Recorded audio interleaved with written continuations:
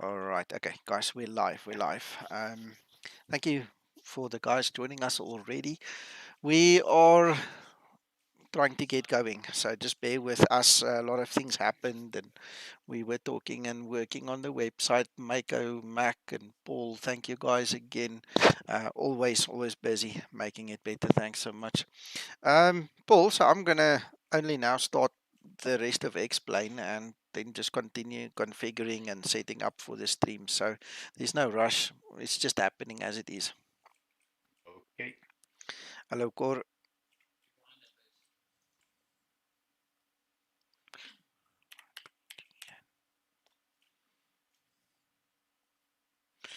Have you decided on a gate number already? Number 3. Right, then I'll take number 4. I can understand where this flight time comes from, Paul. Where what comes Why? from? Sorry, The mate. flight I time. can yeah, Why? it's 1,757 miles by route finder. Damn it. My hat.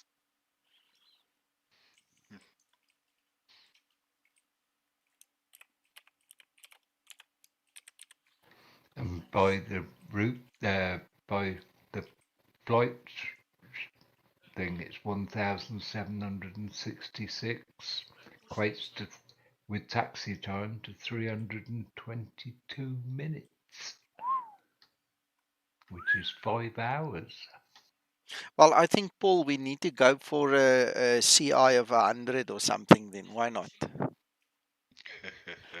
We just push it. Uh,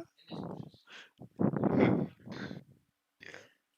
Um, yeah, that is a heck of a long flight.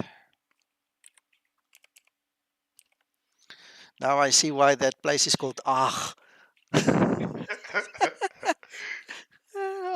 I don't want to go there.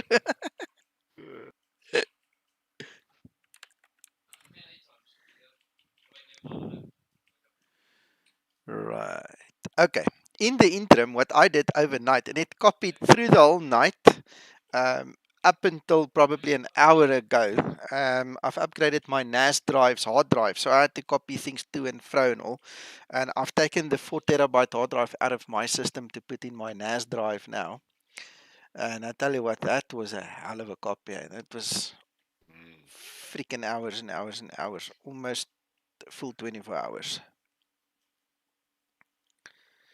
So I'll continue doing that in the background, updating and doing things like that. I'll keep myself busy, you know. But you guys on stream and all the rest, you guys better make sure you've got snacks and cool drinks, and you know, it's a long one. This one, it seems. Wow.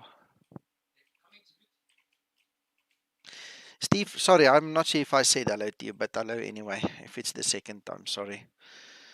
My head's spinning right now, trying to get everything in play and in place.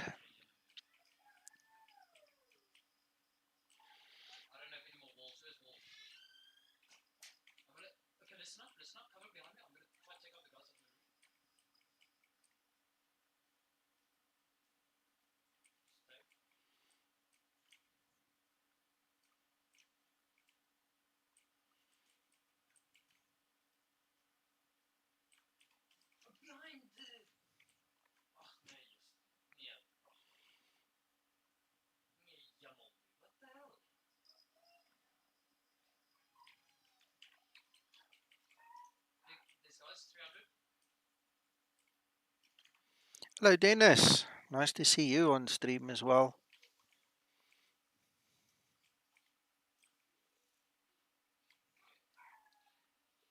Did we ought to move up to Skymatix live on air, Nico? We can, but I don't want to disrupt Mako here if you still need to do something with him. Mako, you coming with?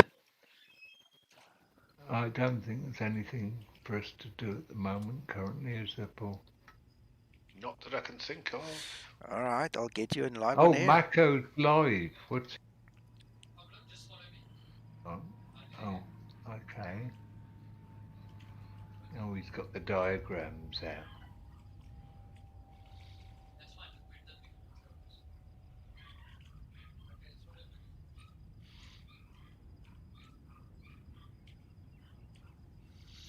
Steve, it's okay, man. You've got 2 years to finish it according to IVAO. As far as I know, the last day to fly it is the 31st of January 22. So you've got time, brother. Don't let it put you off. Take your time. I just want to get it over with because I've got other plans. I need to start doing other things and make more tutorials and get back to kind of a normal and group flight schedule situation, with the rest of the guys because um, this has kept me stuck for a while now. Right, okay, so that is loaded. Hello, Good Linda. day, Captain. You have my company for this trip. Thank you, Linda. Nice to see you are bright-eyed and bushy-tailed. It is, I think, almost midnight in Australia right now. We're flying very late if we're flying real time. So we'll probably get a sunrise landing then because according to current estimation, we're going to fly for 5 hours. So we'll see what happens.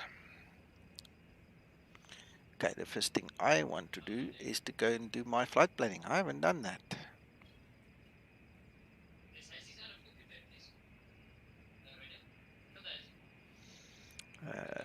Let's see.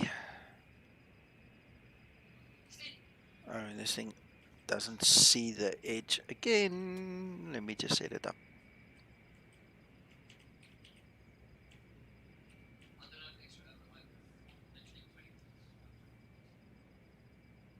Come on.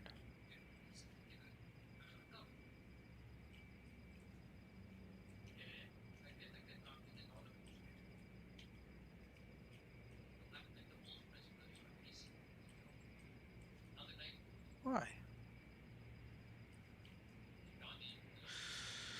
So, there we got it. Right, so that is the flight. We're going to fly from Darwin there to that place. Okay, so 1,766 miles. Paul, without the joke now, I'm really thinking of pushing up the CI there a bit. I've not used long range, that When LCR I thing. used when I used that on one occasion, the CI came in at 35, so I'd go manual and turn it up to 100 or something. Yeah, or at least 50. I think 100 would be fine. I'm going to try 100, if I get an issue and then we can drop it. But I'm going to try for 100. I'm really, really, really not looking forward to sitting here for 5 hours. If I can drop 30 minutes, it'll be 30 minutes less, Yeah. You can take a bit of extra fuel with you then. Well, somebody will have to calculate all this for us. So we're going to see what it says. We can always redo the planning if it doesn't look right, but Yeah. I'm gonna try it. I'm gonna do that.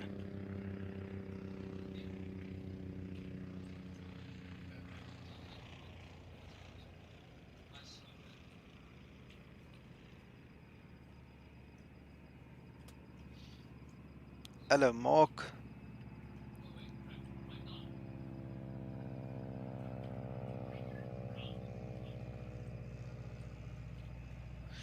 Mark, without seeing the parameters and everything, it's going to be a guessing game. I can't say. I don't know. The Zibo has not done it to me, so I presume it's working. And I mean, I test flew this version quite a bit, especially from the beginning of 49 right through to 3 now. So I don't know. I'm stumped.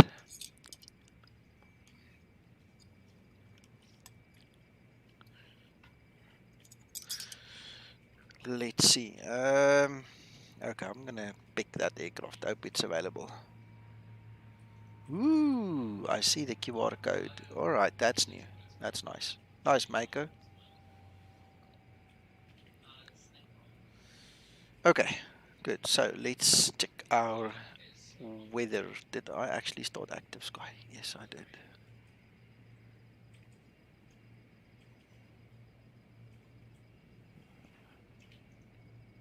1300 Zulu. Let's see if we have the same meter here.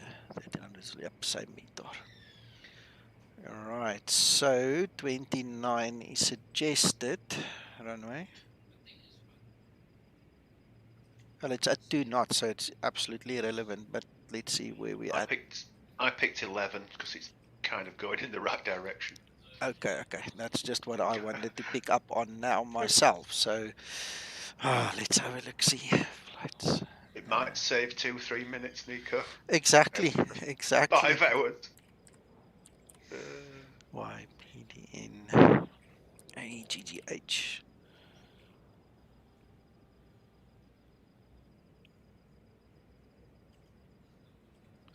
Middag Kees, alles goed?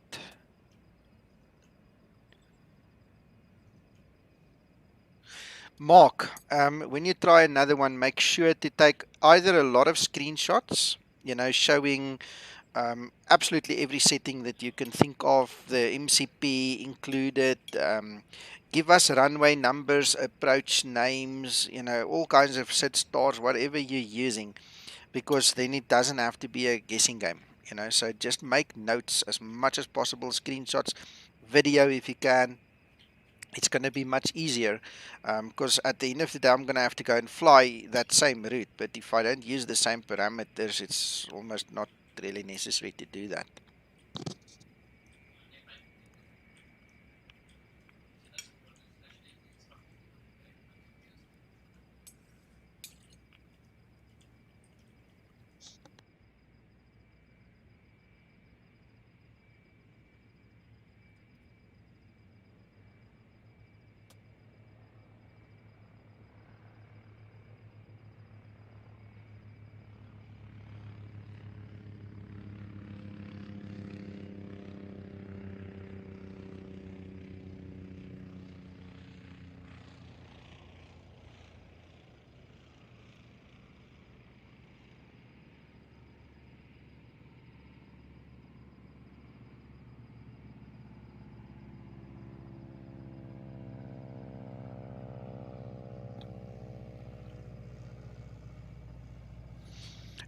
Corey, yes. Maiko's busy working on it. There is something that he needs to fix or has fixed or something.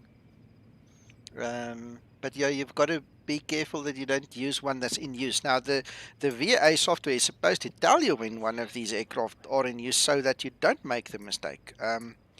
But Maiko will have to explain what's happened or hasn't happened and then what's going to be necessary.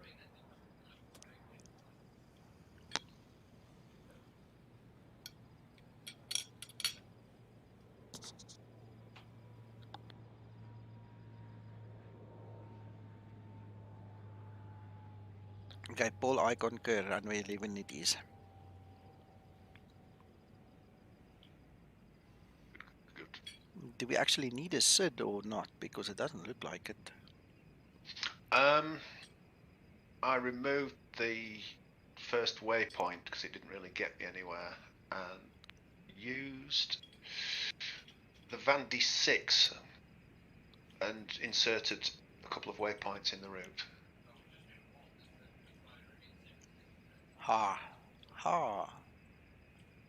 And kind of did it that way. I think I'm going to do the same.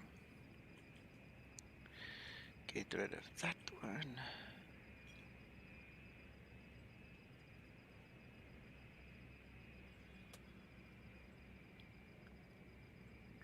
There we go. Ah, you're a clever boy, you know that.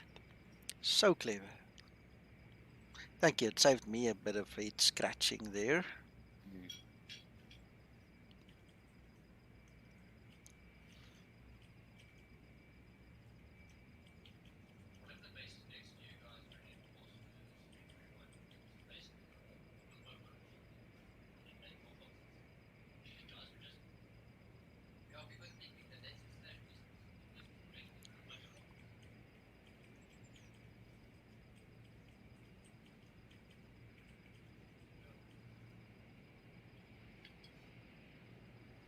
Wish this thing didn't do this.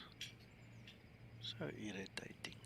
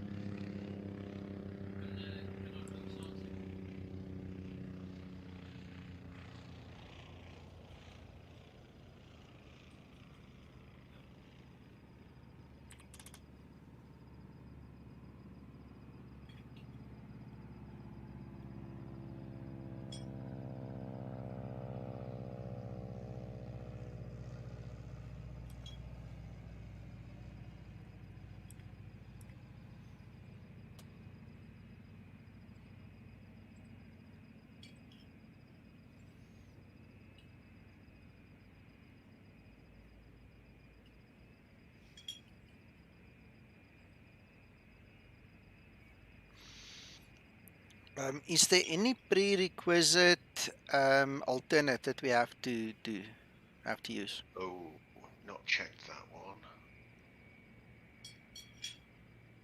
Nominated one is AYNZ. AYNZ, yeah, that's true. But now, in terms of IVAO, I know there was an issue. Says, Hmm. for this leg, the suggested alternate airport is Alpha Golf Golf Mike. Munda. Yeah, then rather let's do what they say. We don't want to get penalized just because we didn't use the same. So it's Alpha Golf Golf Yeah. Mike. Yes. Baie dankie. What was that? SimBrief suggested, was it, Bob? No, it's on the IVAO website, the list of the Oh, right. legs. Okay. No, that's fine. Yeah. Well reminded, Nico.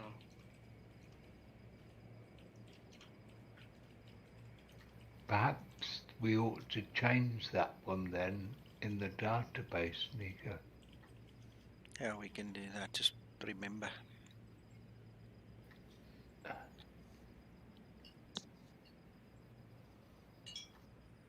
I'm going to have to redo my plan here.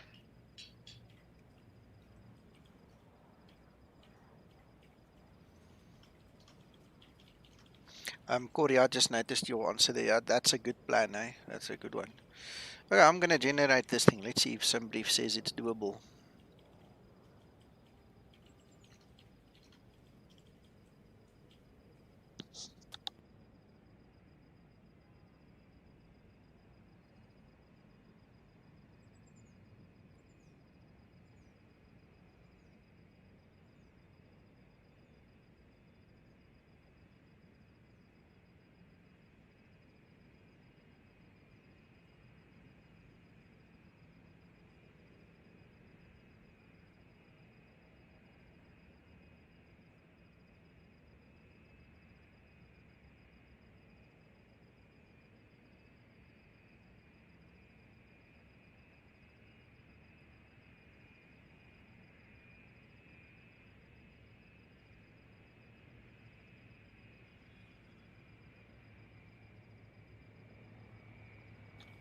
Well, it seems it's doable, Paul.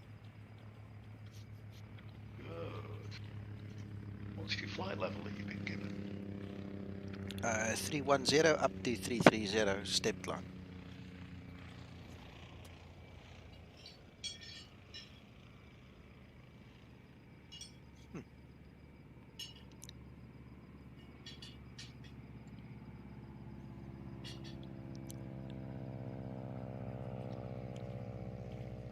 It's not very windy. Be much more efficient higher up, I would have thought.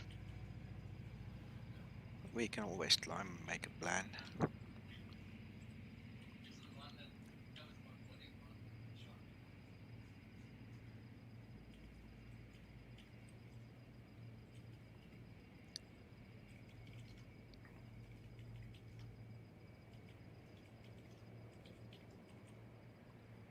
Route I've changed.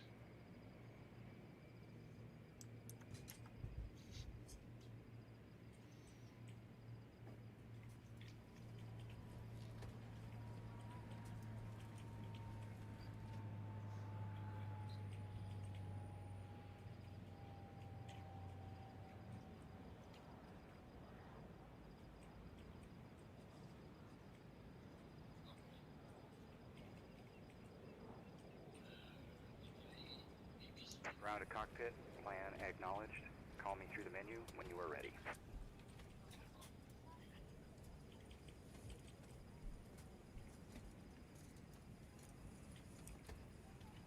I've ticked the World Tour box. Don't want to make that mistake. Oh, yeah, can you imagine? Right.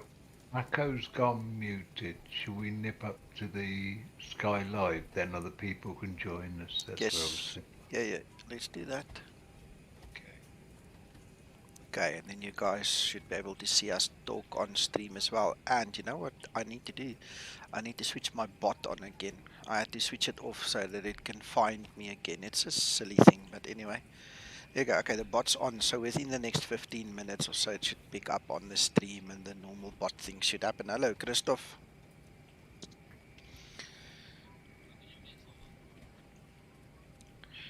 Okay, this time I'm not flying on one single IRS. We're going to use both. It was fun flying on one, but it's better to have both.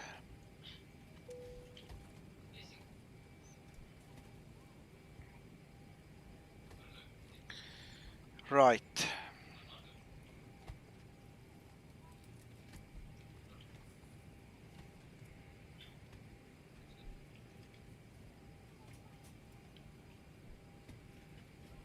Being as this is such a long flight, you could fly on one and also turn failures on and just see if you end up having to do. Mac. I don't think so. I'm going to get it over with. If this wasn't live on a stream, Mac. Paul, I'll hold him, you kick him.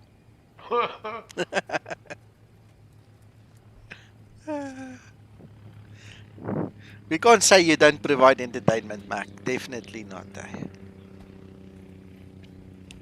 I'll do my level best.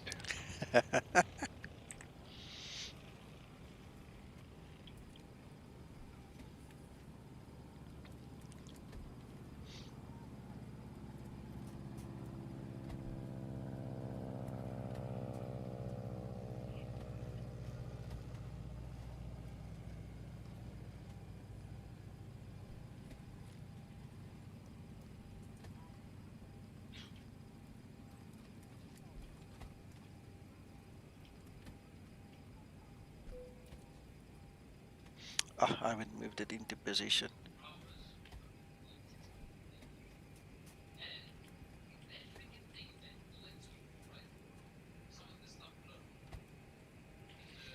Output FMS plans. Move it, move it.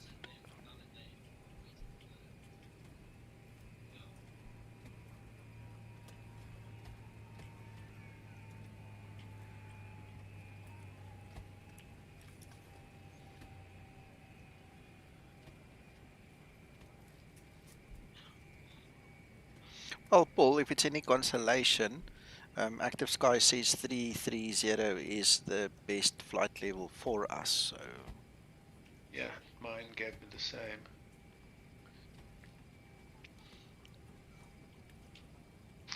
Actually, we'd probably save more time cheating on the fueling up speed rather than trying to use the higher cost index.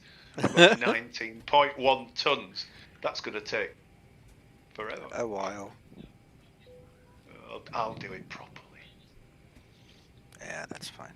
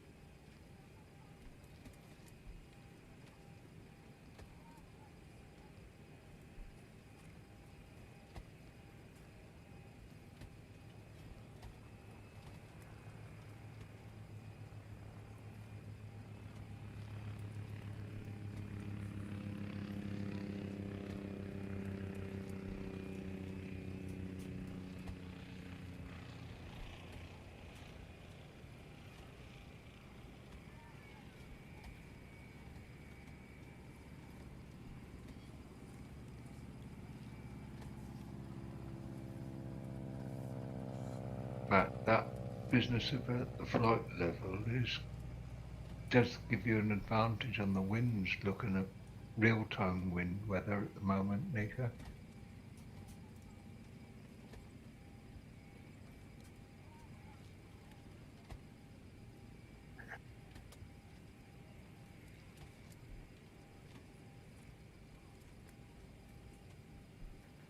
Maybe 35,000. Thanks, Max. Sorry, I'm just having dinner while I'm working as well here. Most of you can have a tailwind most of the way. Mm.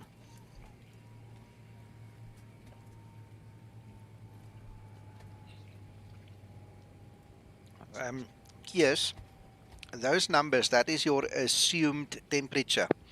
That is something that you pick up in time. It comes with experience. If you don't have the experience, you can use something like TopCat and you can actually work it out. But basically, what I want to do is I want to manipulate that value. You don't want to overexert and overuse your engine, because it will either prolong or reduce the engine life. So the closer you get to 100% usage or over 100, the less time you will have of a functioning engine. It will reduce the lifespan. So what we do is we then manipulate the SEL temperature to bring that down. And depending on obstacles, depending on the runway length, the weight of the aircraft, there are certain principles at play. And then I just pick one. Currently, we're very heavy, so I need enough power to get off the ground. It is 26 degrees Celsius, so the air is thinner than it would have been at 1 or 2 degrees. So you take all these things into account. Like I say, just with experience, that's how I manipulate them. Otherwise, work it out with the performance calculator. Only way you're gonna know.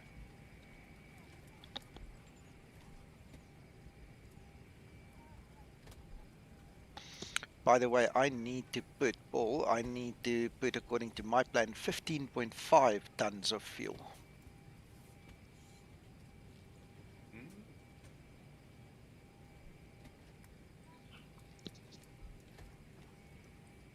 Interesting. Yeah. I didn't change the alternate in what I sent to SimBrief. Perhaps that's it. That would be it, yes. Yeah. But I changed it for IVAO, so I'm winging it a little bit here. Okay. All right, so I need to send this to IVAO as well.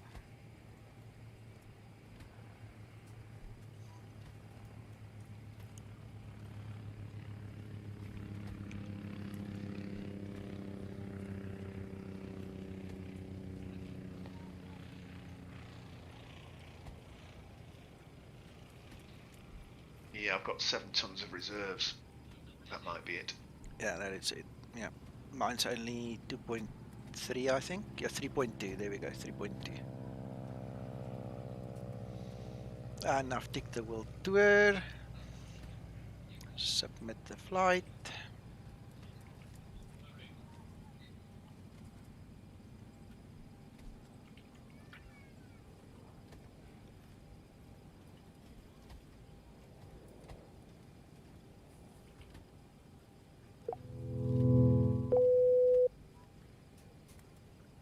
The IVAO server is not an IVAO server. That's kind of a stupid error message to give. You cannot put any other server except an IVAO server in there. So how can you tell me it's not an IVAO server? Well, 3 and 4 not working. Let's try 2 and 1.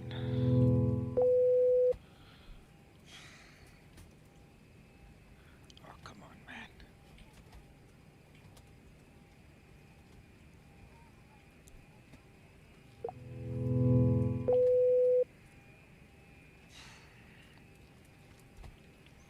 Ah, are you connected already? Yeah. Ah, there, it's taken it.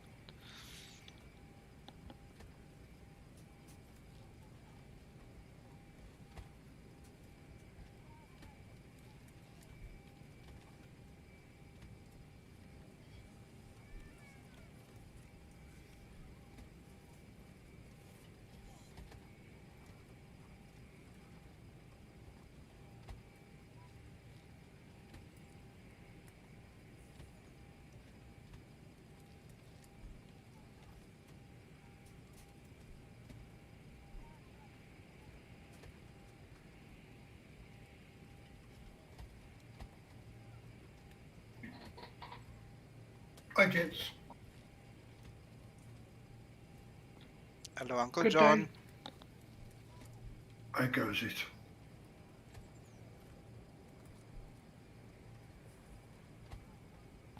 So far, so good, Uncle John. I'm busy Good. waiting for the fuel to be topped up in the aircraft. And I'm quickly having dinner while I'm waiting. Okay. You had a good day? It was a difficult one, but it was okay. It was not too Okay. bad. On your side? Yeah, still tired. I've just had another hour and a half sleep again. I'm just not sleeping. It's getting me down a bit. Don't know what the answer is.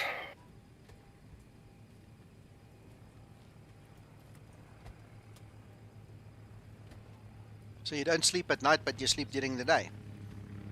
Well, you have to sleep in the day if you're not sleeping at night. Well, I'm trying to establish the baseline, you know. I need to determine whether you're turning into an owl or not, you know. 3.5 hours every night. Yeah, 4 max. 4 max. wow.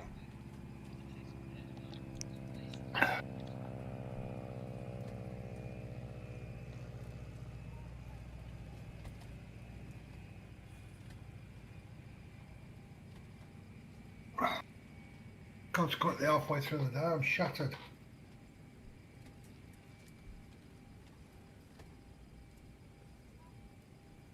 As Mr. Mac. Yeah, just quietly chilling. Okay.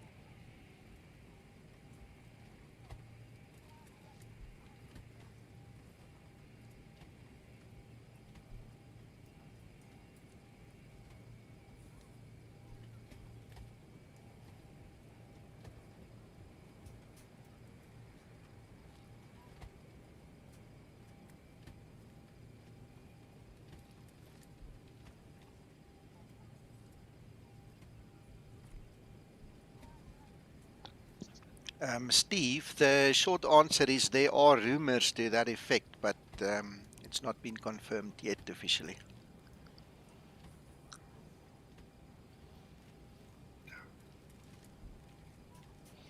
Right, so while little Yeri is still refilling, almost there, 500 kilograms to go. I might as well set up quickly. All the rest I've finished dinner, so I'm a-okay.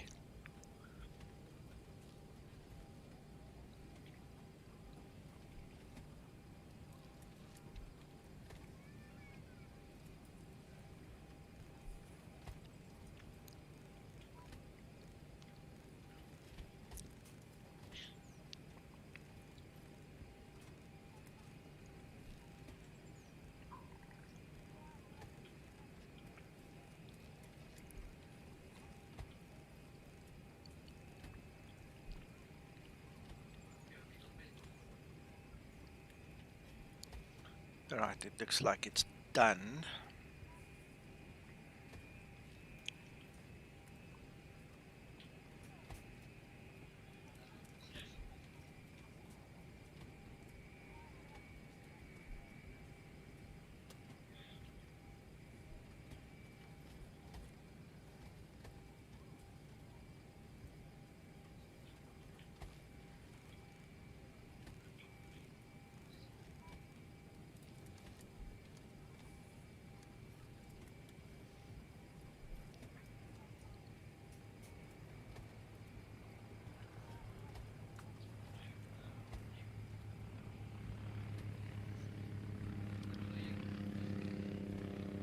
Trim up.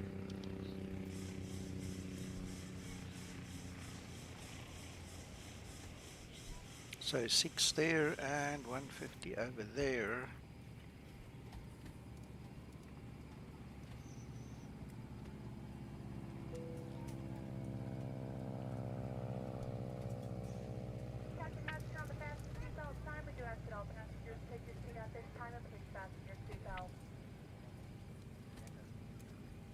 As a reminder, we cannot leave the gate until carrying items are properly put away. All overhead bins are closed and all passengers are seated.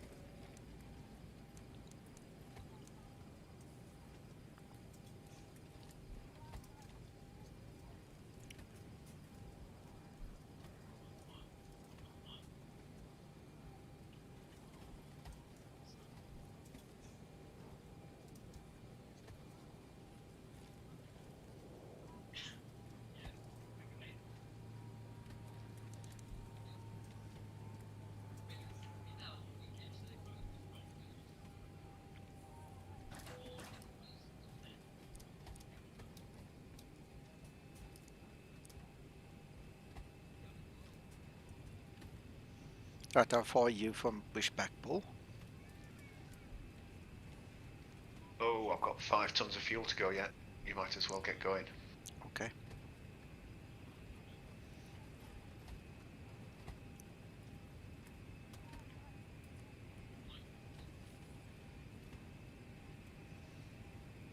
Ground to cockpit. Tow is driving up.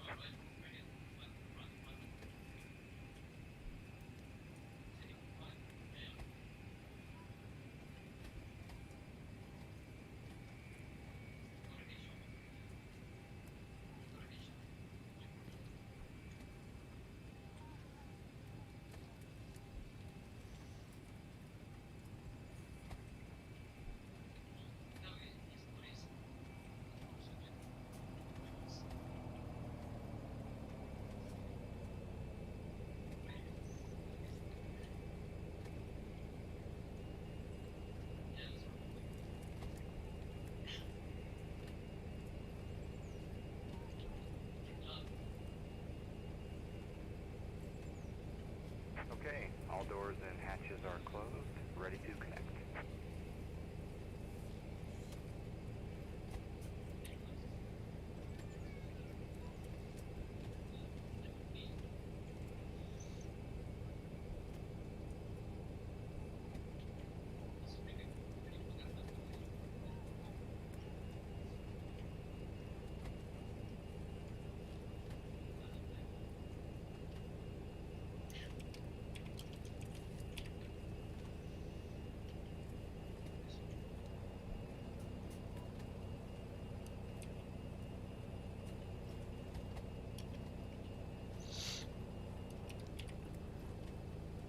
So connected and bypass pin inserted. Release parking brake. Almost ready to go.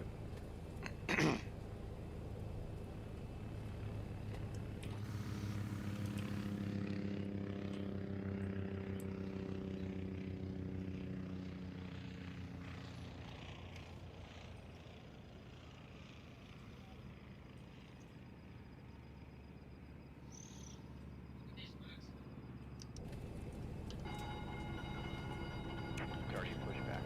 And you may start engine.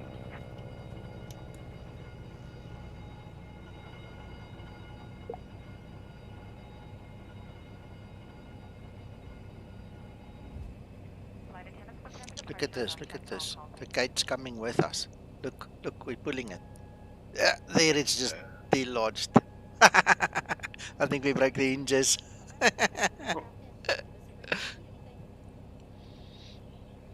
Before start procedure. Before start procedure.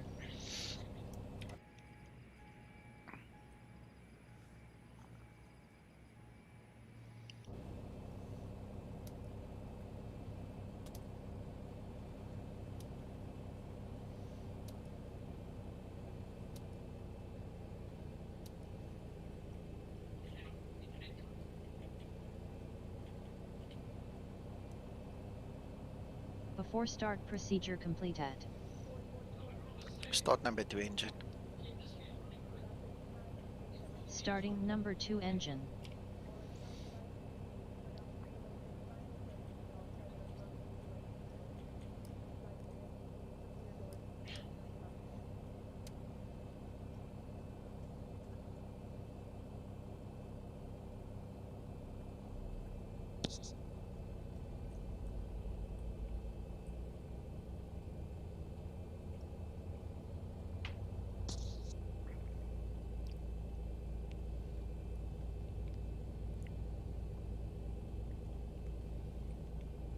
25N2.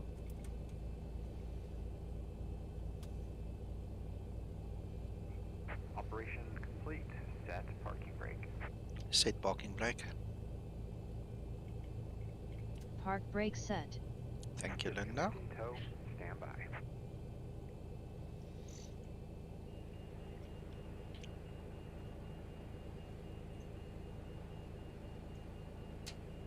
Starter cutout. Start number 1 engine. Starting number 1 engine.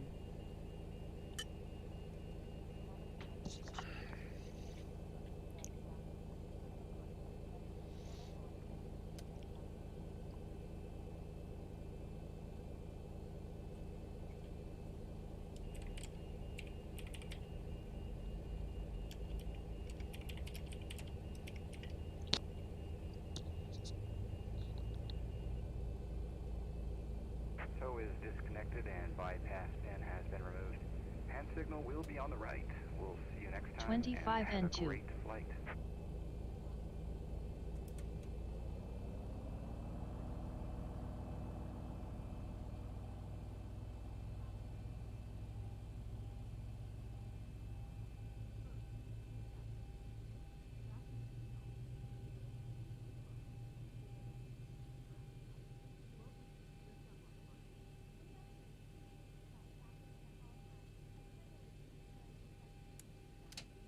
Right. Starter cutout.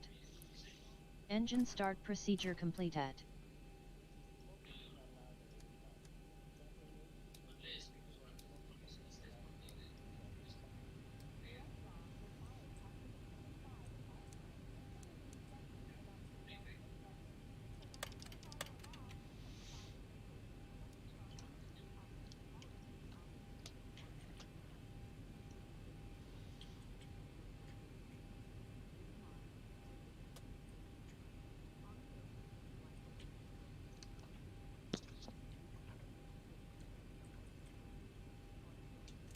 Flaps 5 set.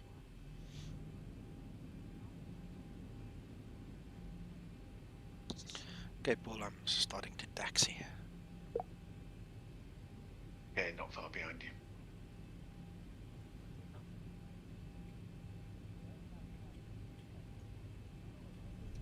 Haha, we're heavy, eh? I'm basically at 38.9 N1 and this aircraft is crawling away. Oh, we're heavy.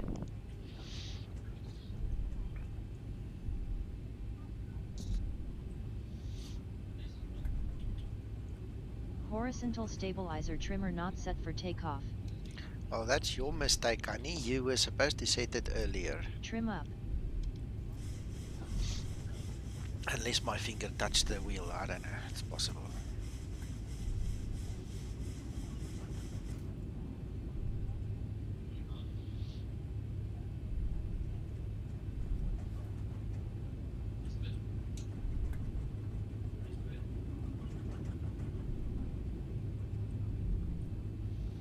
The nice thing about catching speed now, Paul, is you've got momentum behind you, so you're not going to stop that easy. If you get speed, you get speed.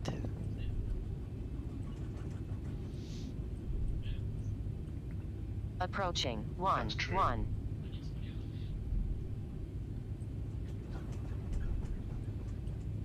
Now I'm crossing this runway. Don't see any traffic.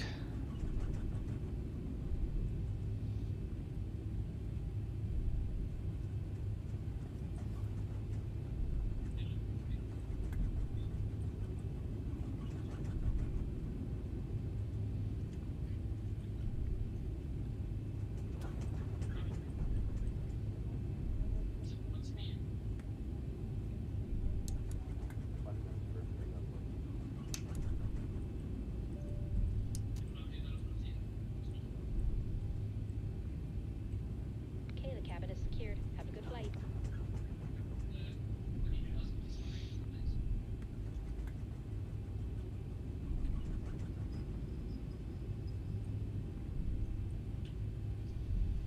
Before takeoff procedure. Before takeoff procedure.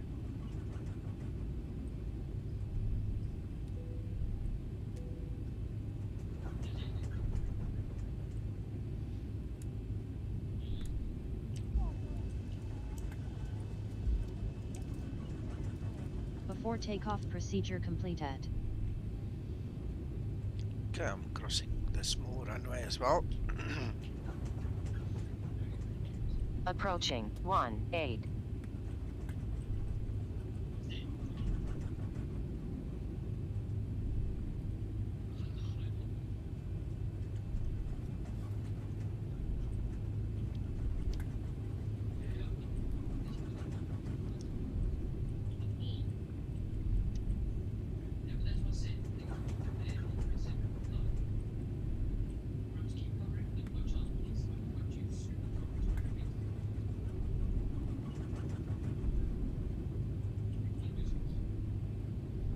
Actual fact, you know what? I'm just gonna put them to sleep already. Sleep well, everybody.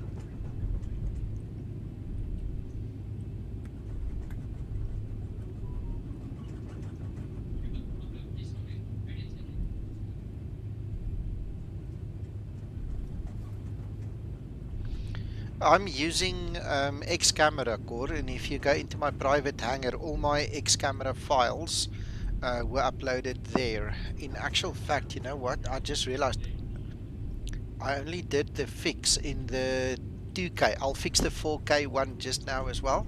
It's there, but it's the wrong one. The 2K one that's in my private hangar is perfect. It works. That's the right one. So you're welcome to copy that if you want. Right, okay, I'm holding short here at the runway, Paul. I just want to double check everything, make sure I'm okay, then I'm gonna go. Right, you are.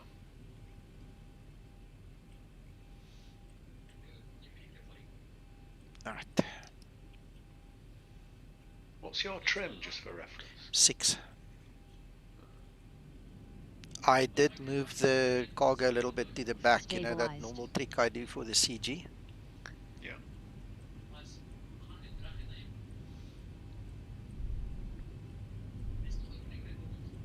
Approaching 1-1.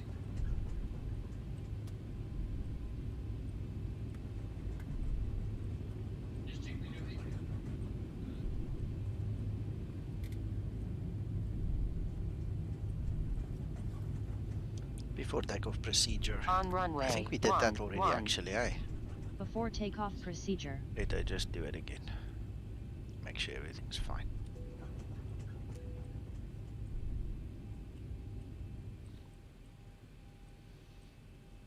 Before takeoff procedure completed. Right, then we're happy to go. Let's go.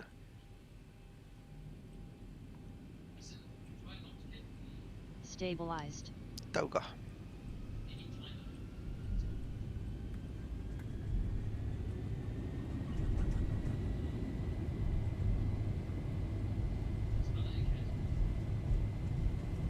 Takeoff thrust set. Nico, Mm. did you start your A-cars? 80 knots. No, I Throttle didn't. hold.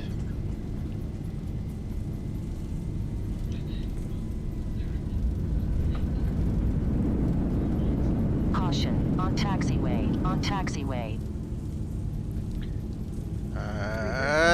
Why is this thing doing this to me? 5,000 feet remaining. There we go. Complaining about this morning. Sorry, I didn't hear you, Uncle John. 4,000 I took remaining. my hand off the levers and I pulled the wrong one, so I had an issue there. Sorry, what were you saying? 3,000 remaining. Kevin was complaining about the issues with keeping it straight. Oh, yeah, no, that was me. I actually wanted to pull the throttle levers for an aborted takeoff, to get the aborted takeoff going, and I freaking pulled on the tiller, and that's when it went the wrong way. So, anyway, okay, so now I need to find my way back. Uncle Mac, thank you so very much for that. I do feel like a twit here on the runway, but it's okay. We are going to then just taxi back and try again. Well, I thought you might be disappointed if in 5 hours' time you suddenly realised you hadn't started your A-cars. For sure. For freaking Stabilized. sure. I just wish I did a proper rejected takeoff, but I grabbed the wrong lever. So only the one engine, the right engine, went into reverses, and I mean, the spoilers deployed, everything worked further fine, but it was kind of off balance, and then I started pulling skew. Just shows you, it just shows you at the spur of the moment how things can go wrong. Explains stuff, of course. Damn it. Good job I'm sat in the jump seat, isn't it? Oh, yes. You can't rely on that co-pilot of yours whatsoever. Oh, no, her head's in the clouds. She's got some mice nests already somewhere, some boyfriend somewhere she's thinking of. Not concentrating on the job at all. I hope there's a freaking taxiway. I hope those blue lights there's a taxiway over there. We'll find out soon enough. Yeah, it looks like it's a taxiway.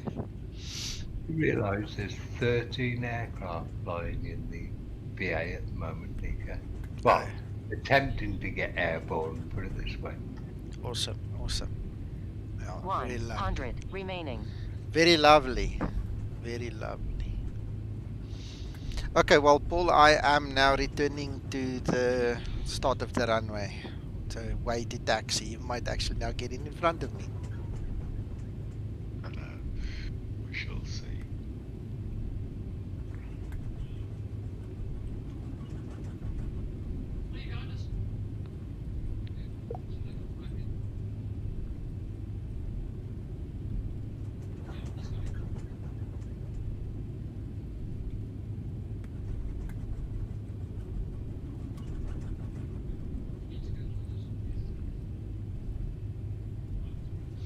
Christopher, I only use the VA at this point in time. I'm ignoring the ISA deviation. There is a calculator in my private hangar that you can download, and you can actually calculate these things. At this point in time, I'm too lazy to do that, I must be honest, so I'll skip it for now. At some point in time, I'll obviously have to return to proper procedure, but I didn't really pay attention to it in the last 2 or 3 flights at least.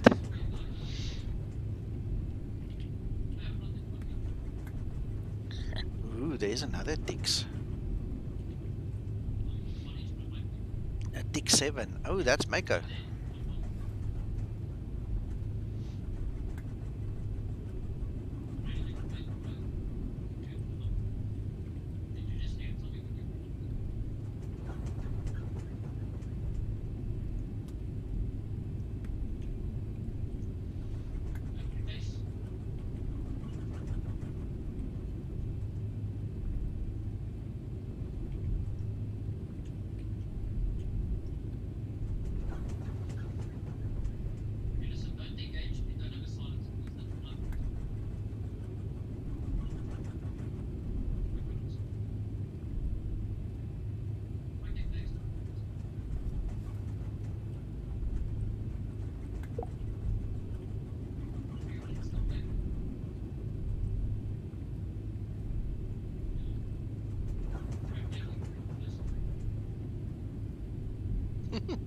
So instead of 5 hours, it's now 5 hours 20 minutes.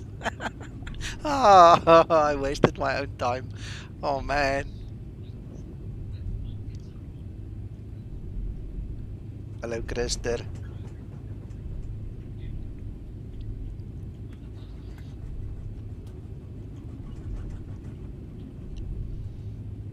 Oh, Mako's plane's going bonkers. Ooh. Can you see it? I can see his call sign, but not the plane. It's rotating head over tail through the ground. Something very weird's going on there. I've seen it a few times already. That's a pushback thing, I think, isn't it? I don't know. I've seen it once or twice before, yeah. But I don't know what causes that. Is he streaming? Approaching 1-8. No, I'm looking out my window. He's online with us. I'm with you. I'm with you.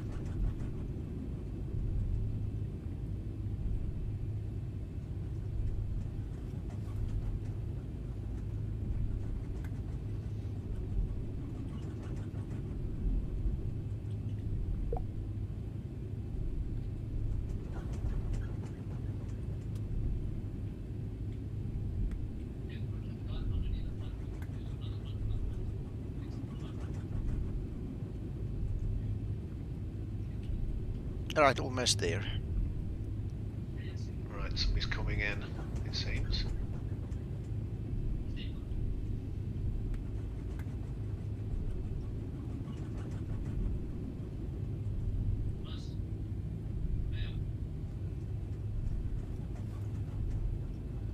I don't have anybody on TCAS. Just said.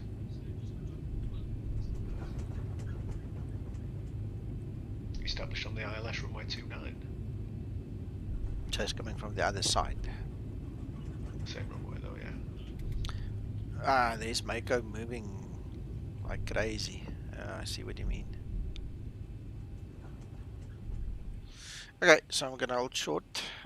He's gonna have a problem if he wants to get off the runway here where I am. Oh, there's a little patch of ground in front of you on the right there. You can edge past each other perhaps. Absolutely.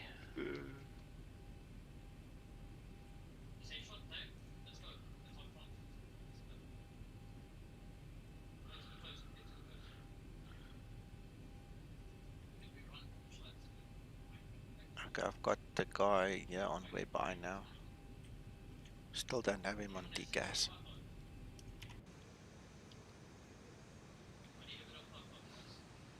Got his lights. There he is.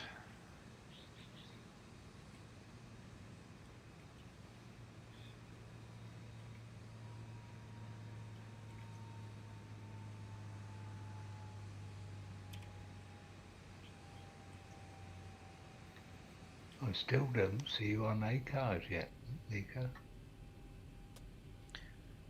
Mac. It probably refreshed just now.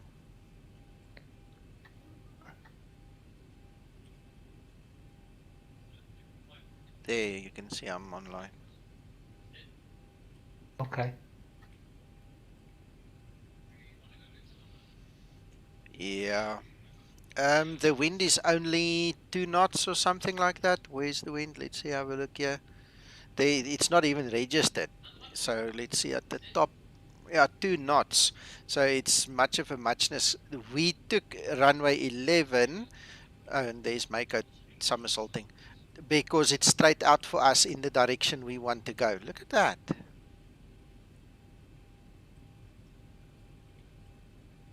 Poor old Mako. I can tell you one thing, that's good testimony to Boeing. Look how magnificent they built that plane. It's going right through the tarmac, coming up the other side, not a dent. Huh? Wow.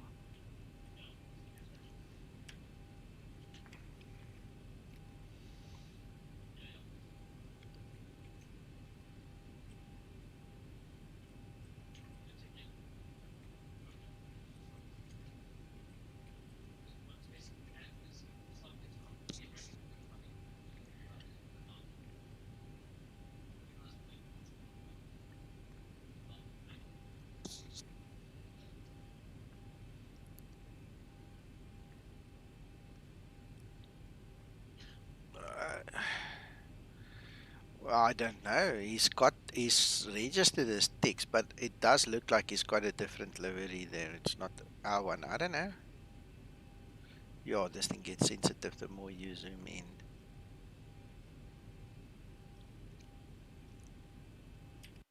Nico, Yeah, your it's not ours. AGGH log, Yeah, your AGGH log, yeah. double check it. It says you're still boarding. Doesn't say you've left blocks out or anything.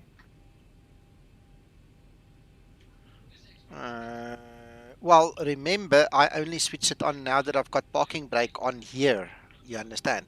So it will fix itself just now once it realizes I'm We going. hope. If not, you're going to have to put manual PIREP and then you'll have to just pay me or Paul to accept it. Okay, cool. Okay. I'll send you a small tip. Where the hell is this guy? Why? Yep, it's the longest ILS ever. Oh, there he is. I can see Hello. him. Yeah. There he comes.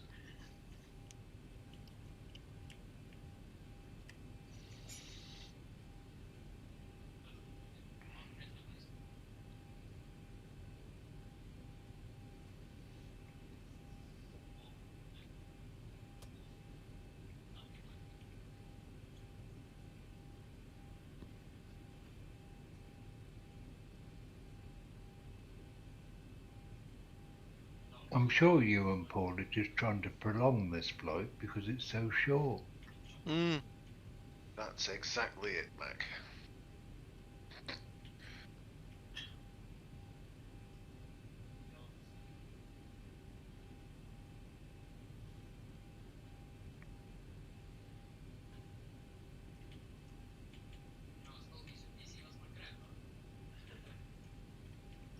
I take it my Maco's just curled up on the floor, rolling around laughing. Fun. All the guys landed.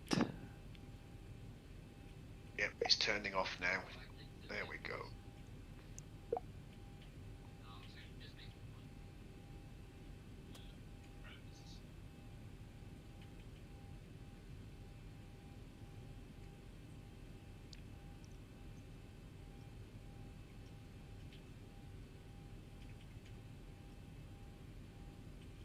Okay, so boys and girls, hold on tight. We're gonna try again. Stabilized.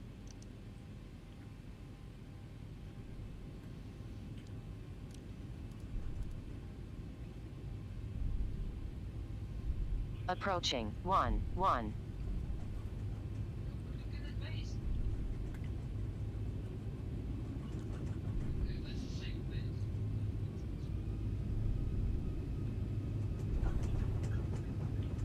On runway 11.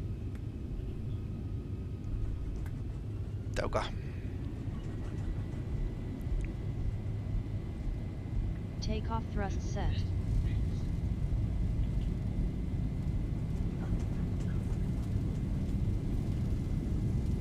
$80 knots. Throttle hold.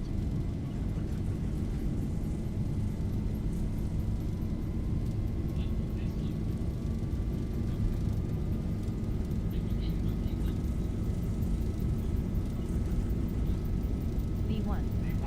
Rotate.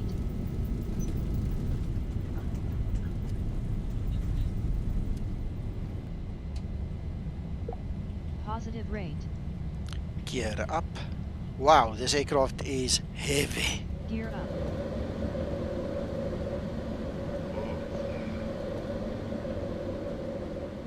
It's going crazy. Oh, my hat.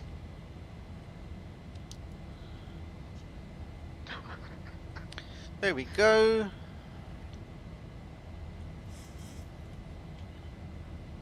Runway turn off, lights off.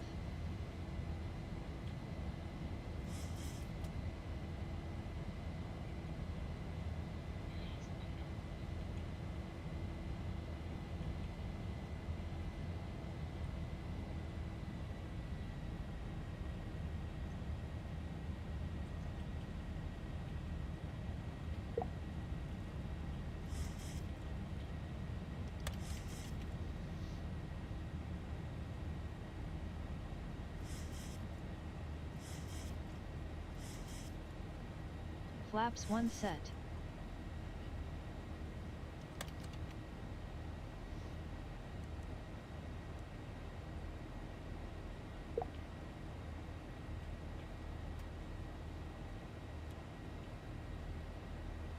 Flaps up.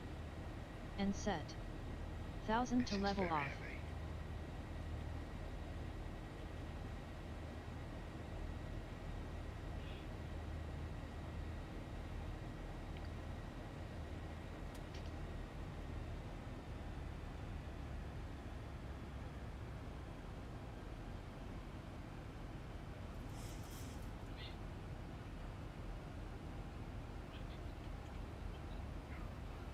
Approaching transition.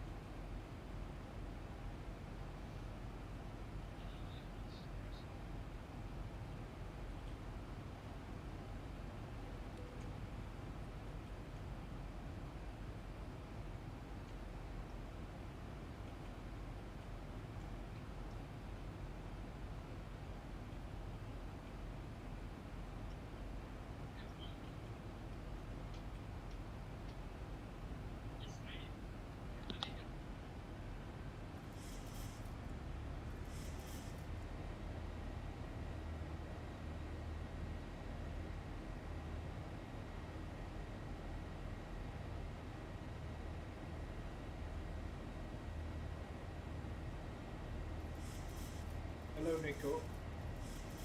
Hello, Krister. All good?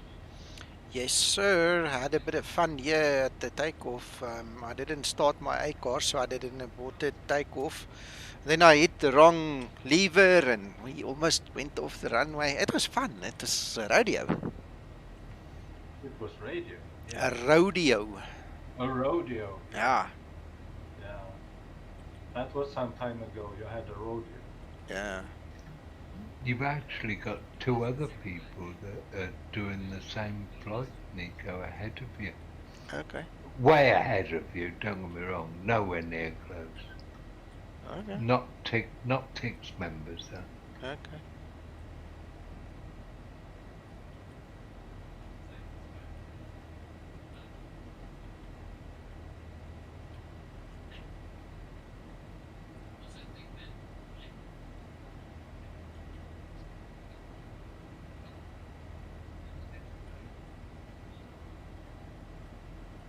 That's interesting.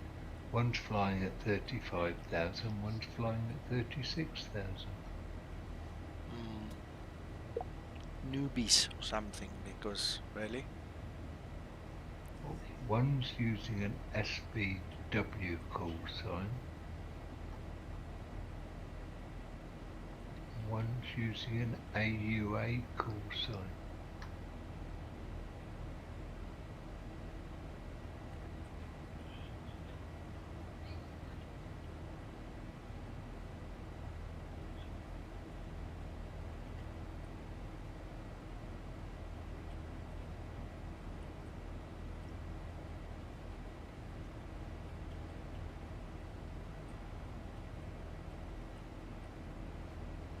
Approaching transition.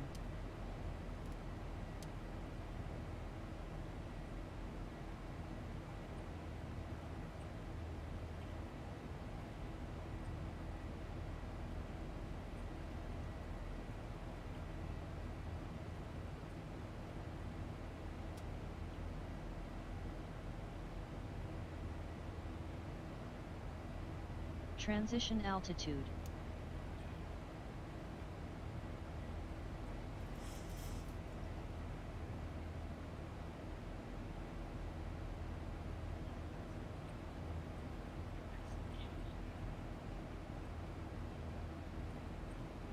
Nico. On this update point 3, did Mr. Zibo adjust the flight dynamics in some way? Not at all. Okay.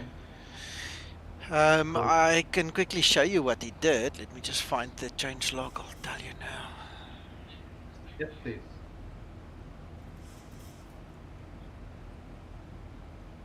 If you're thinking about the view possibilities, then Krista, all he did was change a viewpoint. He didn't do any CFG changes or anything like that to the aircraft.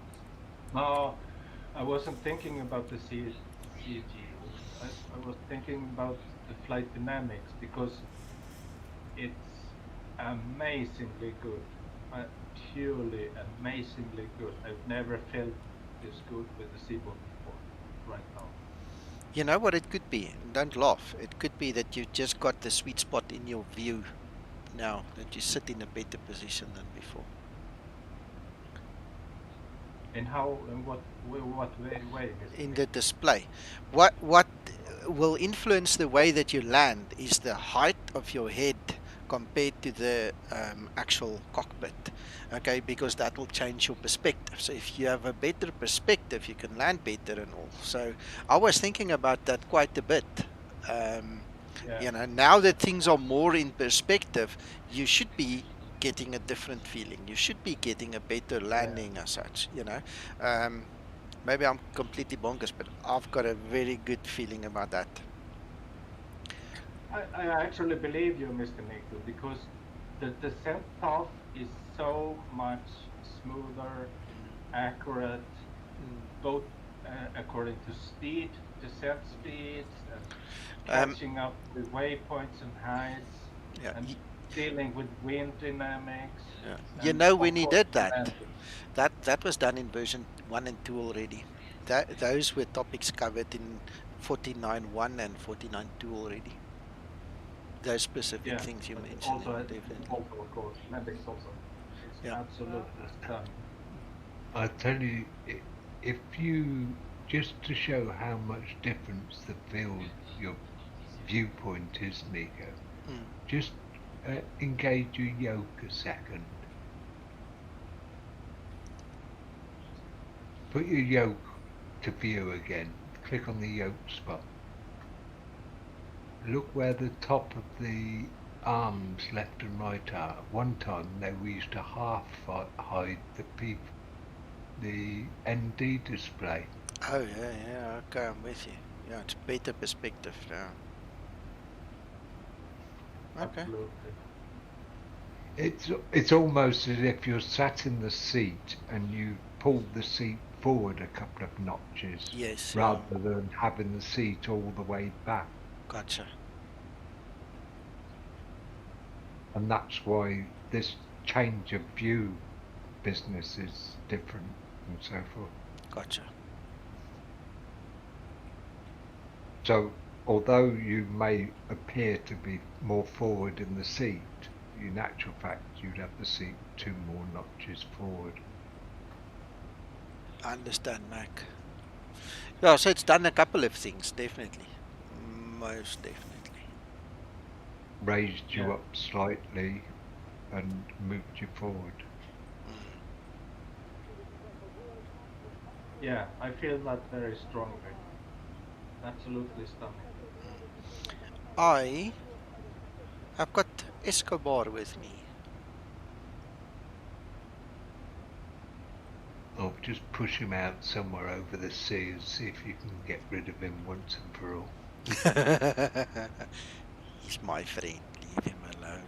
I like him. It's a good idea, Mr. Mac.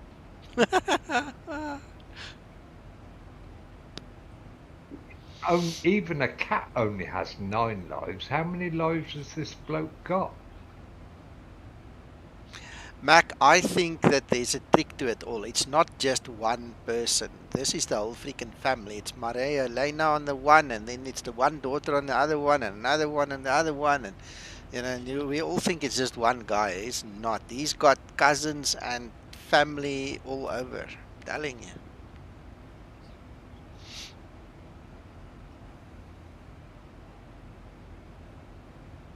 I actually watched a film or a documentary the other night about one of the supposedly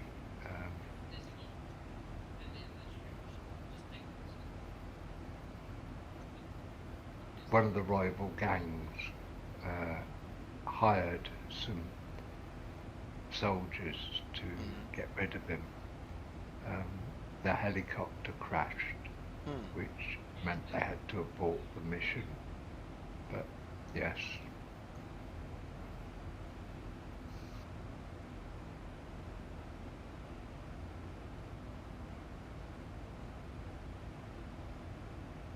Or perhaps the United States just lied and they didn't actually kill him. Who knows?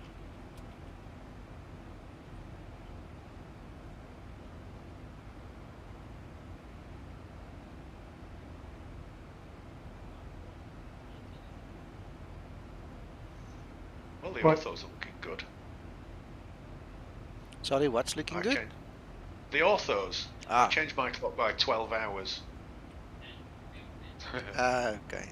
I thought, if I've downloaded these, I'm gonna well see.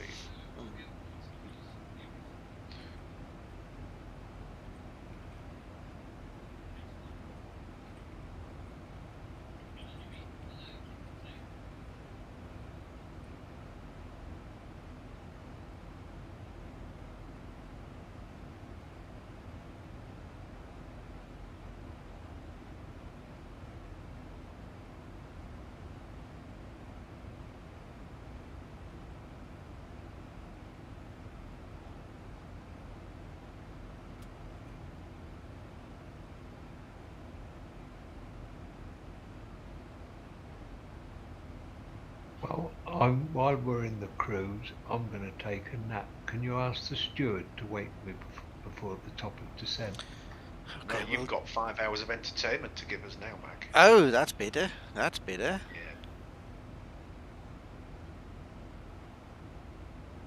You were going to regale us with tales of complicated airspace around Paris or something, weren't you?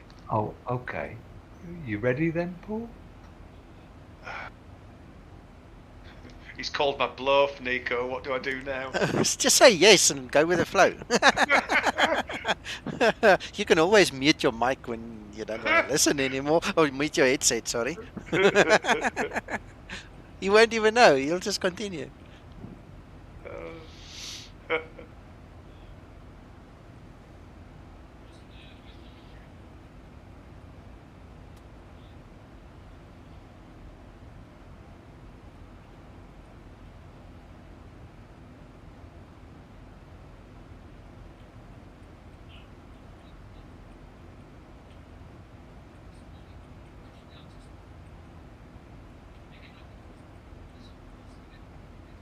Well, Mac, if you want to have your lecture, you'll have to ask for Nico's help to display charts and what have you, otherwise it would be very strange. Now, just because you got involved, you don't have to drag Nico into I this. see you are married. Well, I'm talking Lucky sense girl. though, come on. Okay, Nico, tell us when you're ready. Ready for what? Fire up Navigraph.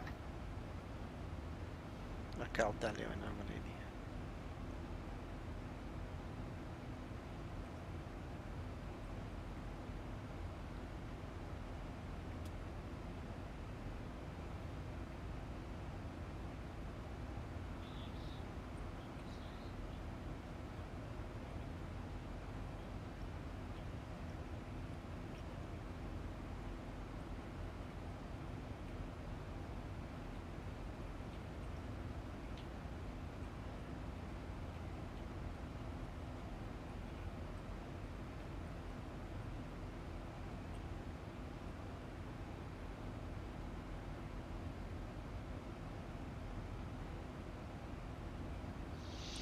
Okay, what do you want to do with Navigraph? Right, Paul raised a question of me earlier today.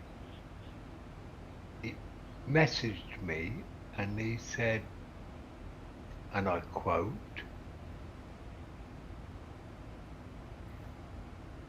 "Hey Mac, this morning's quiz question.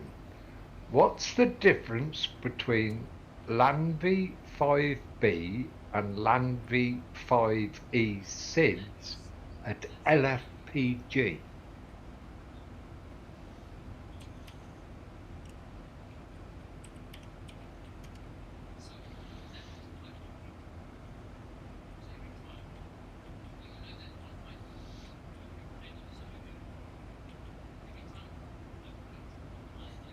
Okay, I've got Charles to call. Which charts are we talking? Chart number? SID. Yeah, but which number? 20 dash. Lanvi 5B 5E. I don't even have such a thing. I've got Latra. Yes, yeah. Latra, Yes, you have. Akopa. Look, it's called Baxeer, Bubbly and Lanvi. Give me a chart number, man. It's easier. Oh, there's On- Lanvi. Yeah, okay. Right, I've got the other one that I wanted Paul to pop up on my stream in Discord. Paul asked me, what's the difference between Lanvi 5B and 5E? Now, can you tell us? Let's have a look. See. Jets and props above flight level 190 for Lanvi 5B and 5E. It's 5B, 5E. Yeah, you want to throw this up on stream because this is a good one for the. It's on the stream. I'm broadcasting. You need to press F5 to get current on the stream. Sorry. Okay. Yeah, I'm with it. Sorry. I pressed pause. The difference between 5B and 5E, I'm going to have to really look close because I can't see it immediately. It's just not that easy to spot. Oh, it isn't easy, is it, Paul? No, I spent 20 minutes looking at it, or it felt like that, before setting off to Ljubljana. I couldn't see any difference whatsoever.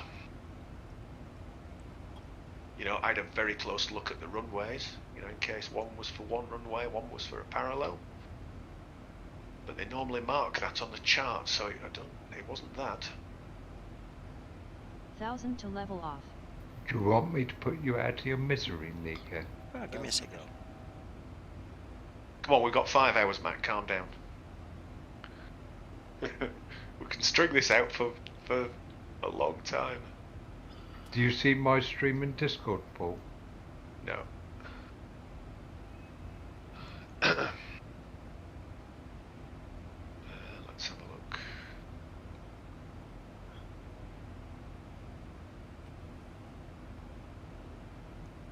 Have you always wanted to be a pilot? Yes, Linda.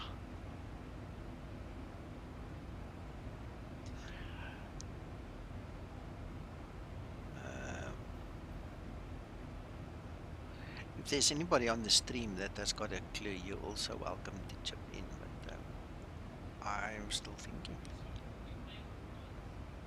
Come on, Krista. I'm sure you can come up with the answer. Probably, but I'm just about to shutting down. I'm in Venice right now.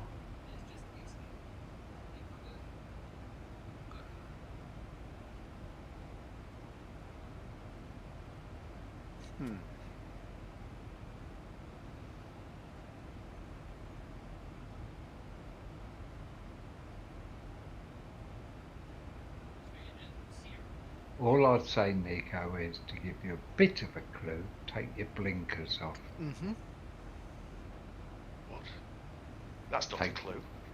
Yes, it is. Is it? Yes. You are so cryptic. Mac, if I take my glasses off, I won't see a damn thing on the screen. Said blinkers, not the glasses. The only blinkers I've got on is my glasses. Okay, think outside the box a little bit then, Nico. So I'm going to open up Navigraph. It's a nice challenge. I don't know, Mac. The only thing I can see here is that it's for jets only, but that's the only thing I can see. The rest is gobbledygook. I don't know. Now go back to the search for the airport again. Hang on, let Krista catch up. Don't give the answer away. Okay.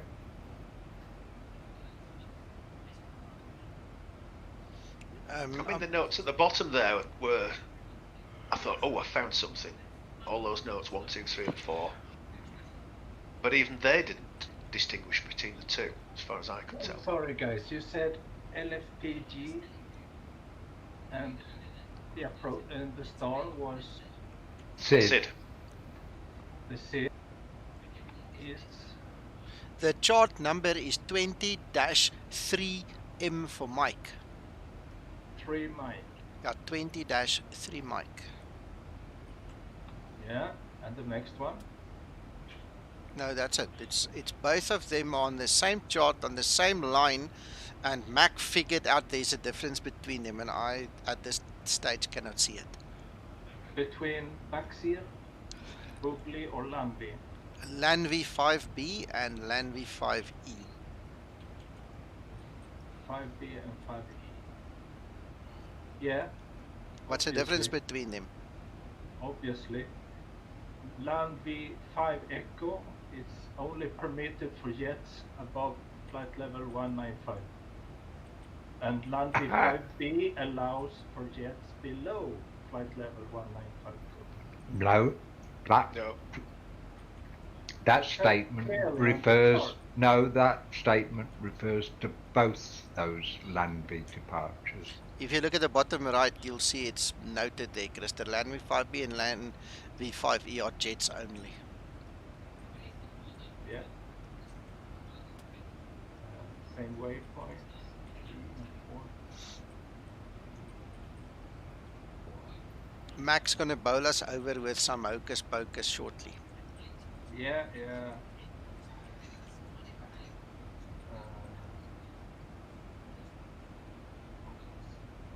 Tell me when it's time to let them out, put them out their misery, Paul. Will do. You'll have to give us some time. Yeah, it takes a while. It would be an opportunity, Nico, to say, right, this is the quiz of the flight, and at the end, you'll get a prize of a free Zibo. Yeah, you can win a free Zibo if you can tell us the difference. That's a good one. Yeah. Yep. Okay, if you want to take a pause, Nico, the other thing which might help is, Paul, you've seen my Discord screen. Can you see my Discord screen, Nico? No. Now I can. And I'm now looking at a different airport, but notice it's the same departure as such. Uh-huh. It's called the Land V5P. Got it.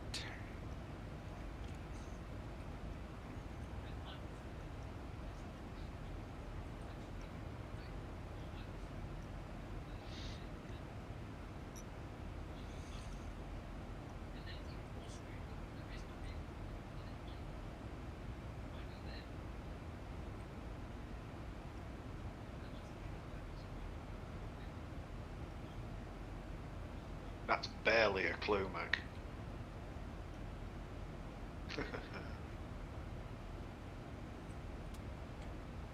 Yeah, landry can be used on both runway 26 left and 26 right. Yes.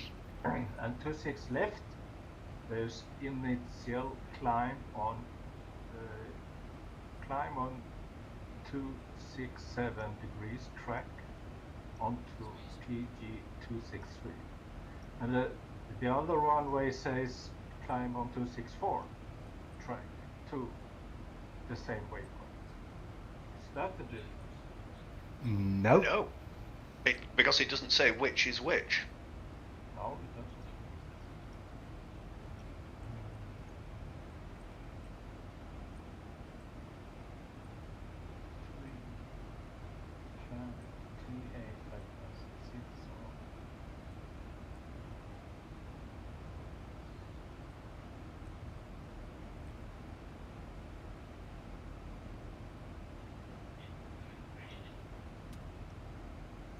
Simultaneous parallel departures are conducted. And 26 left, no turn before DER.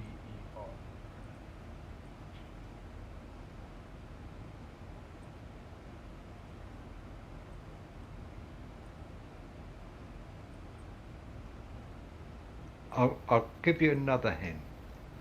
How many different airports can you see on that SID?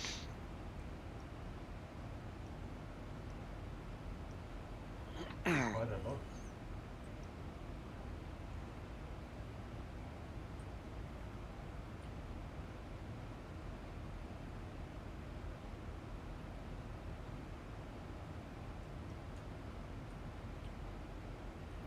There's freaking 8 that I count just quickly. Yep. Am I leading them up the garden path, Paul? I think it's down the ditch, but anyway, that's just me. I give up. I'll wait, see if you can figure it out, Christer. Yeah, my last resort is on the bottom left side. And that says changes. Aeronav seats renumbered. Ball note 4 revised. And if you notice, this chart only became effective yesterday. Yeah, exactly. But having said that, the charts before yesterday were in the old era were Lundy 4B and 4E. All they've done is changed it from Lundy 4B and Lundy 4E to Lundy 5B and Lundy 5E. So what you're saying is they haven't changed anything apart from the Not numbers. changed the numbers, really changed the much. Right. No change then. Okay. Okay, no, I don't know. I swear, I don't know. Right, well, pay attention to all the information that's in that SID folder on the left.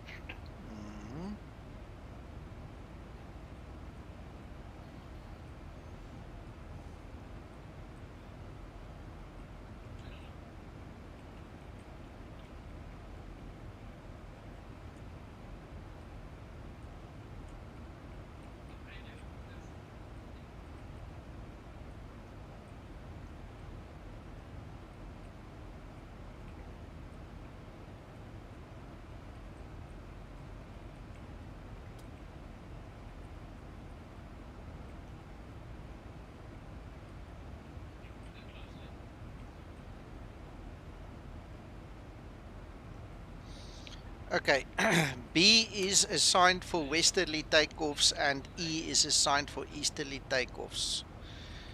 At Reverse. Orly, not at Charles de Gaulle. Yeah, I'm still reading. I see at Orly, but now what does that have to do with freaking Charles de Gaulle? I'll go back to that RNAV and LNAV and have a look how close you fly by Orly.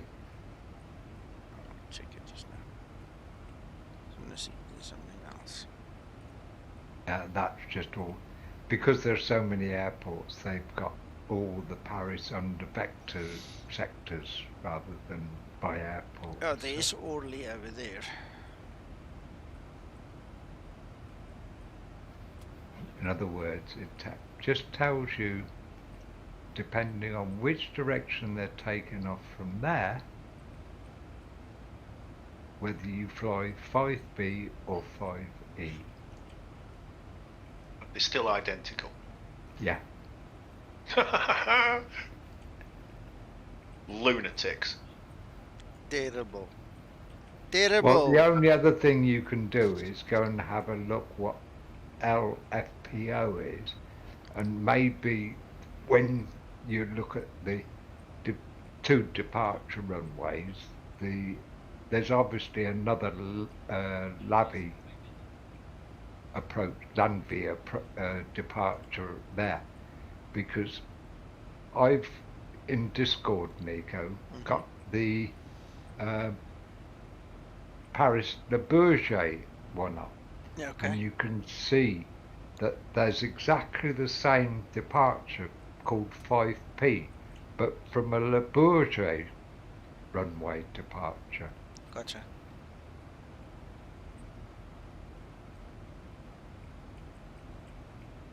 And I expect there's another departure from Paris. Let's do LFPO.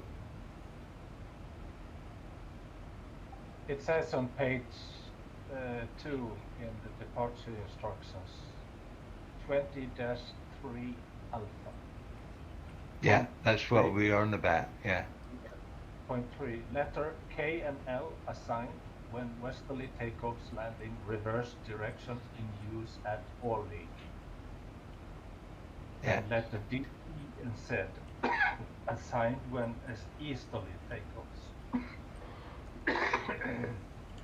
and landings reverse direction in use at Orly. But it makes no practical difference. So when a conscientious simmer is trying to decide which SID to use, it's just a nightmare. Yeah, he has to follow depending on the ATC, yes.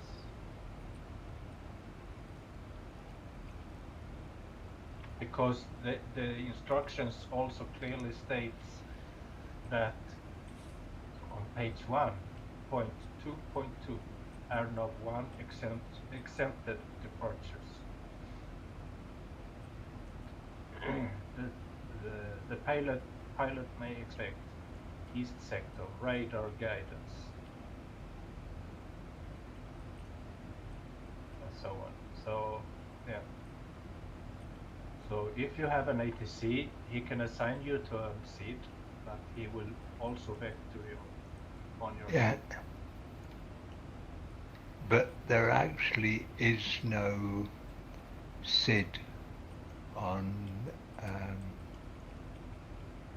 Orly Airport that actually takes you to that Landby waypoint port. There's a bubble one and a Baxis, but not 1000 to level off. a Landby one. 1000 to go. I've actually got it open at the moment on. Yeah. But if you don't have any ATC, you can pick whatever you like. No, you've got to ring up Orly and find out what runway they're taking off from, and then you can decide whether they're taking off easterly or westerly before you can program your departure. Yeah, and that's my point. If you don't have any ATC, you can choose whatever you like. If you have ATC tower at Orly or approach, They will give it to you. they will give it to you. Yeah. Yeah. But if you don't have any approach or tower, you can take whatever you like. But it's very congested in that area, obviously. Oh yes, it is. But if you look at the clearance instructions for line-up, if you look at the departure instructions for Charles de Gaulle, you're not allowed to line up on the runway unless you're ready to go. If you're expected to be ready to go when you get to the holding point at the runway as well.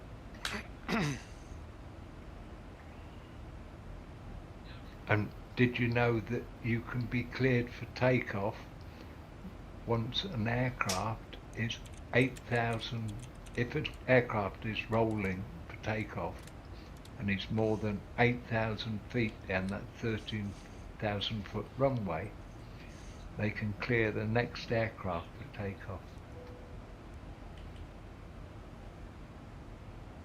There's mega information on that airport.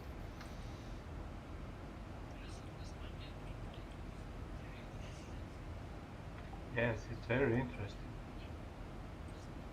It's a bit esoteric though, isn't it? That's a new word again. Yeah. Well, let me spoil your fun by telling you that there's 3 hours and 15 minutes almost remaining for me in this flight. It's going to be a long one. Yeah. It's only 3 hours. Yeah, fortunately. What's now? It's 1400 Zulu. No, 1500 Zulu. Soon. I did feel chuffed when I found the answer to that question though. I thought, that's one stroke up on the bedboard for me. Yeah, no, well spotted. It's still maddening that it doesn't actually make any difference what letter is attached to your SIP, because otherwise it's identical. It's obviously got great importance for air traffic controllers. I suppose it may be that if you're given that particular, well, you first of all you've got to understand what that different departure means, and the only way you find that out is going back to that 23A chart. But it does mean when you take off and take that turn, you would perhaps, if you saw an aircraft taking off and coming towards you, or is it going away from you because it's either taken off easterly or westerly, you know what to expect. Yes, I suppose so. Because they wouldn't be able to give you that instruction from Charles de Gaulle exactly what was happening at that particular second at Orly, for example, because Orly, that air traffic that's around that airport isn't under Charles de Gaulle control.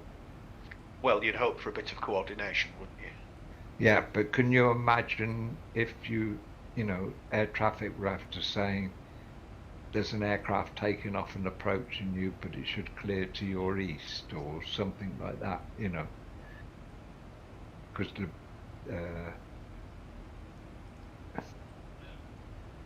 Orly is quite a busy airport. Le Bourget is, and Charles de Gaulle.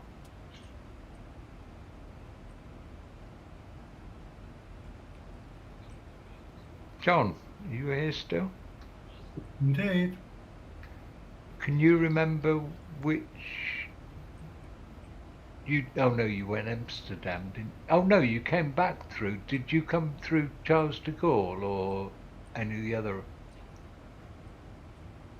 Then Charles de Gaulle. I didn't do Orly.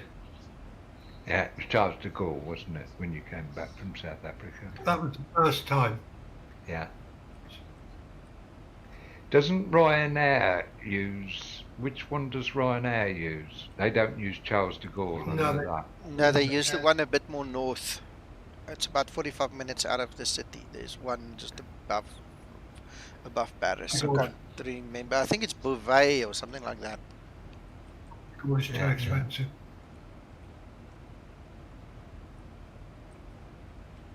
Yeah.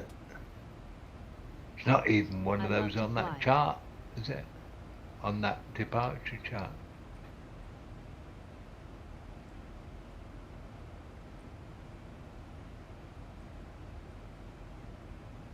Interesting. Thank you, Mr. Mike. That was blame Paul. He got me involved in this. Yeah, it's his fault all the time. No.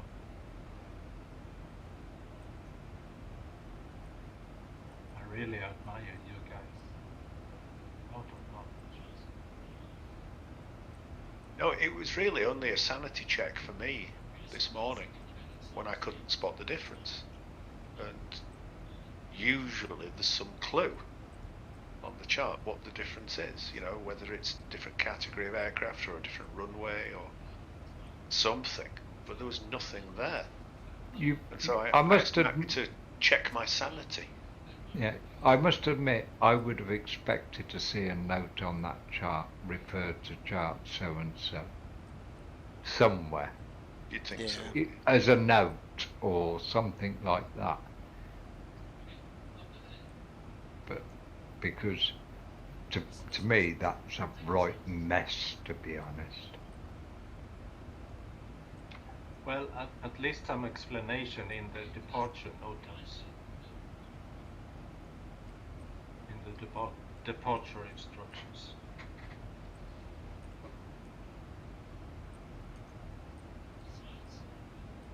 I mean, if it just said in the box at the top on the right hand side, see chart so and so, at least it would point you in the right direction.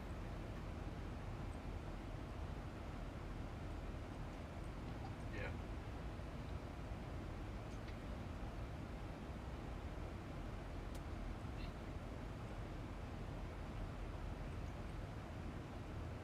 But a good one. How to confuse pilots. Absolutely.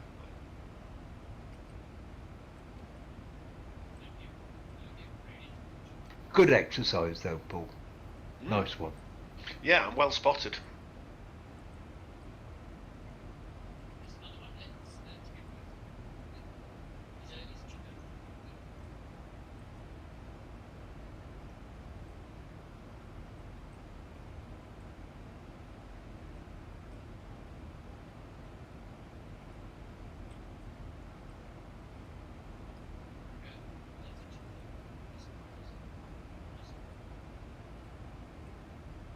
And on that note, I'm going to leave you in peace and quiet, gents.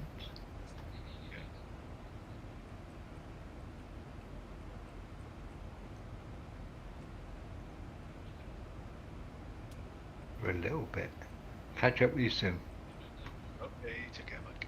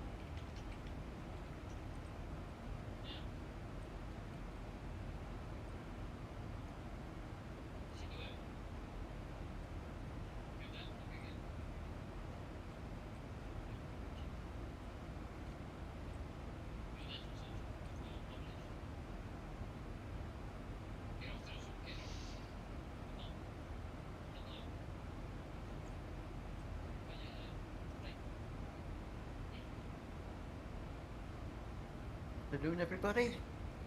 Hello, hello. Hi. Eddie, how are you? I'm good, thanks. Sorry, I've got your stream on my tablet. I'll turn that up a bit. Yeah, I'd pop in, Nick. I have a little bit of a query. I don't know if you know about it, but maybe you can answer a little question for me. Yeah, well, I'll try. Good. On the mod control panel, when I follow the instructions to set it up, I enter the max, the takeoff V2 speed in there, follow it all through, and then as soon as I hit the VNav button, that max screen goes blank, and obviously, if I carry on and start the engines up, the engines begin to spool. But if I knock off the VNav and check what I've put in there, it's changed to, from what, say 153, it's changed up to 25 or 24, whatever it happens to be. Eddie, I'm trying to follow you, but I can tell you one thing, it's going to be much easier to watch a video or a stream of yours to see what you are doing, because mine doesn't react like that. So there's somewhere something either missing or added that shouldn't be there. So we're looking at a procedure thing. We'll have to see some other something that you can show us, or talk me, you know, when I do another flight, talk me step by step through how you do it, because it's really difficult to try and guess what's missing or what's been added that shouldn't be there right now. I mean, effectively, if you load the tablet correctly and you go and click the right buttons on the FMC, everything will translate into the FMC already. It's going to be there. So unless you go and change something nothing's going to change. And this is the first problem I have with it. I don't know why you say your things change. It's not supposed to. See, where do you load your Zibo? Do you load it through the tablet or through the explain load facility? I load it up through the tablet. Tablet, okay. Yeah. Yeah, I do it. I mean, I virtually copied off your load sheet there. Because I had this problem last Sunday. I spent hours trying to sort it out. I gave up in the end. And then I started up on the Monday, done it as I usually do it, and everything worked fine. And then last night I loaded up version 3 and started it up this morning, and obviously it's popped back with the same thing at the moment. I was talking to Reggie and Kev this morning, and they've had that glitch as well. It just seems to disappear after a little while. Okay, well, the best I can do is tell you to come and do a stream here on Discord where I can see it. Or Mac or Paul or Krister. I mean, anybody here, Uncle John even, can tell you, hey, but you shouldn't do this, do that kind of thing. So the best is start your explain, show us. I mean, we're going to be here for another 3 hours, so you're welcome to do it now. Let's watch, see how you do it. I mean, we can tell you if it's right or wrong. Well, I'm about 2 hours away from Gran Canaria, Tenerife at the moment. Okay, so you're in there already. Okay, cool. Yeah, I found out that if I don't switch the VNav on until I get down to the runway, then I can take off as normal from there. It's just that one glitch. Yeah.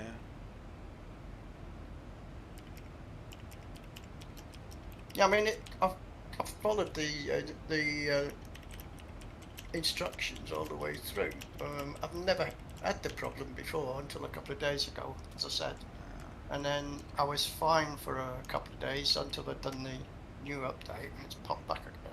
So I didn't know if it was anything that anybody knew about. As I say, Reggie's had a little problem with it, and so is Kev occasionally. But yeah, I don't know. I don't know. I fly this thing almost every day. Never heard of it, never seen it. So unless I see it, it's going to be very difficult to just guess.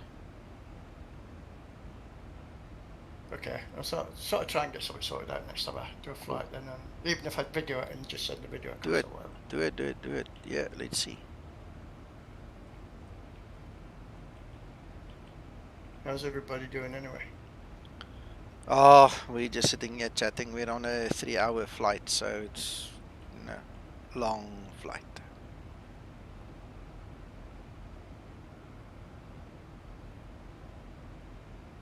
Yeah, this one is. I think I'm on my another 2.5 hours yet. Okay. Hello, Kent. Welcome on stream. Delivery, Kent. Delivery.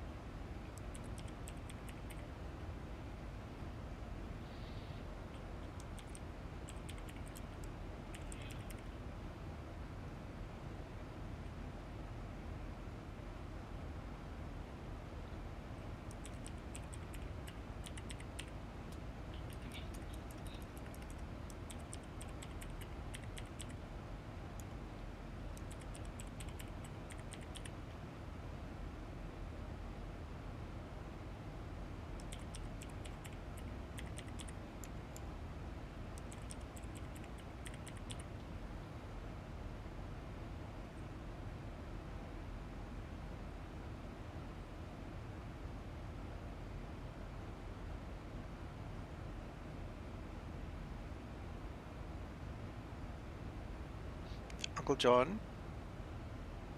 Yes, sir. Are you okay? Yeah, I'm fine. I've had notification by next Thursday delivery. Okay.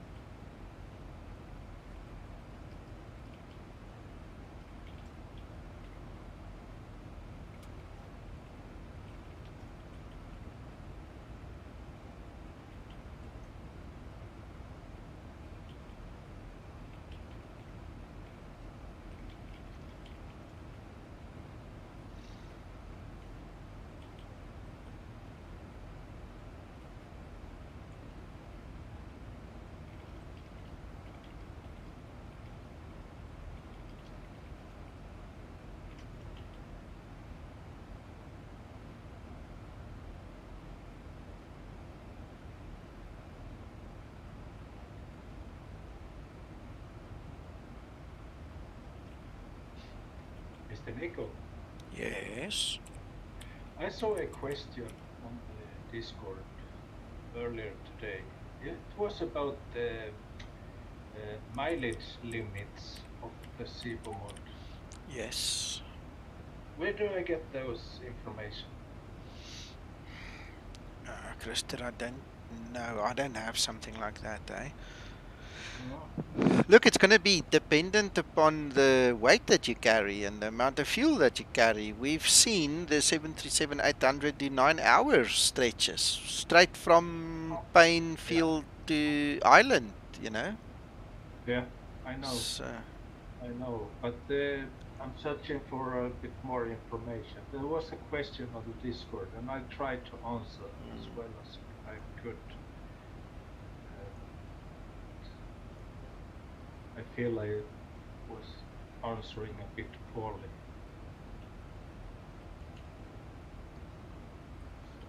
I didn't read that, so I don't know. Don't think you need to stress too much about it because I mean you can just go into SimBrief and fiddle with the values and you'll get a reasonable answer. Yeah.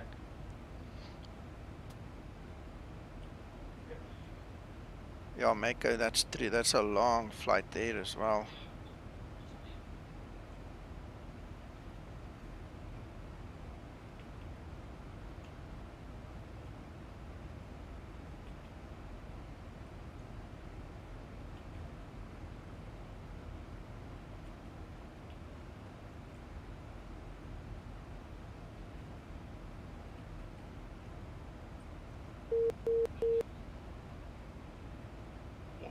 What?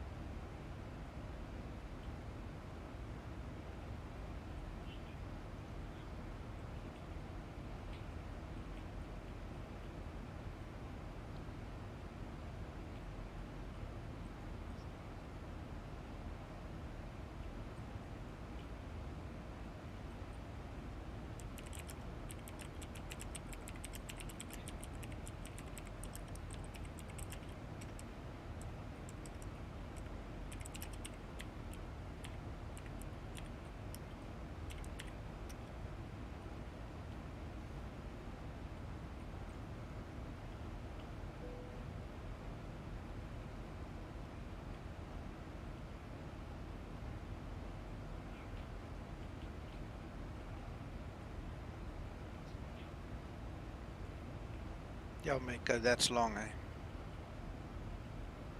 In a small single aisle aircraft with limited leg room. Wow, damn it. It's like taking the bus to school again all over.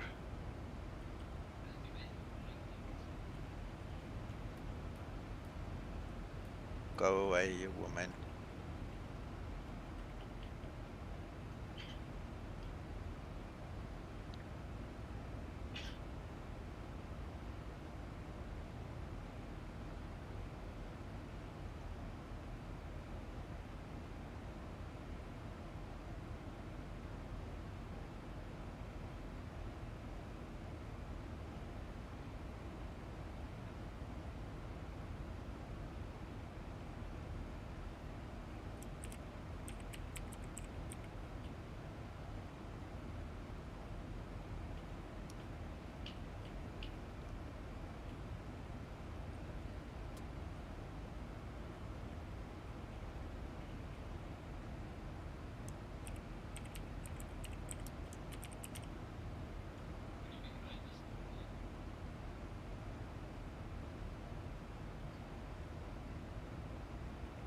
Yeah, that flight Mr. Mako is talking about was going from Argentina to Panama City. It's about 6 hours and 30 minutes of air time. Wow. Block fuel 20.9 tons. The takeoff weight is 79 tons. Maximum takeoff weight.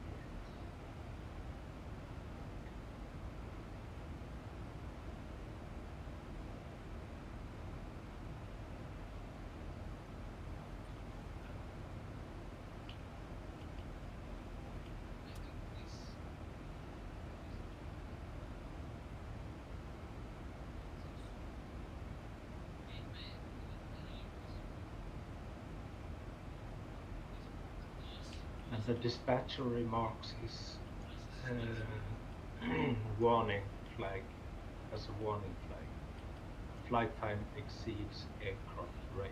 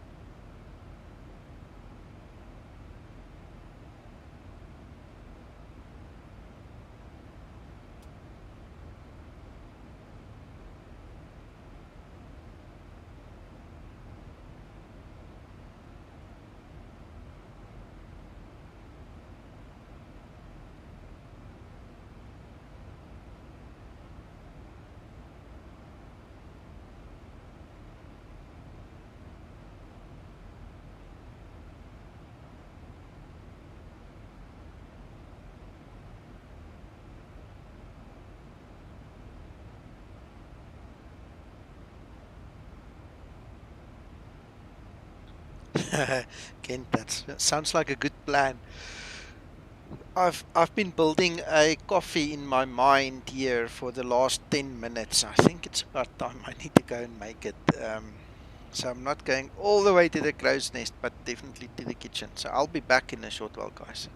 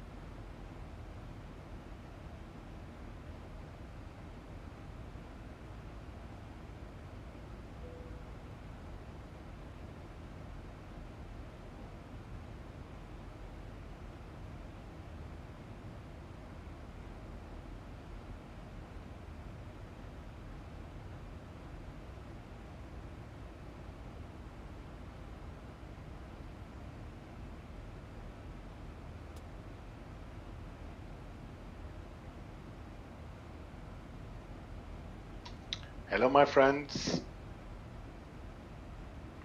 Hello there. Hello, Detlef. Hello. All good? Thank you. Very good. Long weekend. That's really good. Nice.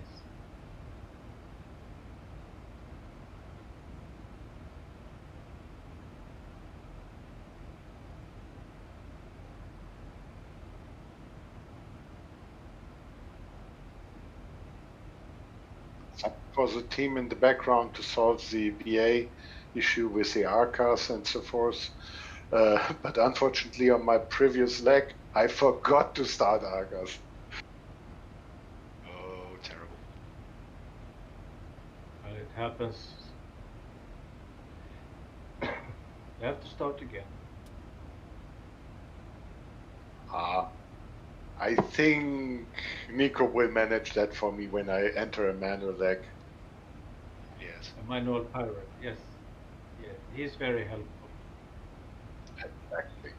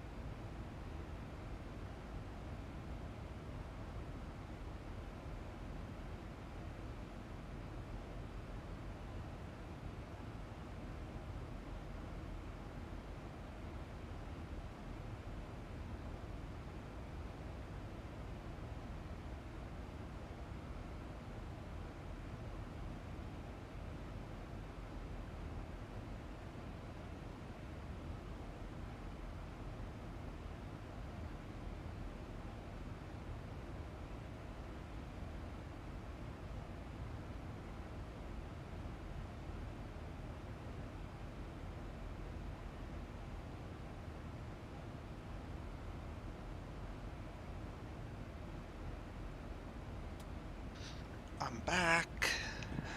Are you guys still alright? Yeah. Good.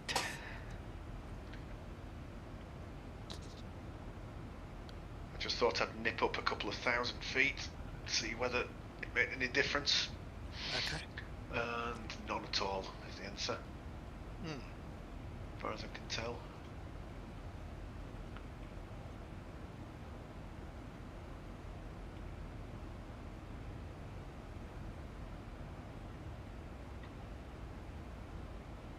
Could you try higher up, Mr. Paul? Or is there some limits for you? Well, I'm trying to think about the high-speed buffet and stall business. Now, the higher you go, I think the speed of sound reduces slightly. I think it's only about 10% over 30,000 feet, but it reduces slightly, doesn't it? It will. Yeah. I'm literally on my limit. I can't climb higher. I'm at 33 and I'm right there, almost at VNE already. I'm right by the red.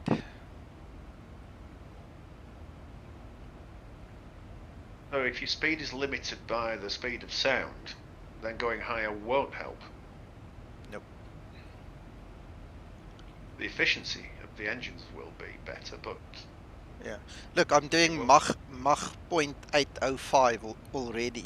We usually fly at about 0.7778. But because we've got a cost index of 100, we're pushing it. We're literally pushing it. if we could only come up with a bit more tailwind, that's the thing. Problem is then it's going to push me in the red. Then I'm going to have to reduce my CI. It's kind of not going anywhere. Kent, it's 100. In real life, that actually happens. Yeah. When you throttle back. Yeah.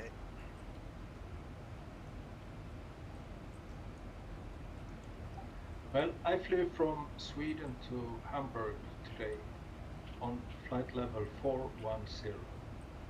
Wow. Yeah, and I had a headwind, but the strange thing was that I was not near close to the reds regarding to speeds. So I was thinking, what's the actual limitation of this aircraft? Could I go higher even? No, not above 4.1. No, I suspected that.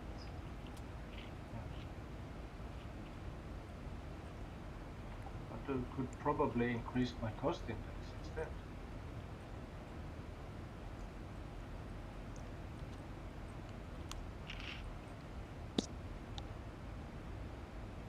I was doing Mach 0.77. But I had a lot to go before I even got to the VNA. Christer, it's not about the speed, it's about the pressure differentiation, differential between inside and outside. The tin can pop. Yeah.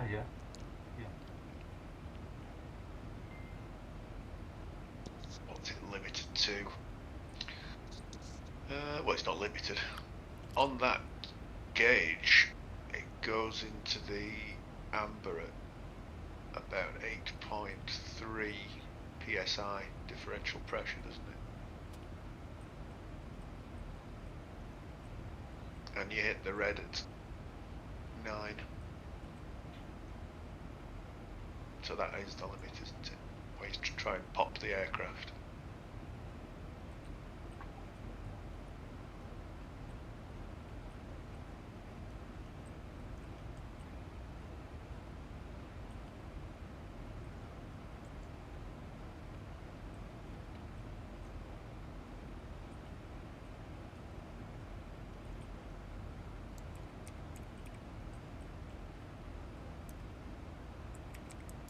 What's the time limit for leaving the cockpit, by the way? 20 minutes. 20 minutes. Can I get to the corner shop and back in 20 minutes?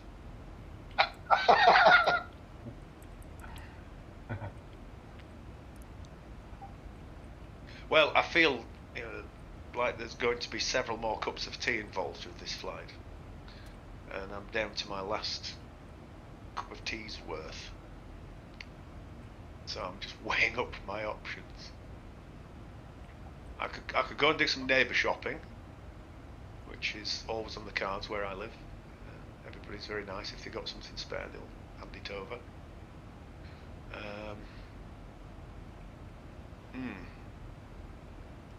Hello, Evan. Nice to see you on stream. How are you doing? Sorry, Paul. Oh, no problem. I think if you really hurry, you can make 20 minutes. Yeah, I think so. I'm just wondering how Mako's going on. To be honest, if there's no controller online, I believe you have no issue. And as you are in a group flight, perhaps Nico can respond when Paul is offside.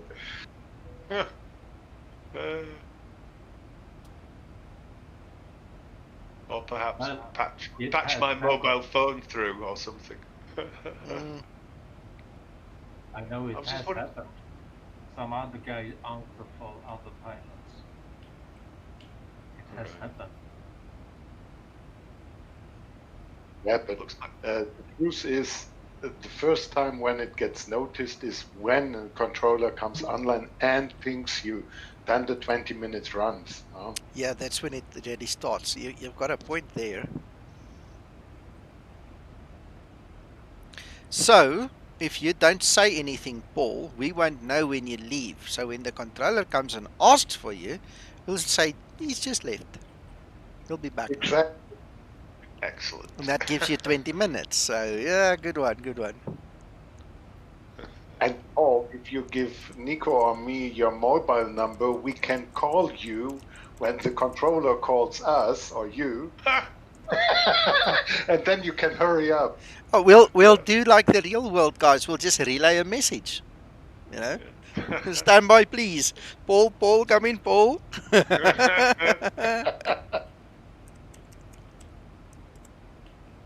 Brilliant.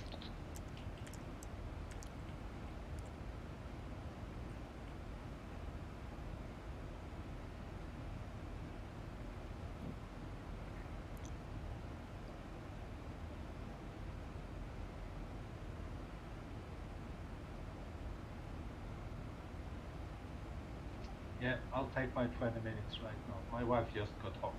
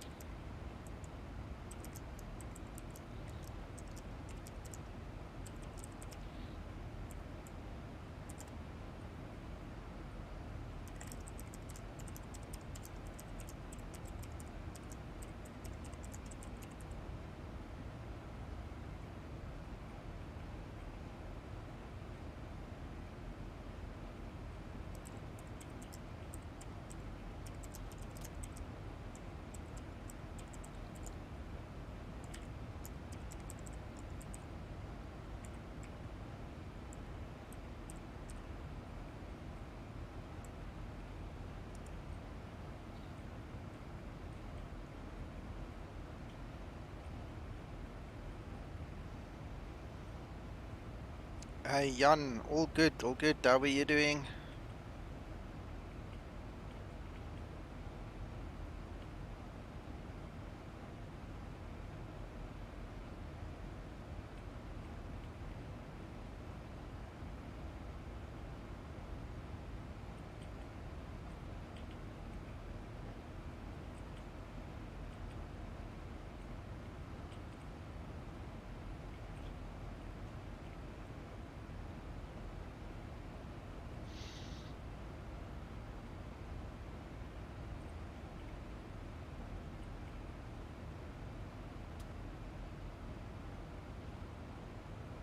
Excellent.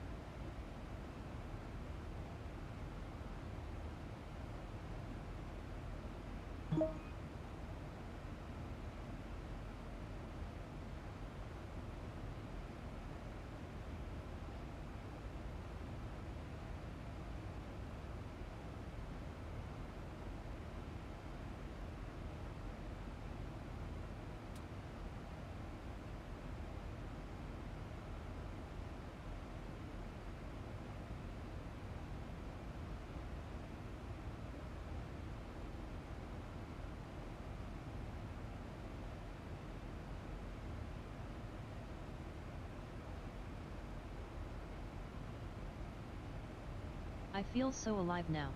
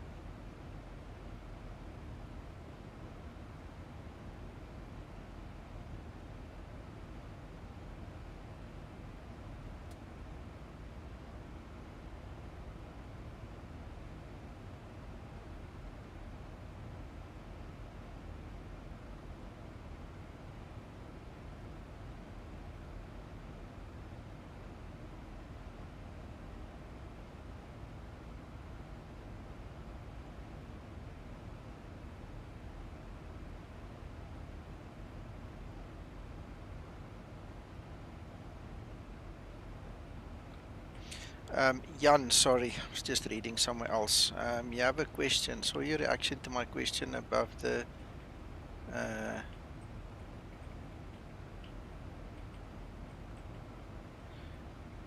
I saw your reaction to my question about the perspective on Facebook. Is that available in 3? Yes, it is. Yes. Zibo changed 49.3 to look like this. This is what you see now. So there's no more stretching of the displays when you look at them like this. It's only when you really look down you can see they become a little bit elongated. You see there. But in normal perspective they are now more square, more like they should be.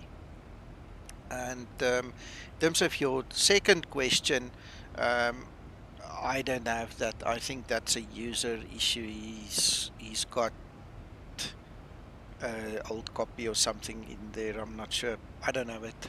Don't have it at all. So my best guess is it's a user thing.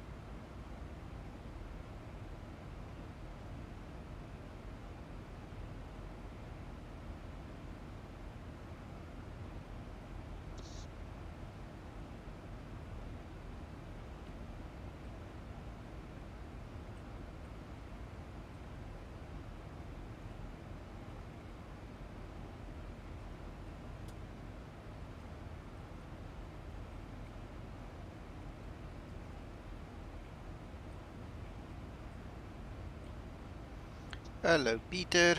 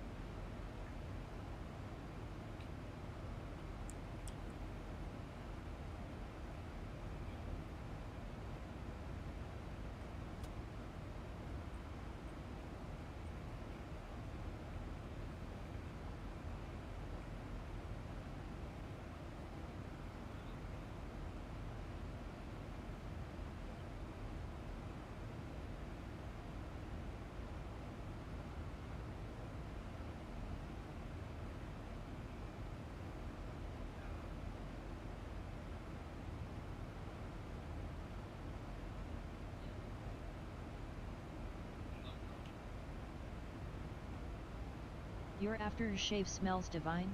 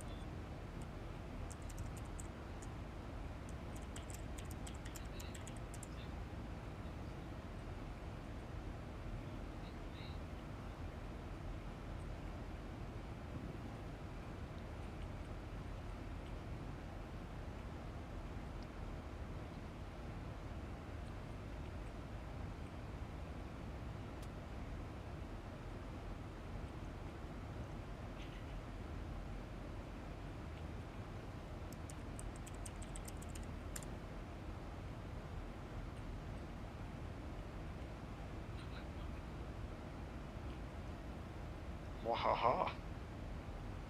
Are you back? I was never gone. Ha! I thought as much. You were just very quiet. Very good. Excellent.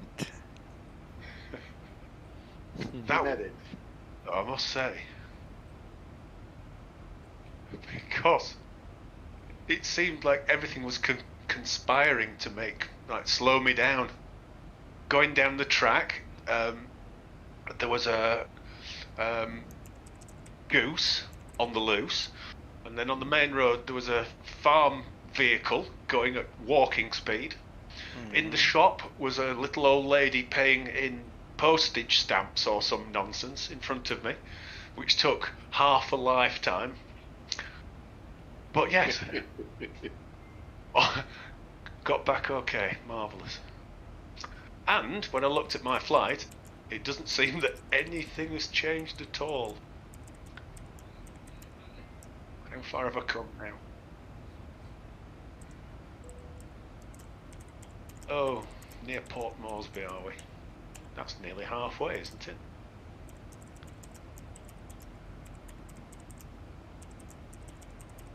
Probably.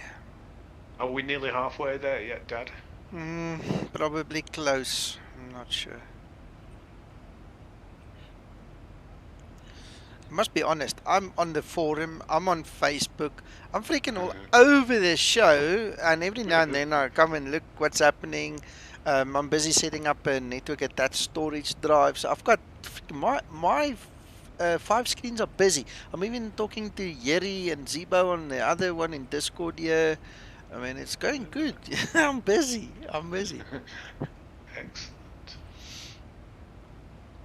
Excellent. I was talking to a user, and that's where the development room came in, about some issues with the Mac OS. There seems to be an issue with him, and then I spoke to other guys who made comments on this 49.3 with the aspect ratio that has changed. See, one of the things that happened is I did not talk about it on the Zibo community group. I only discussed it, in actual fact, in the Zibo pilots group. It's the only place I made mention of it and so on. Because I'm not allowed to post my stream announcements in the Zibo community group, it's kind of mute. It's silly to start talking about something that I can't show people, that I can't share.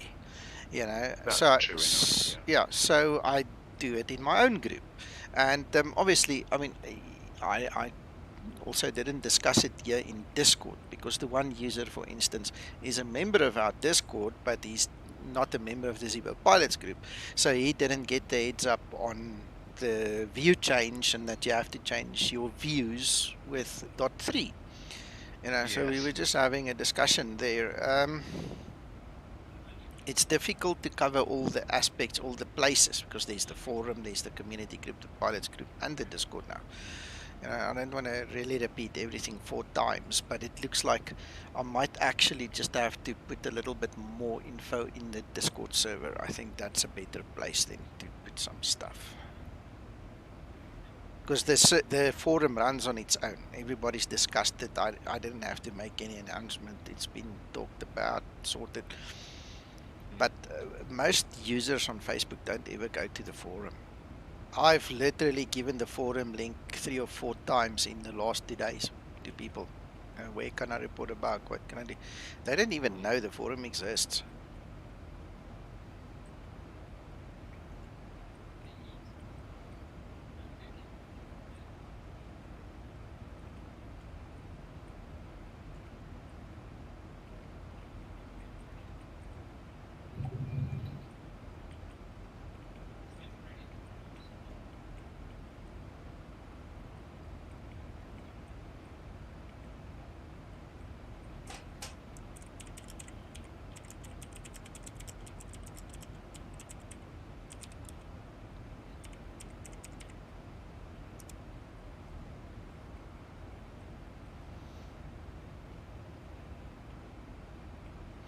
Yeah, you see. The official Zibo forum on the org, Peter. Zibo's got a huge forum on the org, which is the official place where he interacts with people. Even though Zibo is here on the Discord with us, he never does support here. He doesn't interact. The only thing he does on this Discord is to make an announcement when there's a new release, you know, even when he remembers to do so. Because we actually use the Discord for the development side of things, and those rooms are hidden. Nobody can see them. You know, you can't see when Zibo is here or not. It's all hidden. But I think that the going forward, yes, that's what I mean, the explain org. I think what I need to do is maybe put a little bit more information here on the Discord server.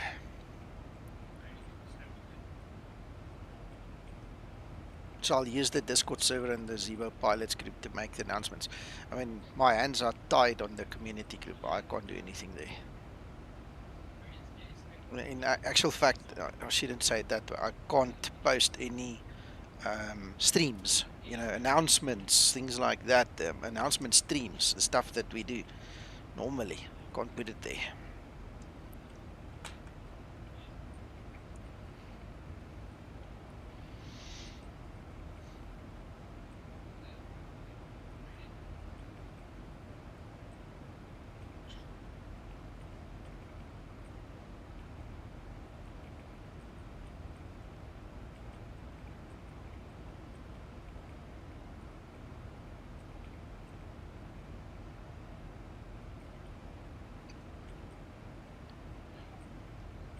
Nico has a question.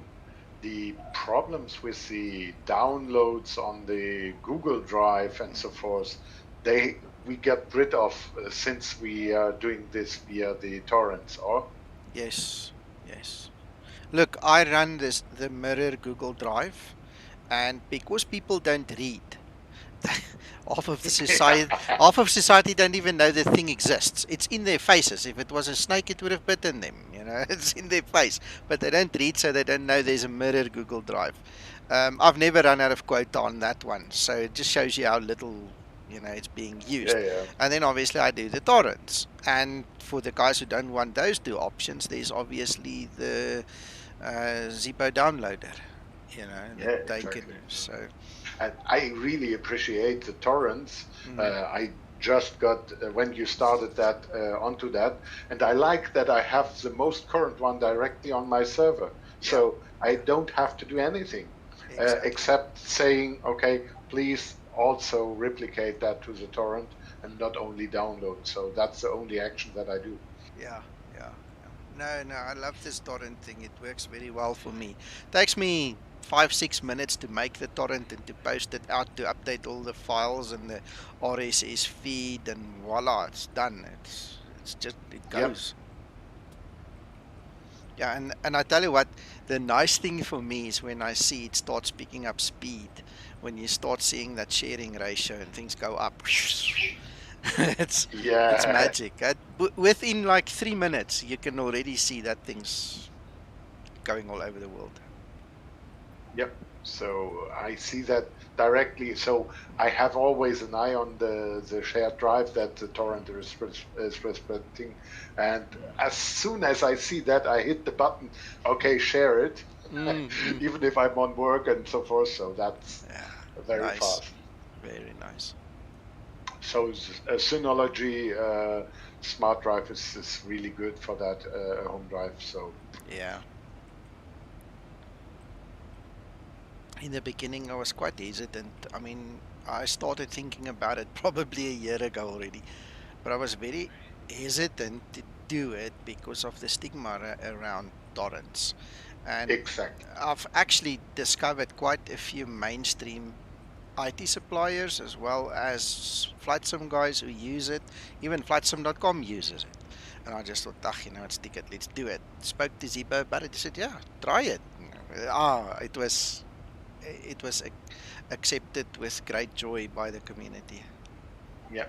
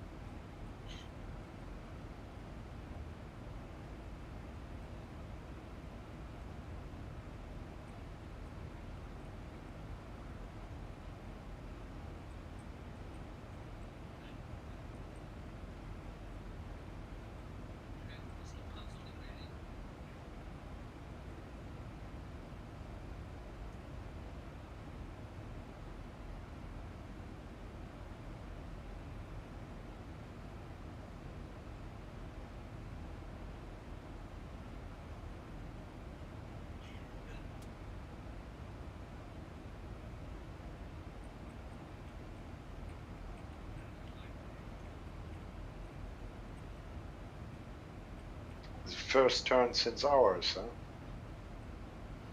Yeah. It's just like a dog's hind leg and then it's over. Left, right. Thank you. Yep. Did you find out the issue, what they had with the going left when it should turn right? What the one of the colleagues posted. I spoke to Zibo about it. Neither him nor I have ever seen anything like that. We also discussed what happened on Flydeck to Sims stream, which is not important right now. So I've got an idea that it's something local on their machines. It must be third-party interference or something, because we don't have it. I mean, you can watch any of my streams, it doesn't happen. So there's something inducing the left and right turn, which we don't have. And if they can't show us a video and evidence of how to recreate it, then it's not our problem. We can't fix something that we don't know. No, absolutely. No. It's just not there. We had a long chat about it, me and Zibo, this morning. Don't understand it. I've asked the guys to show video, try and replicate it. Tell us how they replicate it, because then you can find it. But being the gracious guy that Zibo is, he did say he will look at the LNAV code just to make sure that he, Yeah. So maybe he can spot something.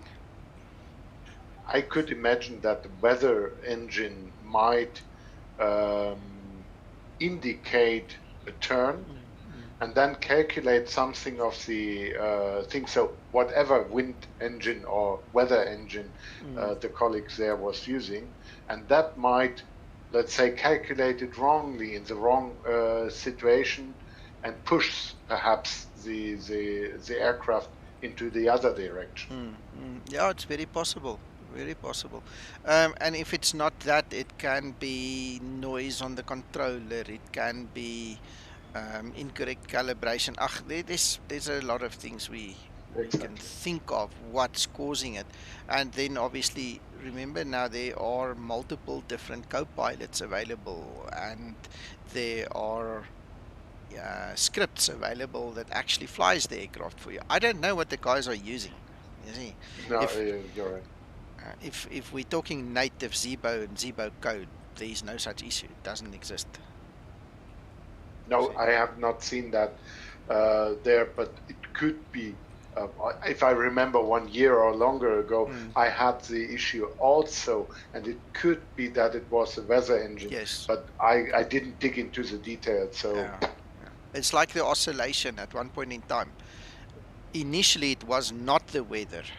Then whatever it was, Zibo fixed it, and then it became the weather, and then there was a third instance where there were a little bit of oscillation. That was the Zibo code, the last one, and it was so funny because now I'm used to the first two instances where it wasn't the Zibo code, it was weather and something else, and the blinking third time I got annoyed with the people reporting it again, and then I had to go and apologize and say, okay, well, sorry, this time it was Zibo code. What must I do? It happened.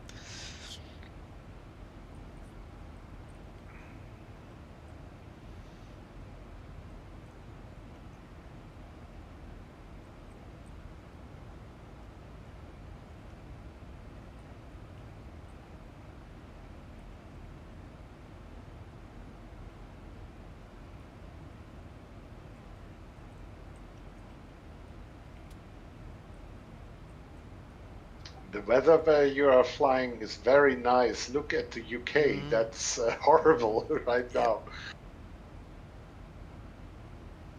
Peter, there are like 3 guys on Facebook, the community. No, it wasn't. It was in the pilots group that said that they've noticed that the Zibo struggles to follow the LNAV line, this magenta line.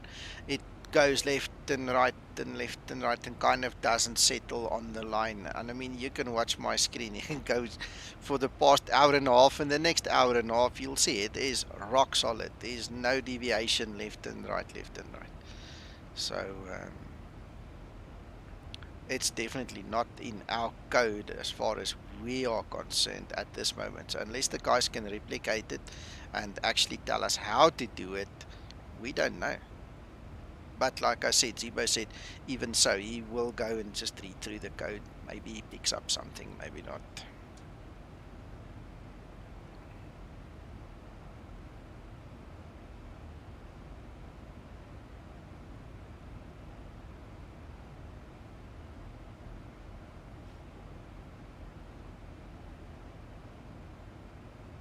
Exactly.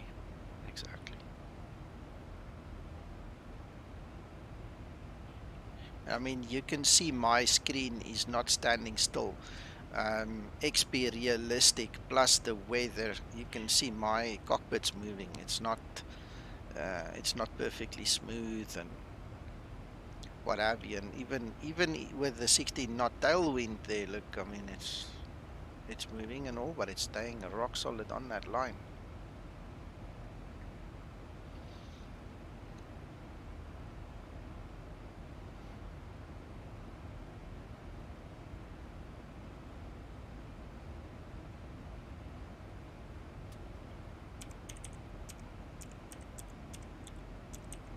Yeah, and even with my 60 knots headwind, it is no variance of the enough pass. Everything is solid. It's really rocking.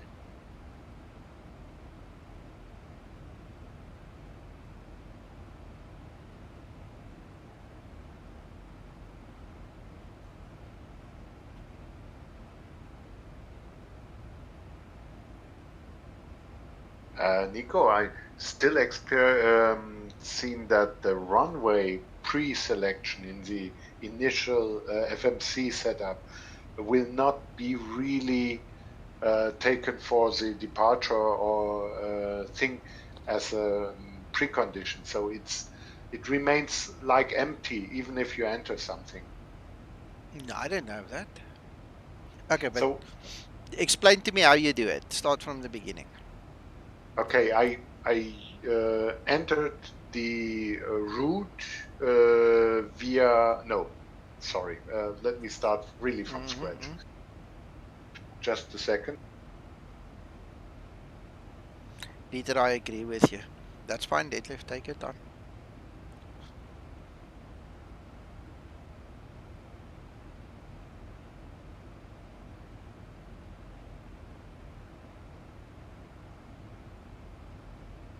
So if you're on the route page when you want to enter the route, I have created and downloaded the Zimbrief route. So I enter simply the co-route, like mine right now, Lepa to Berlin 01. I enter that, and then I get the dashes for the runway. Okay, where do you get the file? Is it an imported company route or are you building it on the FMC? It is the Zimbrief downloaded Zimbrief one, company okay. roof. Yes, Okay, exactly. okay. So flight number is entered. I could activate and execute that. And then in between, whether I enter the runway before or afterhand, it will not be, let's say, active really there. And I went back and continued with entering figures in the FMC. I went back, and then it said after exec again that this runway is not in the database. But it was all correct. Later on, I selected the departure route, and there I saw that the runway that I previously entered but disappeared on the first page of the route is now the pre-selected runway for the departure. So there might be something not really there. I could try to replicate that for my next flight. I think you need to and maybe show us, because I mean you can look at the beginning of this video as well, the stream. I always do the Navigraph export. I export from Navigraph because that contains the runways and the sits and the stars and everything. Okay, and I promise you I don't have an issue. The moment I click activate and execute, that execute button, it will immediately put the runways, sit, stars, everything in place. So it will be interesting to see. I'll try and remember to use a Zimbrief route next time, just to see if there's a difference, because maybe the format obviously is different, so maybe that difference in format needs to be addressed. Okay, I will take a look to the downloaded route and see if the runways are in, or the departure route was in or not, and I will check. Okay, cool. Antonio, okay, I see here what you're saying. You're experiencing since .2 during the descent, just before decelerating. It goes high thrust to regain VNAV speed, then idle. Okay, well, keep an eye on my stream. Let's see if mine does the same. Yeah, then we can tell Zibo to have a look at that. But we'll have to see. We'll have to see. I can't recall offhand seeing something like that.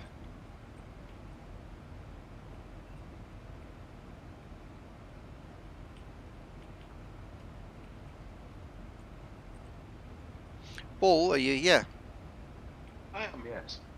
All right. Okay, I seem to have lost 3 minutes on my ETA at AGGH. Lost about 3 minutes there. It was in fact 4 minutes, because it was just before 1800 Zulu, and now it's 3 past. So anyway.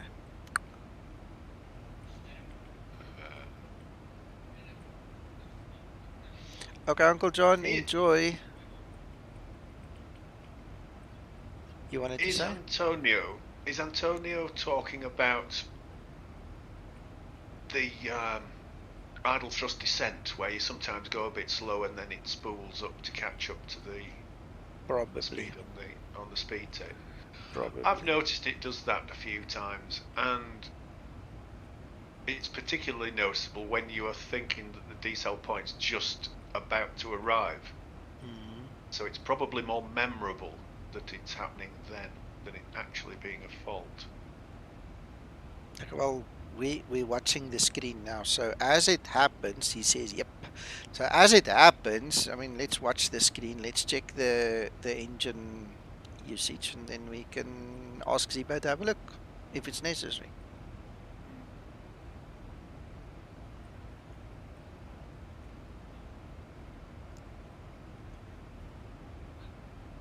What's that? My frame rate, is it? Yes.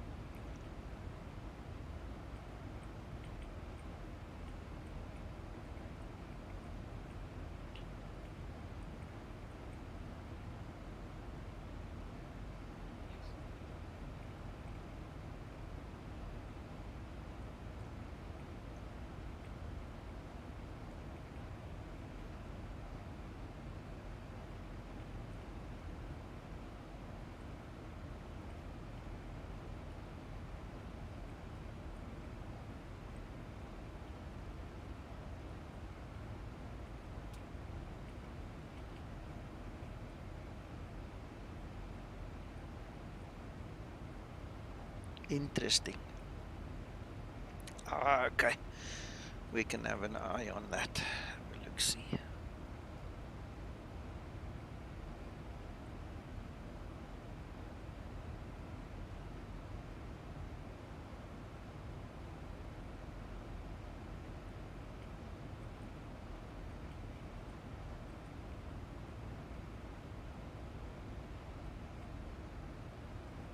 Yes, I mean, I seem to remember that if the speed drops below 15 knots, less than the target speed, then yes, the aircraft will throttle up on its own. It will, yeah. So I think that's what's going on. Yeah. When it happens close to the ground, it's usually because you're on the wrong flap setting. But when it happens at top of descent, then it's something else.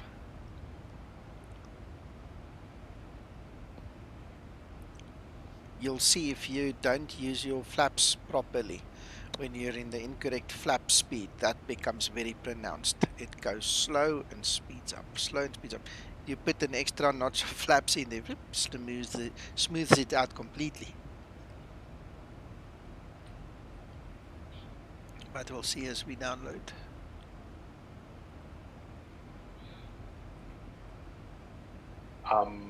Looking to that with the slowing down, is it correct? And if I remember what it does.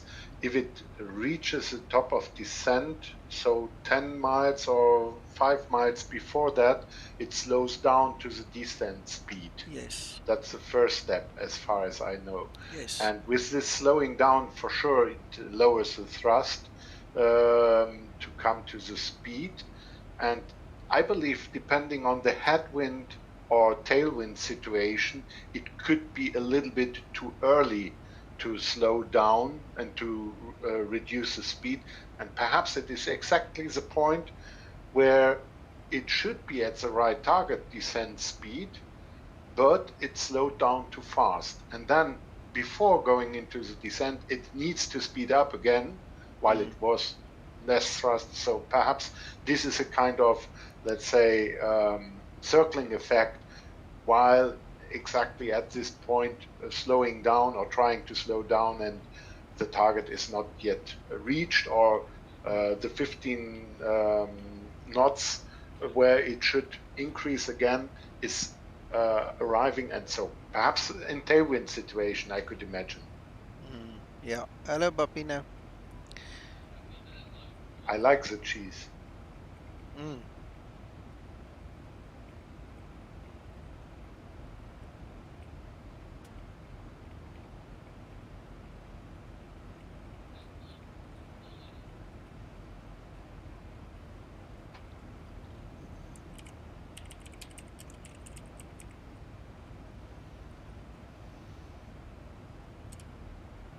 Nico, again to the flight plans. For sure, the flight plan coming from Zimbrief does not contain the departure runway, and neither the SIT.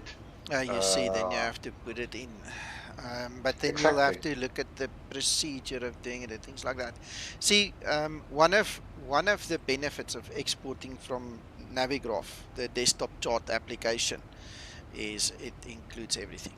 You literally just pull it in and it's there.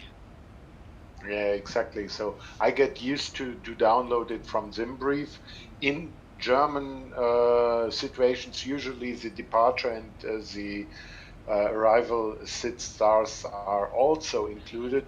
In some other, you have only the DCTs, then it is there.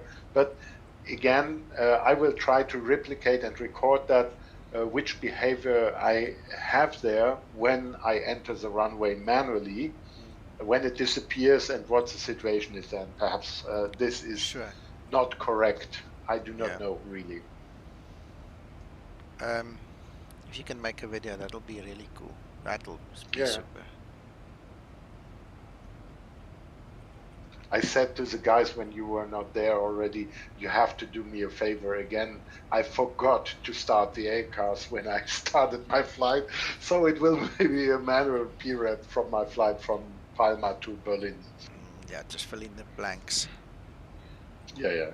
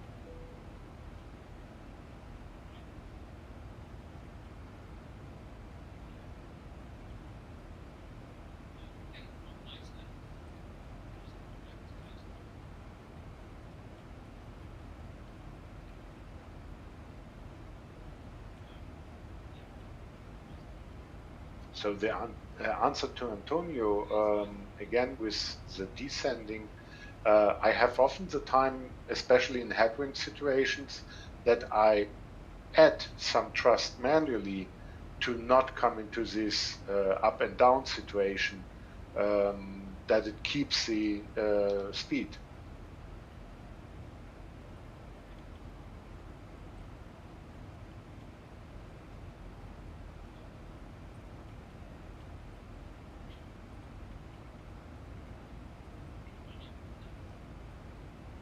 The bot has woken up. This thing is weird, man.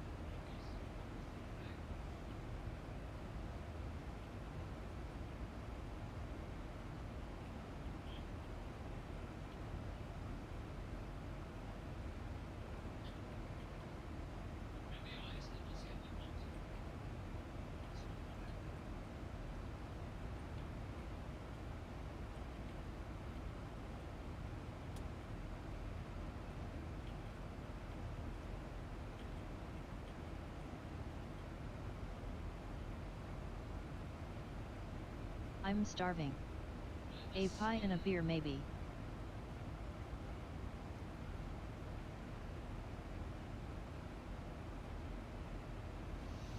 I've just read through our dev room here, Antonio.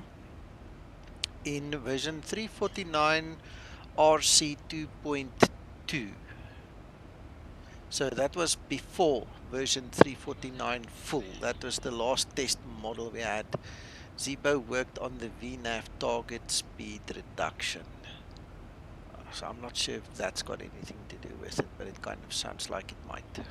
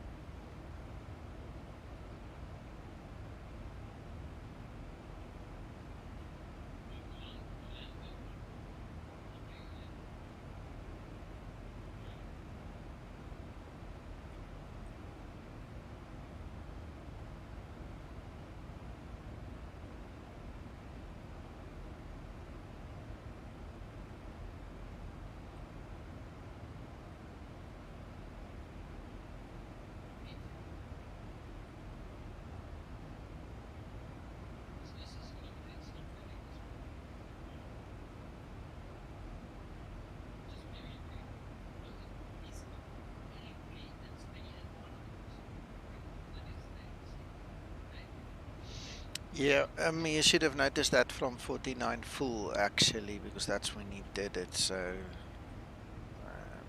I mean, it takes a minute for us to recognize things. So it's very possible. Anyway, that's the closest I can get to him working on anything VNAV wise.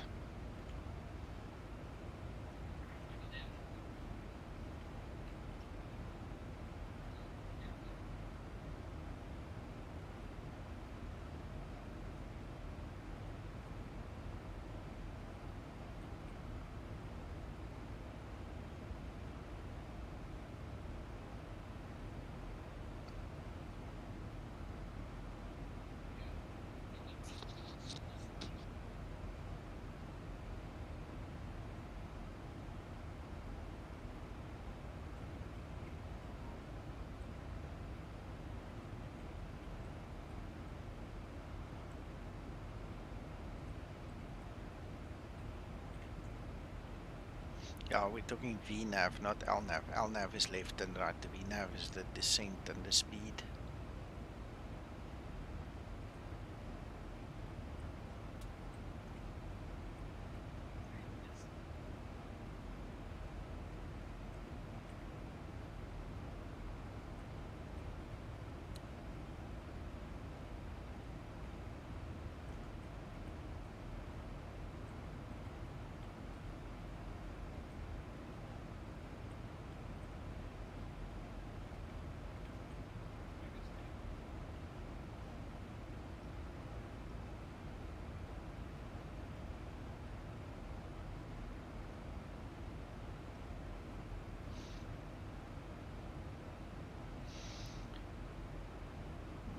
He hasn't worked on LNAV, not recently, not at all. I've read through all the notes here now, not LNAV. LNAV's not been touched. And like I said earlier, look at my LNAV there, it is spot on. There is absolutely nothing wrong with it that I can see. So again, it brings us back to show a video. Then the next thing is, did you check the charts? Are you sure it's a flyby and not a flyover intersection or waypoint? Lots of things to check. It's not just a question of, oh, it doesn't look right. I mean, who says it's not right? What does the chart say? What does the documentation say? And then we look further.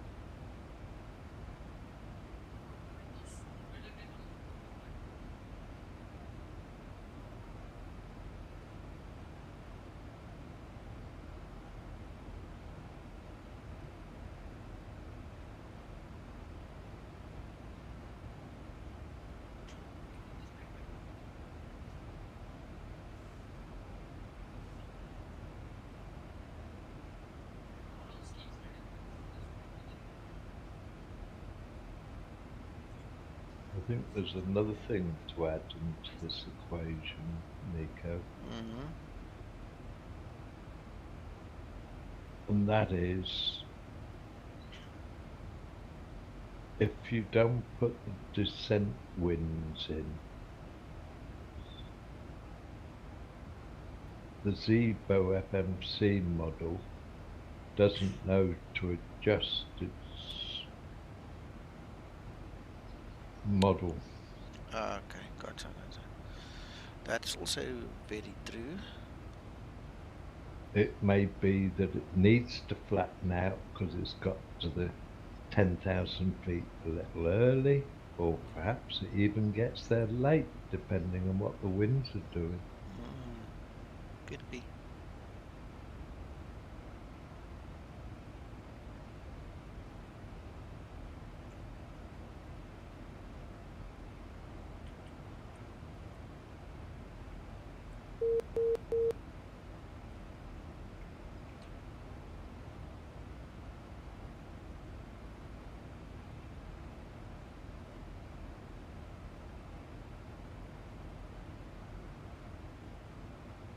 I know you quite often put in all your descent wins, but I would imagine there's an awful lot of people who don't. Yeah, could be.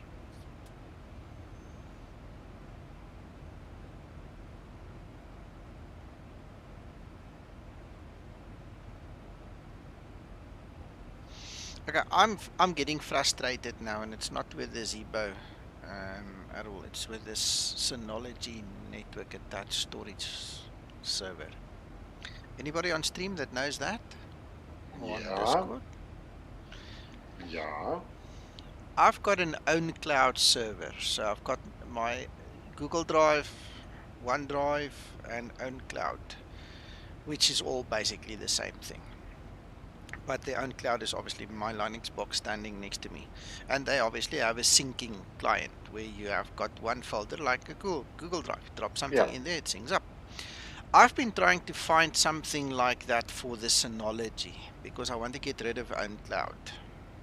But the videos that I find on YouTube all talk about this cloud server. What's that thing's name? Let me go to the packages here quickly. And the videos are obviously old or of a different version of something because that has actually got a syncing client for your PC. This one that I have on my brand new freaking thing that I installed 2 hours ago, it doesn't have that. It will sync my Google Drive or my OneDrive, but the Cloud Sync doesn't have its own syncing client. I just want a syncing client so I can replicate the own cloud here for myself. Cloud Station. Peter is saying the right. Cloud Station is the service that you, on one hand, have to activate on your Synology drive, and on the other hand, you can download that from whatever store or from Synology webpage as the Windows tool for your PC. Okay, because I tell you what, I can see Cloud Sync, and I obviously made a mistake. It should be Cloud Station, not Cloud Sync. Exactly. Cloud Sync is differently. That, as far as I remember, it is the synchronization between two Synology stations. Well, I'm currently syncing my Google Drive to there, which is actually not necessary. I've got my Google Drive on all my devices, which is, I really don't have to do this. No, I'm looking for Cloud Station. Sorry, Detlef? Sorry, the synchronization from Google Drive or OneDrive or whatever to the disk station is only been treated as a kind of additional backup that you do not really what you really don't need because it is cloud service. Yeah, of course, and it made no sense in having this because I've got my Google Drive on all my devices. It's synced through 4 or 5 devices already. I don't need another one. I want Cloud Station. That's the one. Now the problem is I don't see it here in the packages. I can't install it. It's not here in the packages. Wait, let me search for it. It's working fine on my side. I have Cloud Station on my PC. I have it also on my mobile, and it's working perfect. The only thing that is a little bit annoying that the certificate that the Cloud Station is creating is only, let's say, 2 weeks or 3 weeks valid. Then you have to manually say, okay, I accept the certificate again, and then it's working again perfectly. I don't mind doing that. The thing is just what has happened with own cloud. I haven't found the answer for it. Is there seems to be a memory leak. I'm running Ubuntu desktop with a virtual machine carrying my own cloud, and I have to reboot that stupid thing every day now, or every second at worst. Otherwise, it's inop. You can't use it. It just runs out of resources, stops to function. And I've been using own cloud for probably 10 years. Don't want to exaggerate, but it's been many years. And this latest version, I don't know whether it's Ubuntu, whether it's this thing, but it's really driving me insane. Okay, so the Cloud Station, you can, when the package is deployed on your Synology drive when it is there. So you have to do this package install. Then you can download from this page the software to your local PC.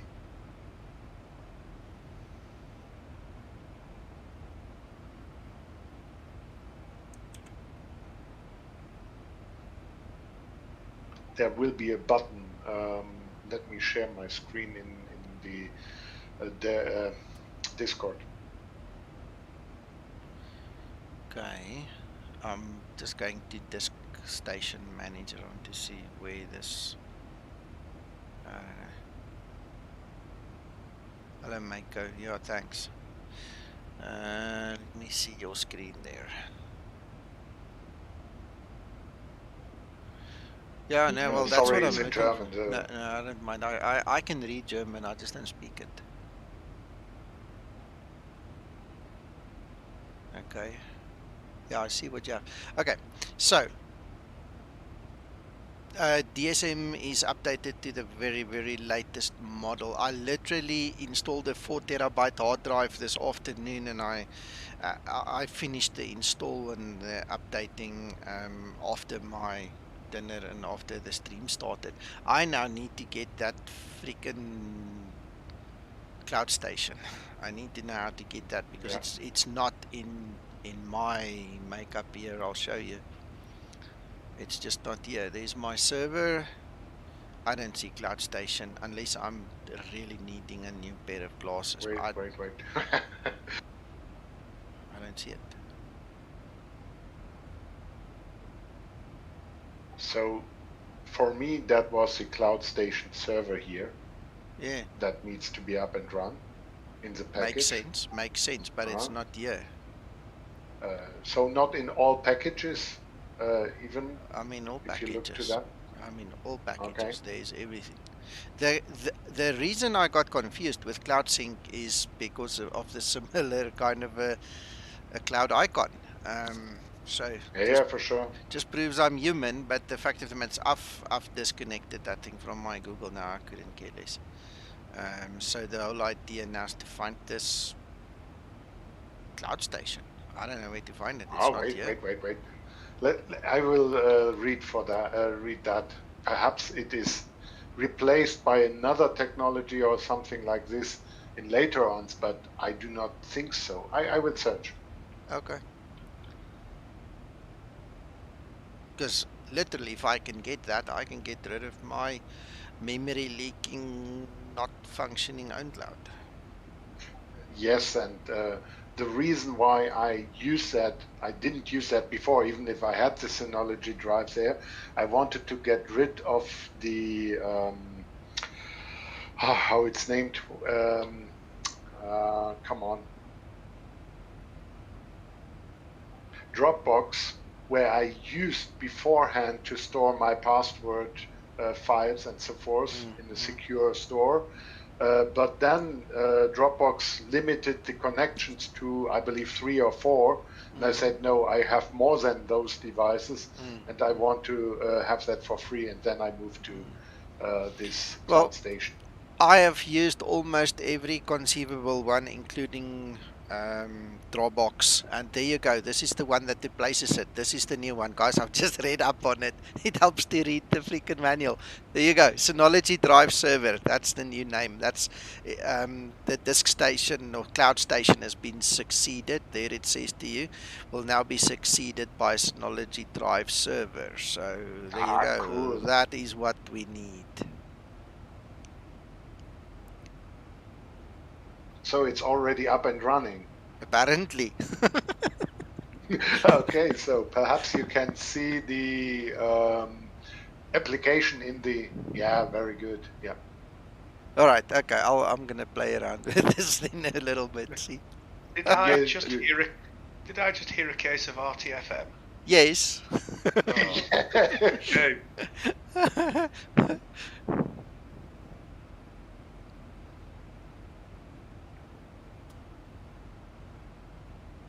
Read my thoughts, Paul, but you had more courage than me.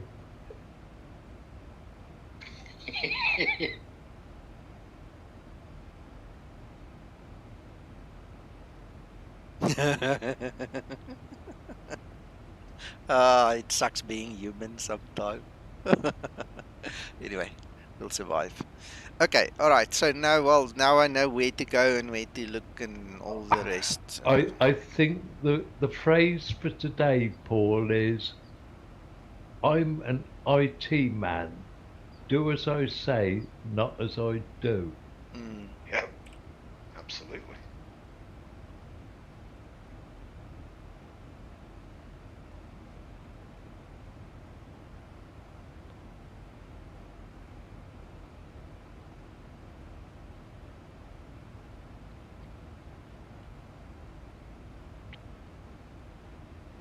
You've proved you're human, Nico. But I can tell you one thing. Um, I've never done this. This was actually awesome to get your guys' help because this was really frustrating me. So thank you, Peter and Erwin and Detlef. Thank you, guys. Means a lot to You're me to always get welcome. some help too. I'm always the guy giving help to everybody, and when I need help, it's like nobody can help me. This was refreshing. It was an awesome experience. Yes, you're welcome. Thanks.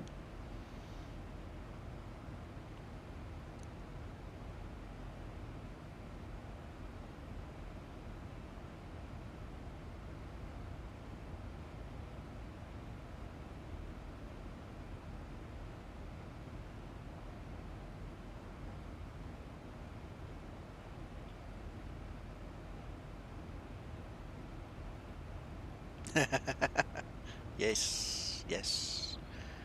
Fortunately, I am. And his missus is correct. Even Nico has his faults. Yeah.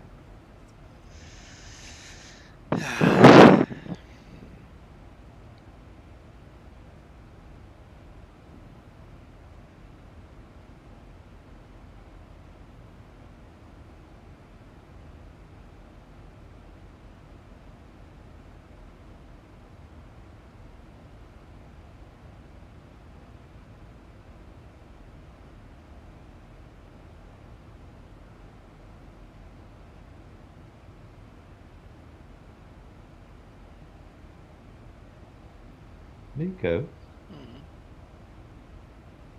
Yes. Are we there yet? No, sir. Not even by a long shot.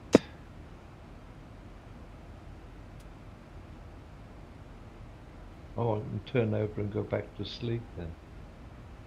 Yes. I'll bring you coffee when it's time to wake up. Thank you very much. You're welcome.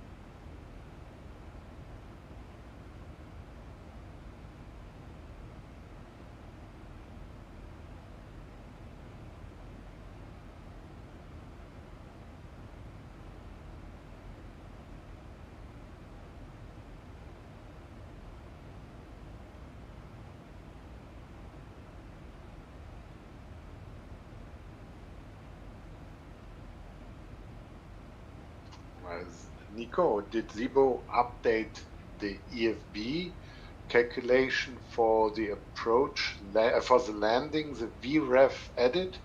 I never noticed that it comes a different VREF at than 5 knots, but now with my wind situation, I see very good 11 knots to be added. That has been working for a while actually, where he's changed that I've noticed. But I use that thing so little, so few times that I can't really talk too much about it. I just don't use it that much. No, that's okay. So it's perfectly fine that it recommends that I add here 11 in a headwind situation for more than 20 knots.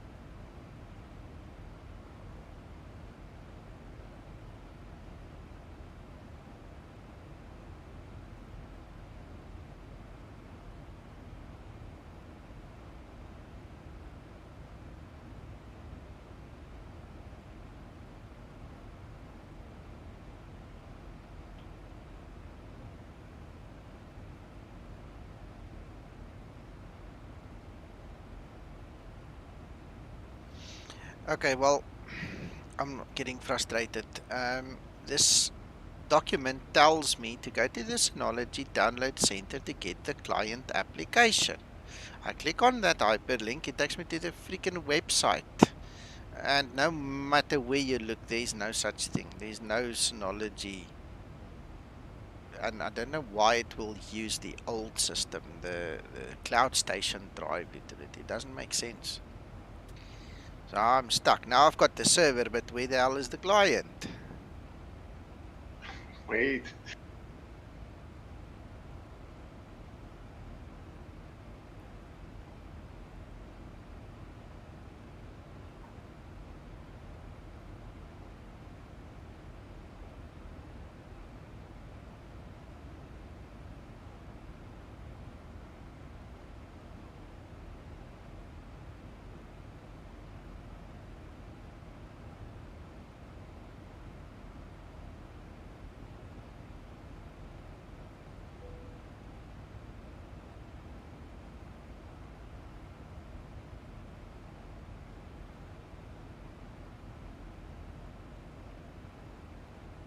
So I'm not having those modern Synology drive like you, but when I go to my page here for the Cloud Station server, it props me up with this now download, and it goes for me Cloud Station Drive download.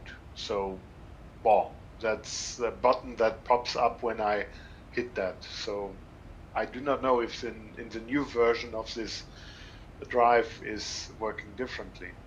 It appears to be because Erwin says there in Synology Drive client. Yeah, so I don't if you see it. There's no Synology Drive client. There's the Synology Drive server. There's no client.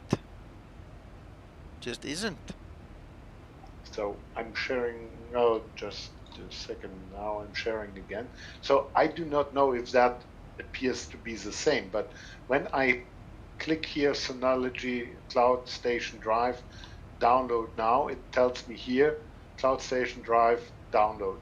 Hold So on, if hold I on. would, You're going too fast. You're going too fast. Go back to the beginning. sorry. So I went here to the package, Yeah. Cloud Station Server. Yeah. Now it's your new name. So that that opens, and Okay, then hold it on, comes hold on, hold on, directly here. hold on, hold on, hold on, hold on. I'm looking for that thing. There's Cloud Sync, no, Synology Drives.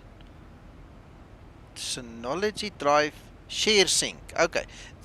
Check that. That icon is there, but it's not anywhere else.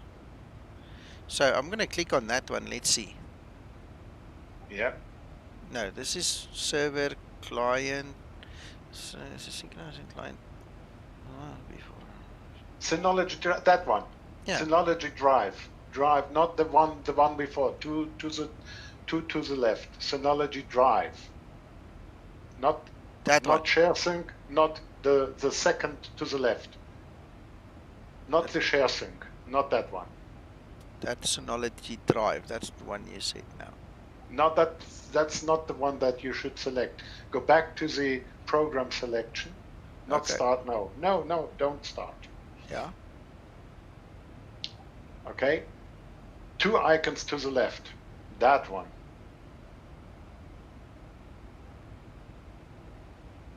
Yep.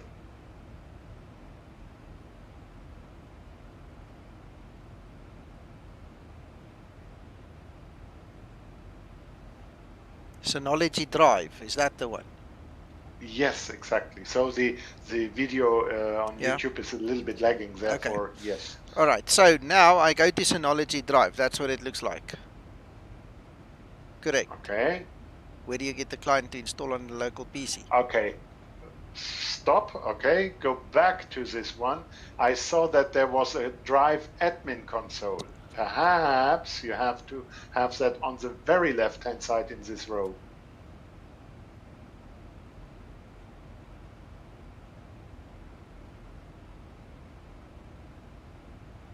Well, when I click on it, this is where it takes me. It takes me to whatever that thing is. There, Synology Drive server. It takes me to the server. Look to what was in the bottom of your screen. There was a small pop-up saying something on that, but that looks pretty client list. No more.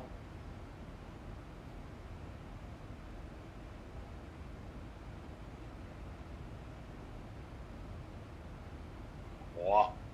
So they changed a lot. I will search also. Yeah, they changed a lot. Okay, so Erwin, why don't you come talk to me? You're sitting here next to me, but you don't talk to me. Talk to me. Yeah, my mic didn't work. Okay, so now I'm in the drive. Is this where I should be? No, the first icon you clicked on. That one. That's the Drive client. No, go back to that screen. Yeah, I'm there. I'm waiting for you. Yeah, there. Yeah, that one. The Drive Share Sync. Yeah. Okay, that one. Yeah. Yeah, that one. Now I click Start now. Do I have to fill in all the blanks, I suppose? Yeah.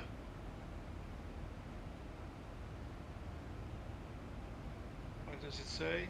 Well, it asks me for the Quick Connect ID, the username, and the password. No, again, this share sync is to synchronize 2 Synology drives.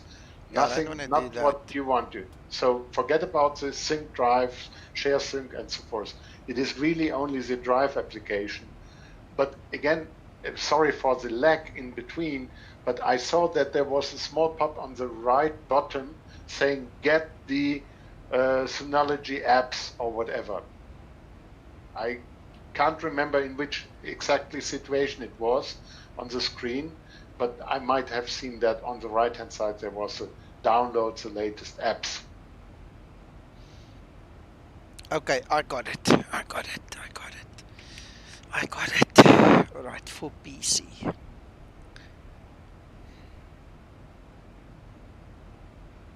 So it's not that easy then saying go to the FMC, left 2 and done. So it's complicated. My hat. My goodness.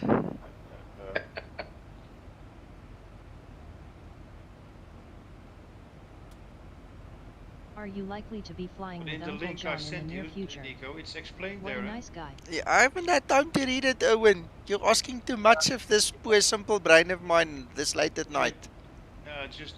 Just take the time to read it because Yeah, it's I there. will, but I can't do it now. Right now, it's just easier to ask. You see, now I'm pulling a Facebook user on all of you. Instead of reading Yes. the manual, I'm just coming and asking questions, and I expect a personalized answer, no matter if it's been answered 20 times. I don't care. I want to be a Facebook user now. Now you get it. You see, you see. And I want instant gratification.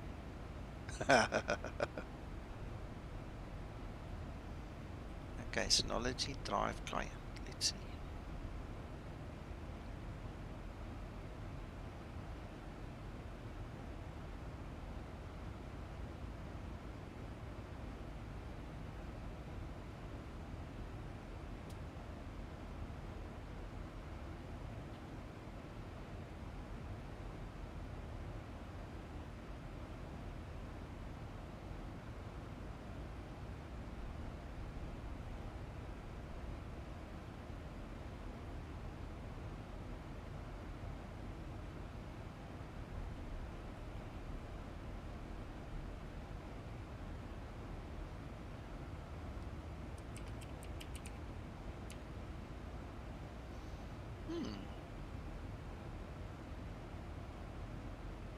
Something's happening.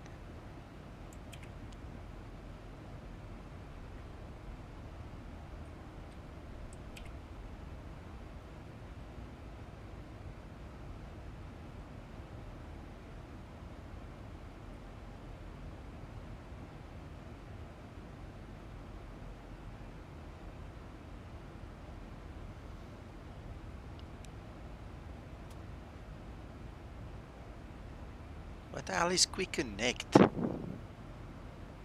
Yeah, that's that.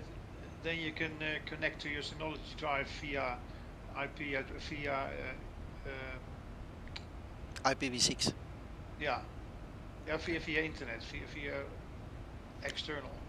Well, So I your don't. mobile phone, etc., etc. Yeah, I don't But you need don't it need now. that, do you? No, not yet. Yeah, that was too quick for me.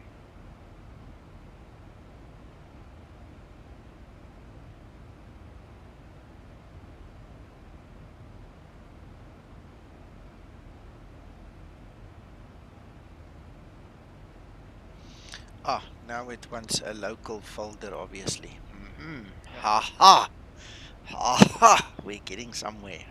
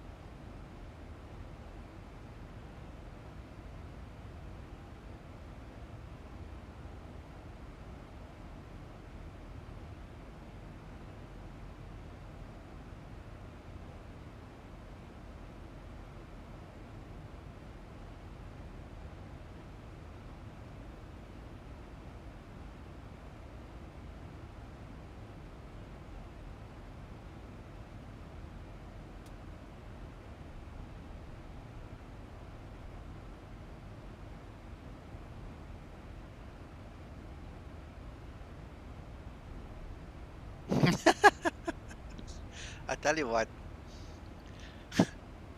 I better keep quiet because I almost said something I shouldn't have said. Um, I'm a stickler for logic. Everything in my life works logically, and when I deal with something that's not logic, I lose it. I can't handle it.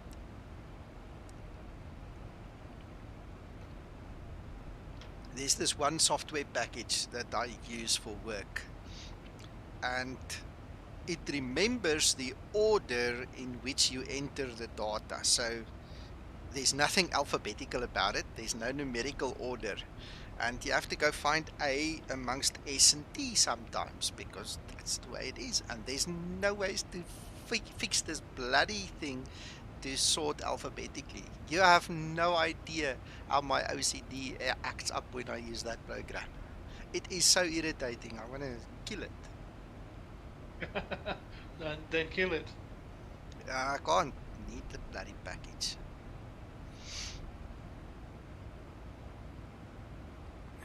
I suppose my logic is different, but my logic works in numerical order and in alphabetical order. And step 1, step 2, step 3. Yeah, it's most people it's so. Yeah.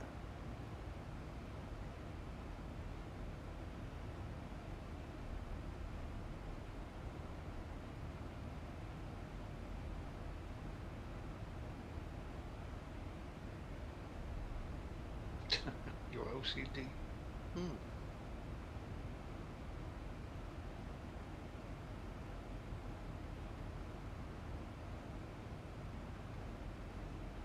It's like writing the Zibo install guide.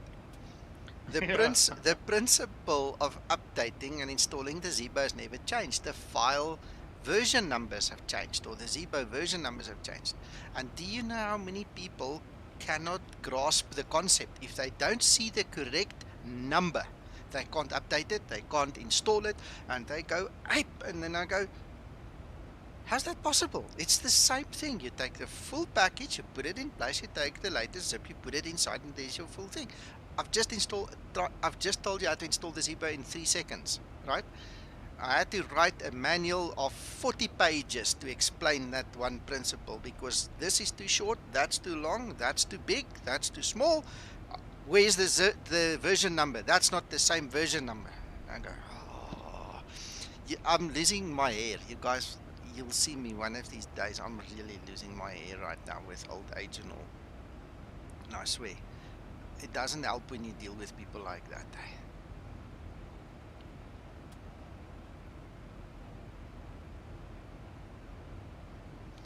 Haha, it looks like I got something right.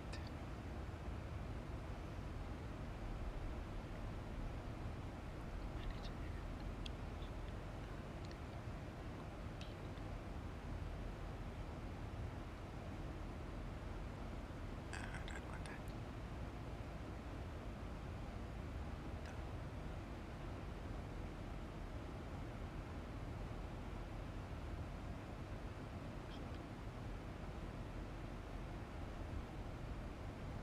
Do you have version 6 already then, Nico?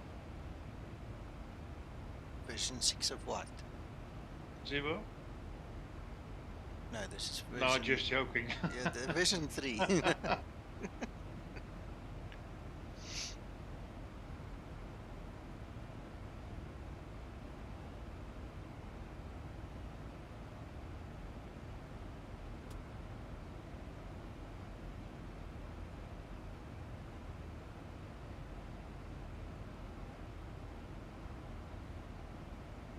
Yes, Peter.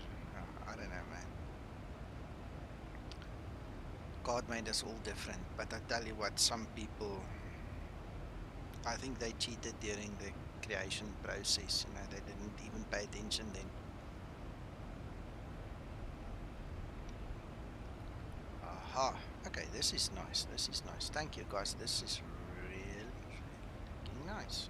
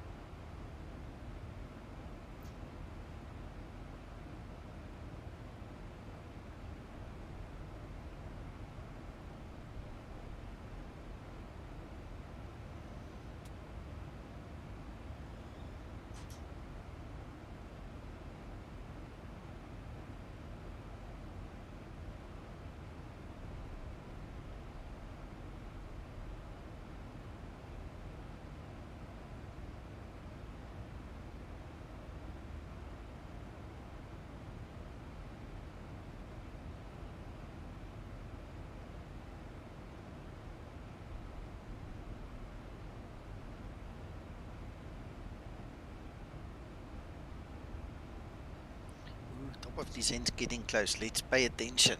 We'll continue this experiment later.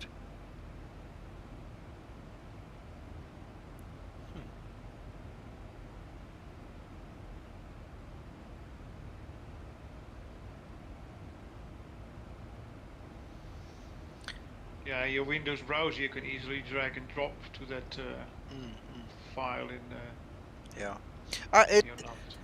I've just dropped the first file. I'll go find it later because obviously I need to see where it stores, how the folder structure looks like, and things like that, you know, so I can just picture it in my mind. I don't want to go and make a complete crow nest out of this, you know. The crows can stay outside. I like order, you know, neatness and things, so otherwise my OCD kicks in again. No, we don't want that.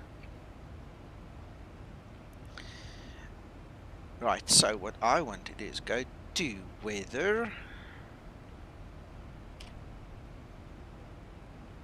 No, I'm talking nonsense. Ooh, I got locked out of the VA. Now I need to log back in. That's interesting. Right, so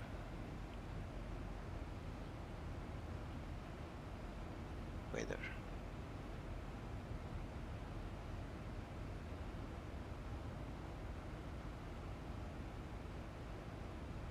Let us see.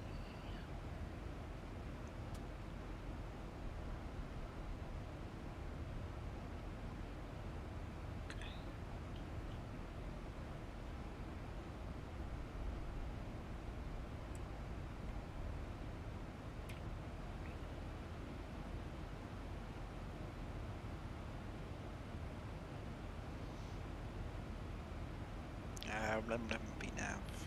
Next page, forecast.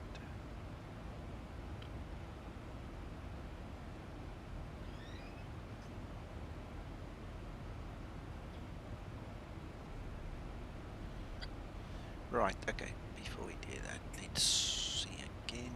Flight maps, weather. Meet or at the arrival. 1006.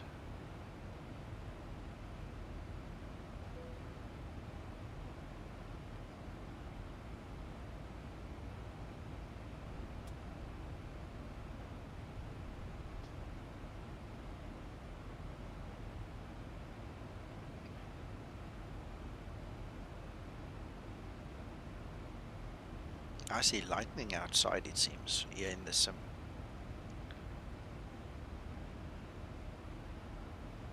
Look at me. It's not what I want. 284 at 5. Alright. 284 at 4. Okay.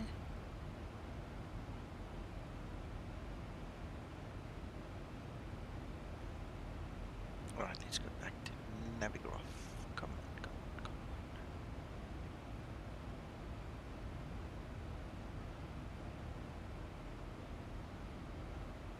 Oh, well, it might help if I didn't do that and it might go there, right. Let's get the zoom reset again. So, let's do one thing at a time. We need to descend to 5,000 for our glide slope. What? This thing has not got a VNAV path. It's only got a... hell. Oh, I'm coming in the other way. Oh, you're coming the other way. I might actually change right now. Oh, well, damn it. Well, half a day ago, it was touch and go which one it should be, so I picked the... Yeah, I think RNAV. Let's try that one to finals. See if that's going to be a better idea.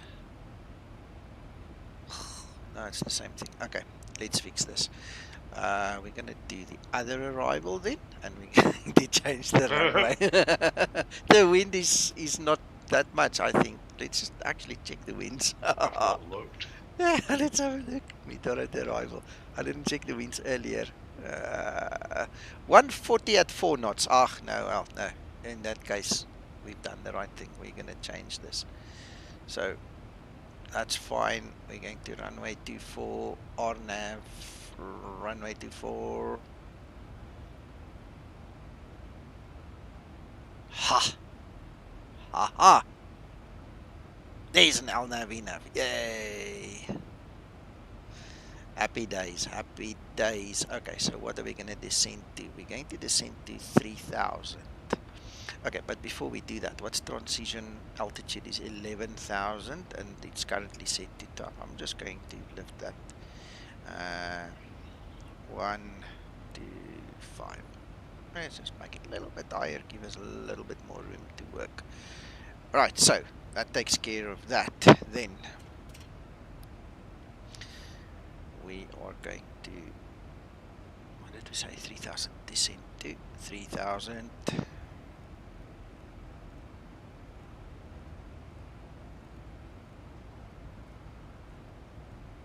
There is 3,000. Okay, so that helps. Then, let me just take this thing off the screen. Edge. Goodbye. Right, so gives me more maneuvering space.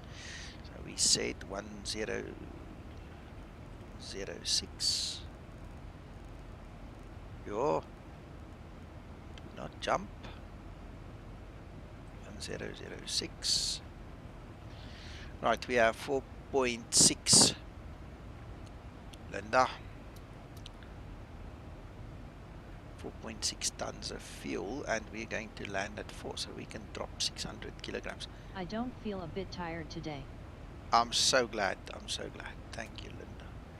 So we'll be landing at 66, that'll be 149 at 30 flaps.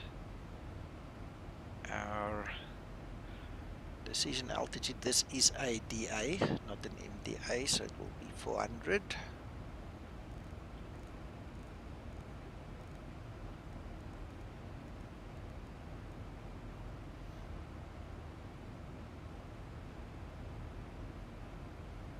Right, 1006, that's fine.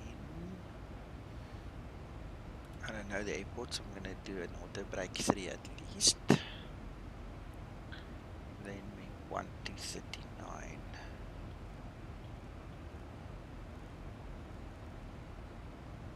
There. Oops. 239 over there.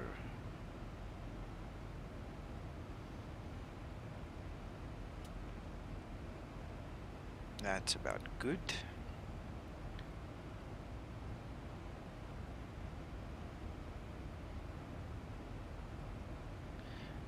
Bapino, if you go to active sky, I'll show you. Let me show you. If you go to the home button there at the top, it tells you that the last update was November 14th, 2020, when build 7618 went official. And there you can see that was the last update. That's the latest active sky.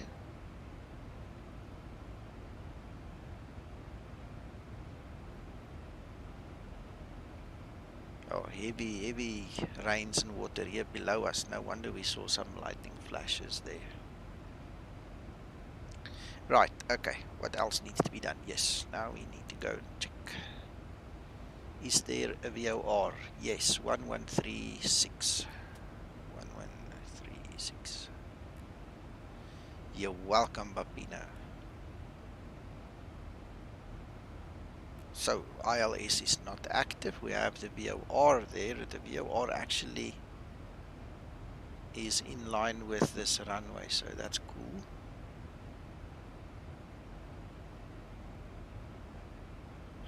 Oh, you know what I did not do? Barabam, barabam, barabam. Arrival. We need to change this.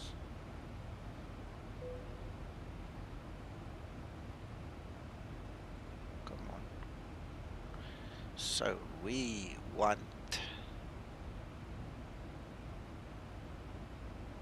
PAKM 1D on runway 24 and double transition.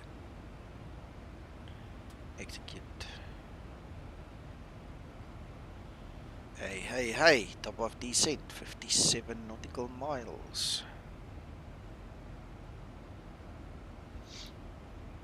I hope there are freaking lights on that runway.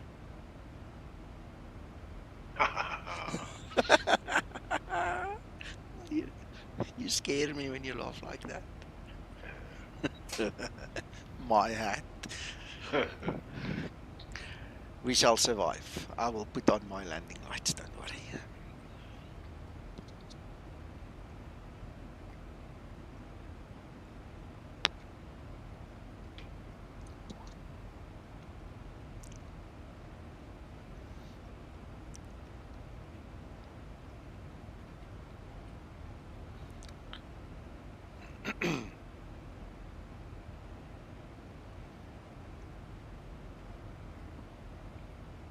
Nico, you've disappeared off my TCAS, it seems.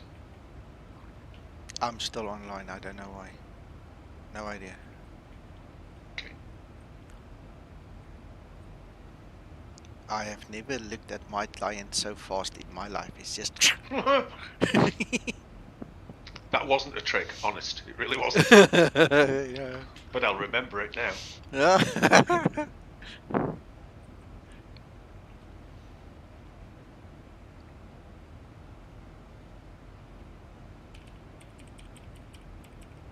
3 in a line. Yeah, Mako is there too.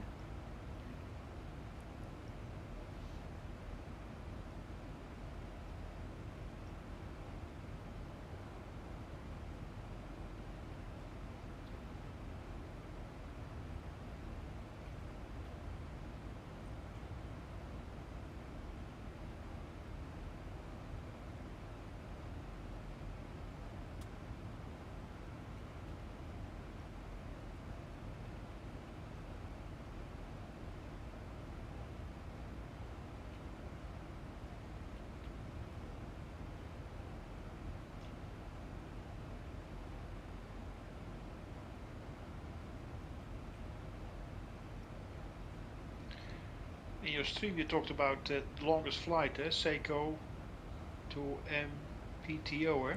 Yeah, that was Mako that said that Yeah, they used to fly it, yeah. yeah. I just put it in for fun in my Zoom Toolkit Pro. Hmm. Now I'm planning a flight to Fact to Vape, from Fact to Vape, and I start the OFP, and that plan is getting on my screen. That's strange, huh? Hmm. Newest update 6.81.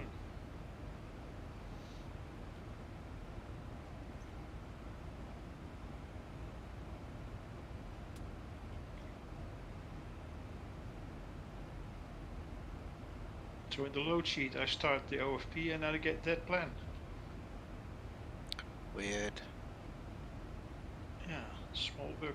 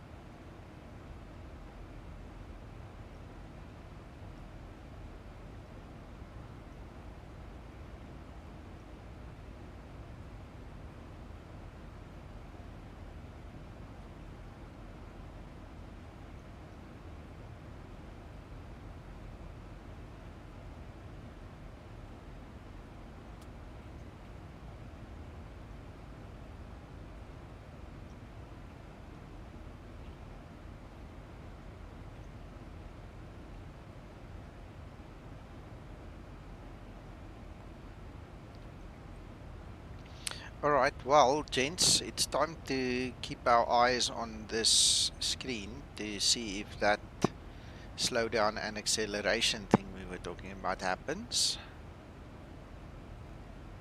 Well remembered. Yeah, let me get a good zoom. Something like that.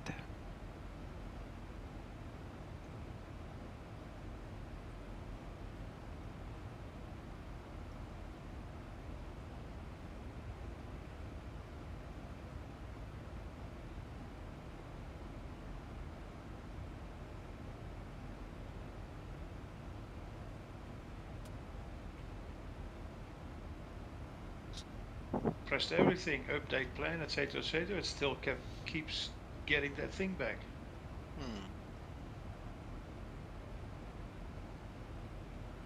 Quit, start over.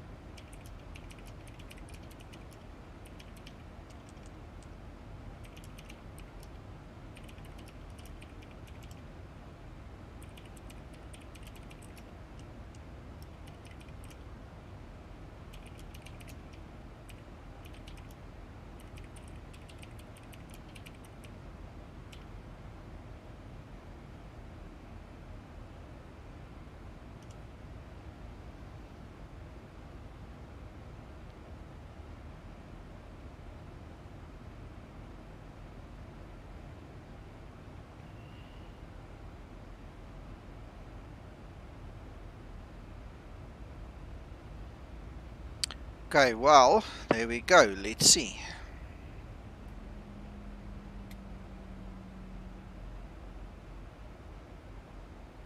Now my fuel has to run out. Let me just quickly fix that.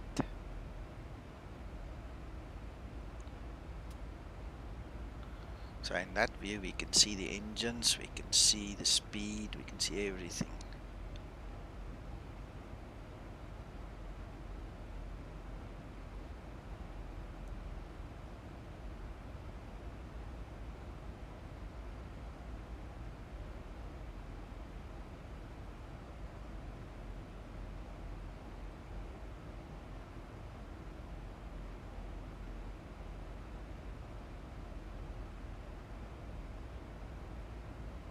Am I right in thinking that the flight idle will be slightly higher at higher altitude than at lower altitude? It could be because of the air density. I seem to remember 37 sticks in my head. Don't know it offhand. And obviously a lot lower when you're on the ground. Yeah. Well, we're currently at 39.9, so that's the idle it's got now. Now you can see the speed is decreasing there, not much, and now it's slightly increasing as I'm speaking. Now I can see as the speed fluctuates, the vertical speed changes. There's the FMC speed, now it's kicking in, spooling up again.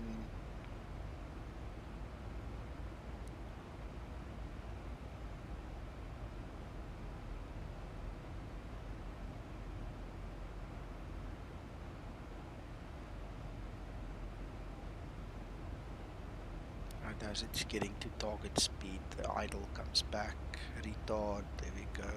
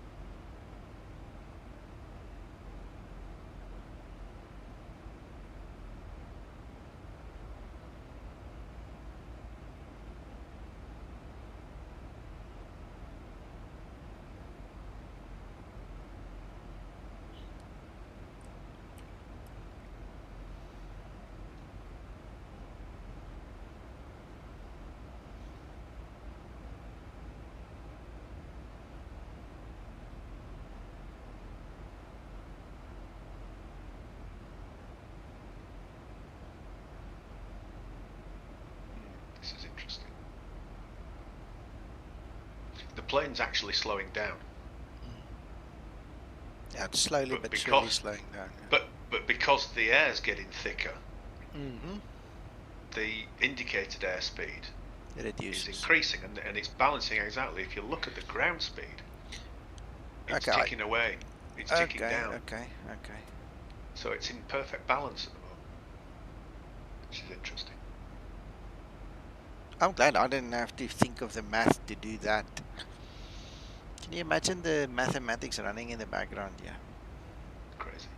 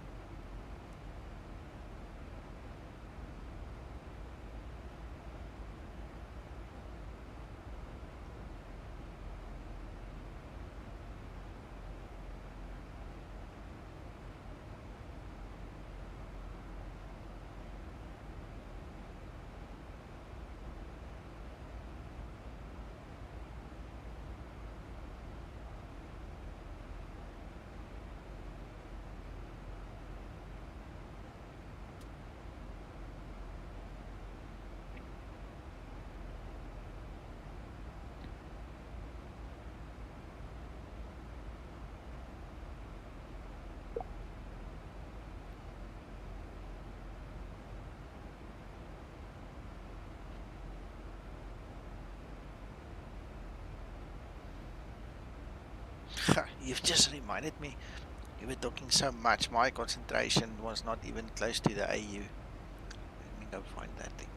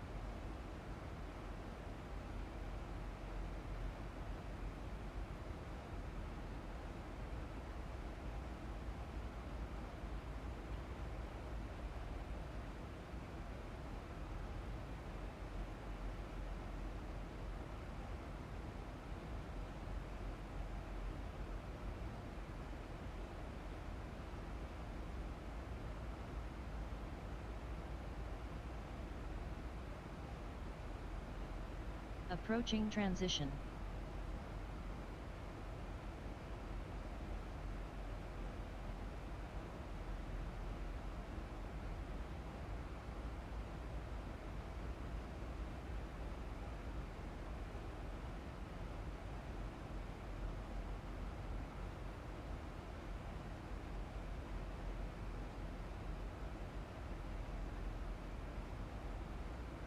Transition level.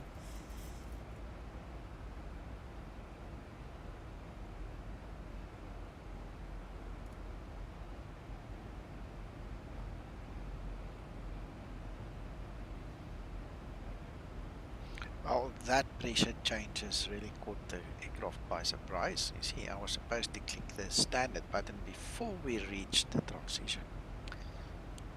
But Linda was asleep. She didn't remind me early enough. Or I didn't hear her.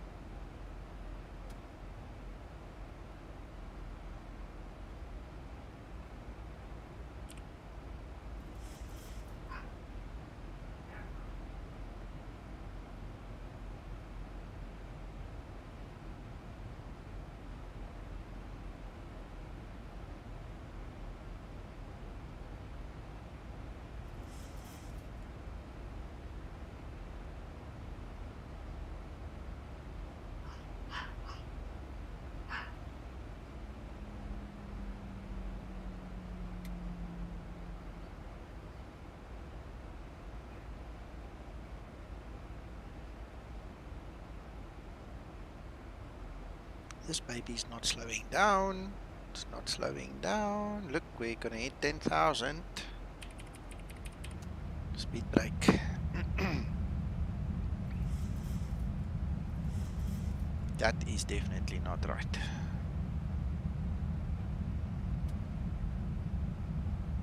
What does your descent page say?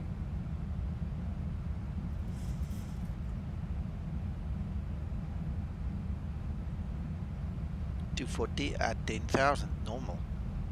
Oh, okay. But the aircraft did not slow down.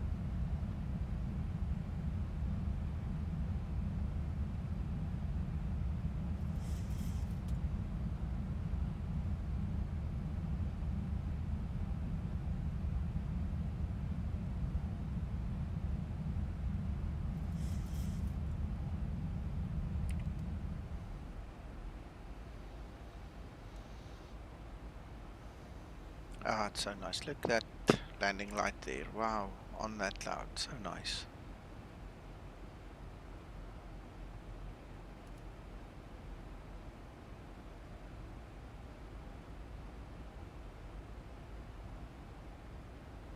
Yes, Antonio, I saw. I'll mention that to Zibo to have a look. Thank you for pointing it out. I don't pay that kind of attention because it's usually not something that I have to concern myself about. So I don't pay the attention. But now we know.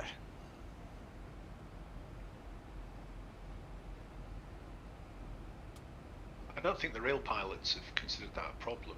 It's been happening for a while. Yeah, it's possible. And if you were, trying to be as fuel efficient as possible, you would go to idle thrust,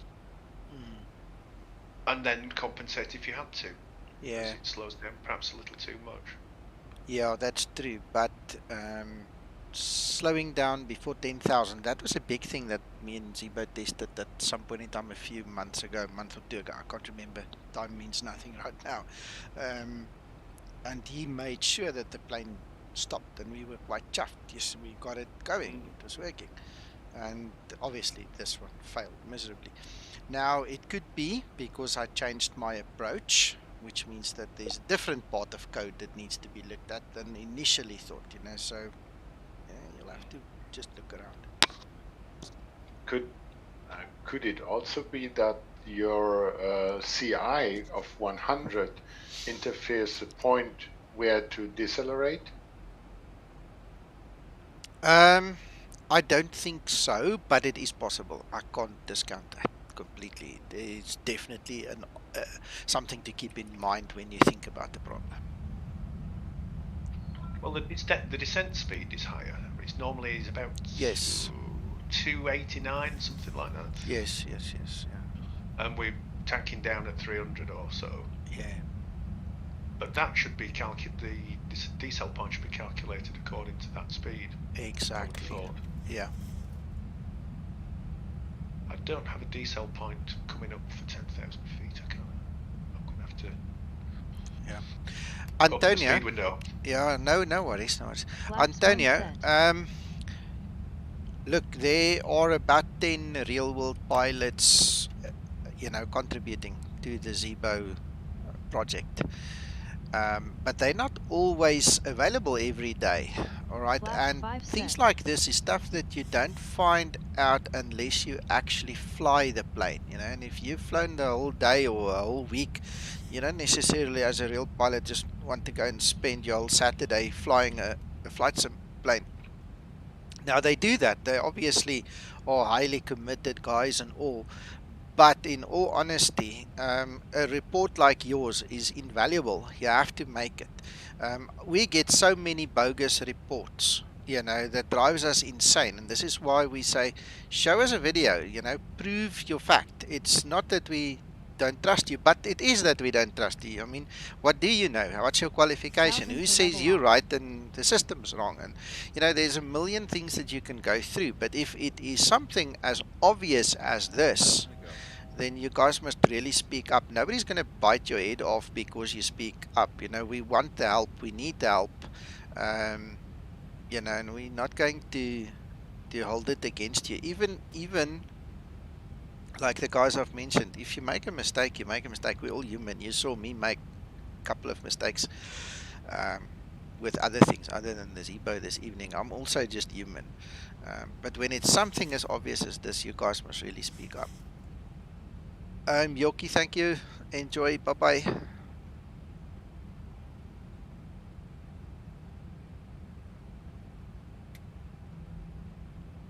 Okay, happy landing to you, Nico and Paul. I have to leave as well. I will record a video for the FMC topic that I have, if that is still buggy, and I will send it to you. Have a nice day. Bye-bye. Thank you very much. Bye-bye. Oh, we've lost the glide path. Unless this aircraft picks up really quickly, we're going to have to take over. Oh, it seems like it's dipping the nose. It seems like it's getting there. Yeah, it's keeping it. It's keeping it.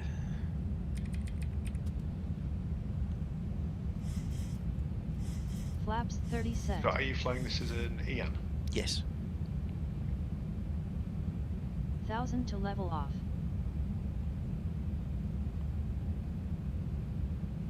Yeah, it's taken it beautifully, Paul.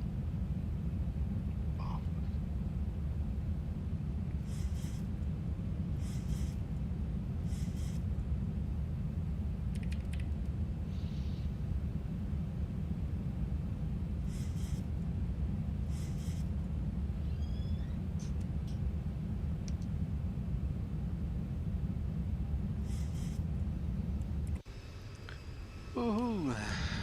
I wonder what the local time is in this place. 2 minutes past 5 a.m. We're gonna upset a couple of aunties with curlers in the air just now as we come and throw this thing in the reverse thrust. Ooh. It is a shortish runway as well, isn't it? I think so, yeah. We're gonna have to plant this thing. Ish.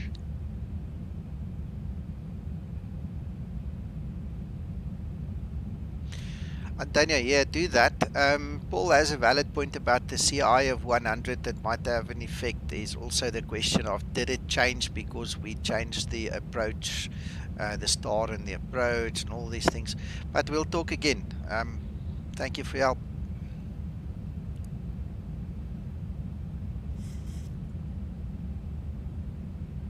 Feet stabilized, Mr. Burchell. Taxi lights on. My approach plate is open on my right hand screen.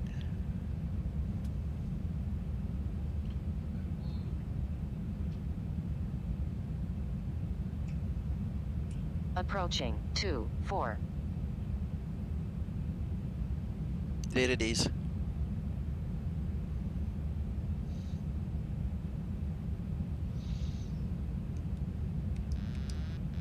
Right, there we go. Approaching minimums. 400. Minimums. 300.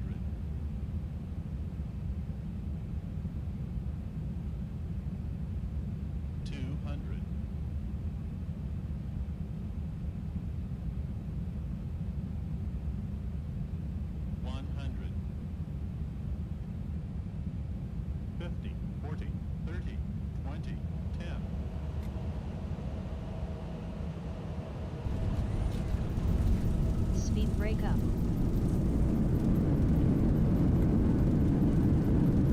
Auto brake in use.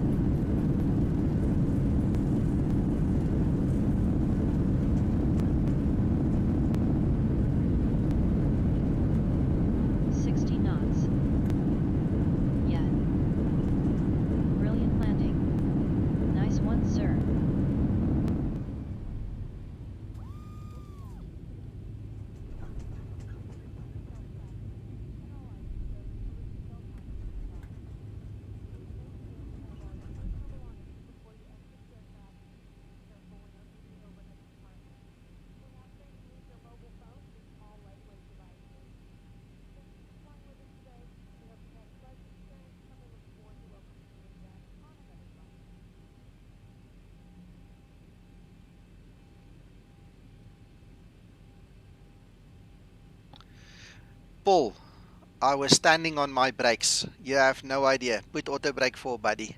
And you gotta Really? watch it. Oh no, put auto brake 4 and you'll have to step on your brakes anyway at some point in time. I had to stand Alright, on them. thank you. After landing procedure. I had my mic muted. I'm so glad I did. I was making all kinds of grunts and noises. Here it come. Thank you guys for that. I think that was a hard landing. We'll see soon enough. But my synovice, my nerves got shot there for a moment after landing procedure. After landing procedure.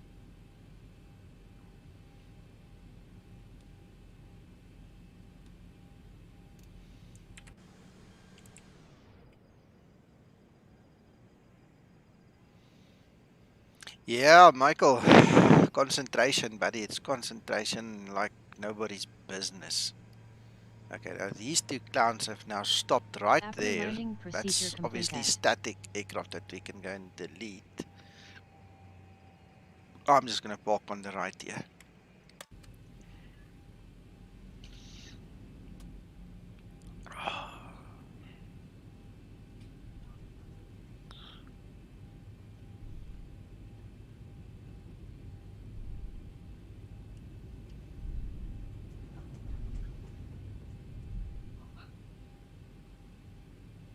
Flaps Paul? up.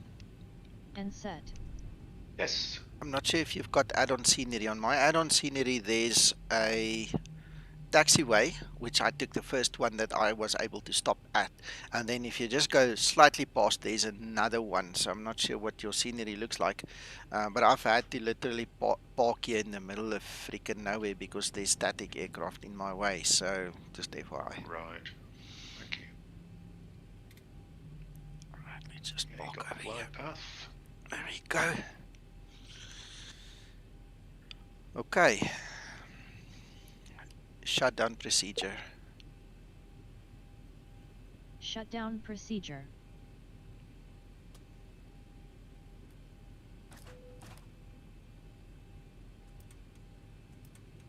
Right, 6 minutes. Starting now.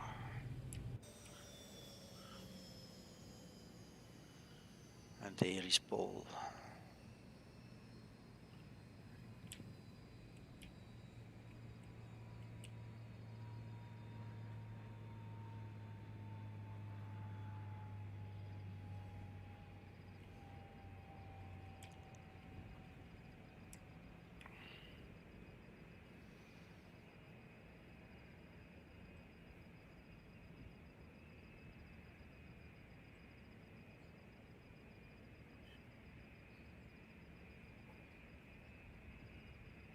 Shutdown procedure completed. Who is Tix111? No idea. I just popped up in fact in Cape Town. You can. I was just driving away and he popped up. Okay. Yeah, I can see in there, cause yeah.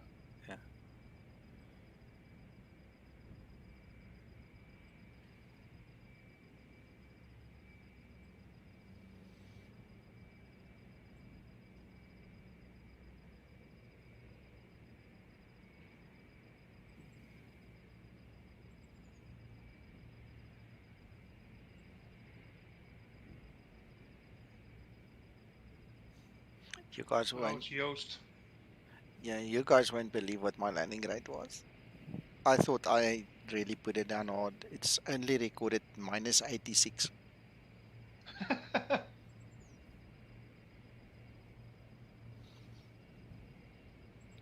I'll take that.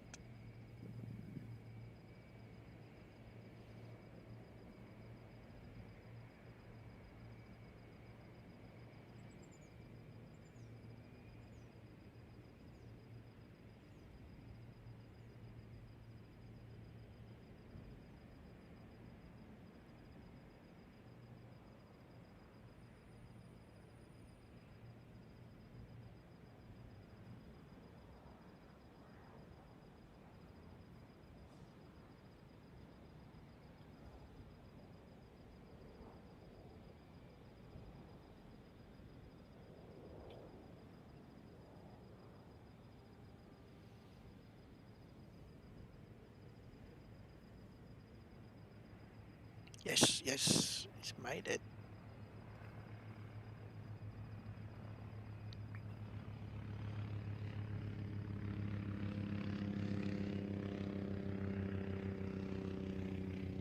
Stop.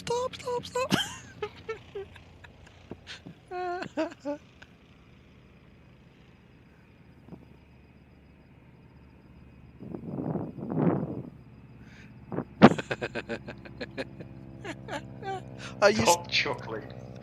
Stop chuckling, you. I'm going to spin it round. What, you made it. You made it. I'm so proud of you. Man, you made it. Where's Mako? We need to see Mako come in here as well. He's close by. See if Mako makes it.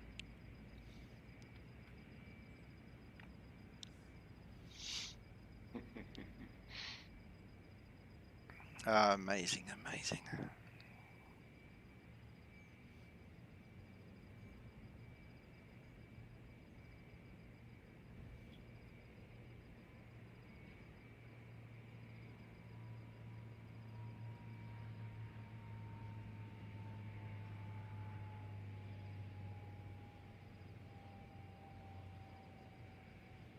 Where are you parked, sir? You should see me. Yeah. I'm about at your 11 o'clock. So if you take the first taxiway there on your left, you'll be on the other side of those static aircraft that I have in my scenery. Yep.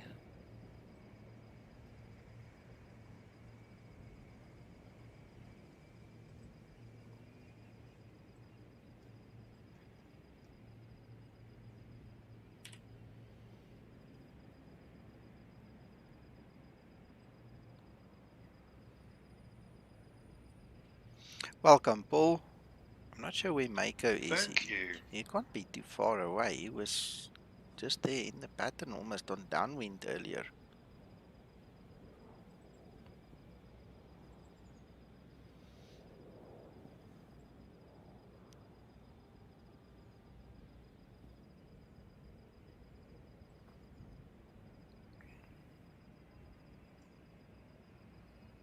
See if I can check him on the live map quickly.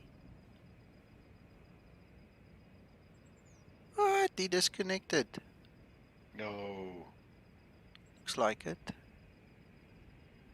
Oh well. Sorry, Mako. Wanted to see you land.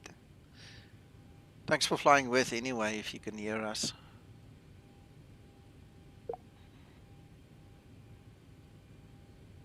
Oh. No, he's just transmitted his own approach. I found him. I found him. I found him. Okay, sorry, my mistake. Looking at the wrong place. Found him. Let us go and check.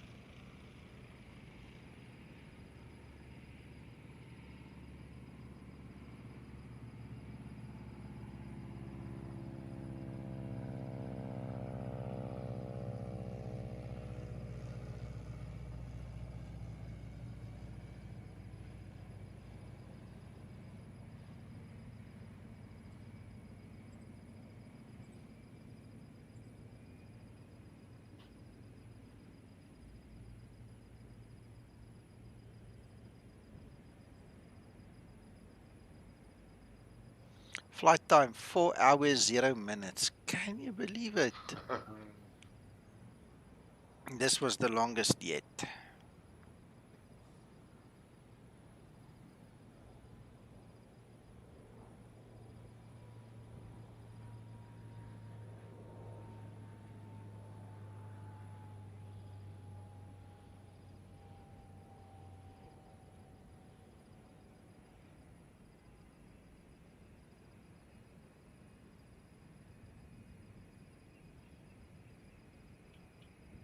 He was at the initial approach fix and now still don't see him.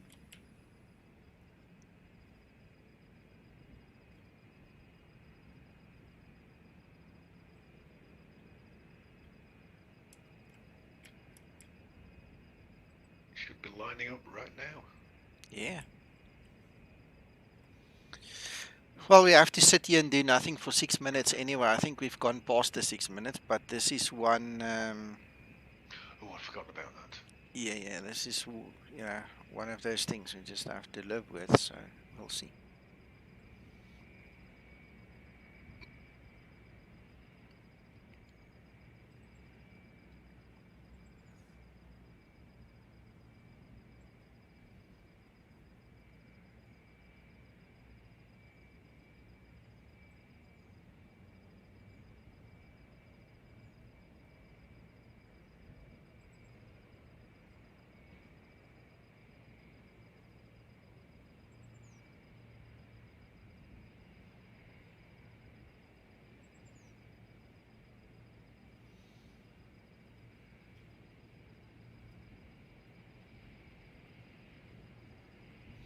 Let go, you stupid.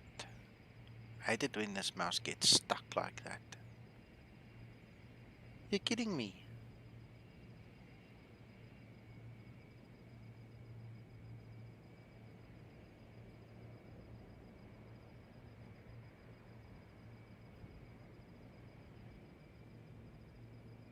Oh, yeah, no.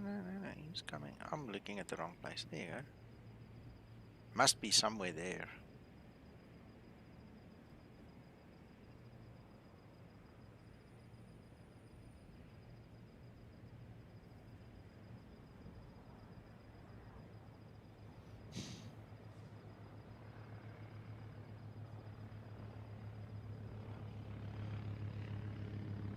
It's off the web eye. I thought I saw a quick flash of a call sign on the runway then. That's weird.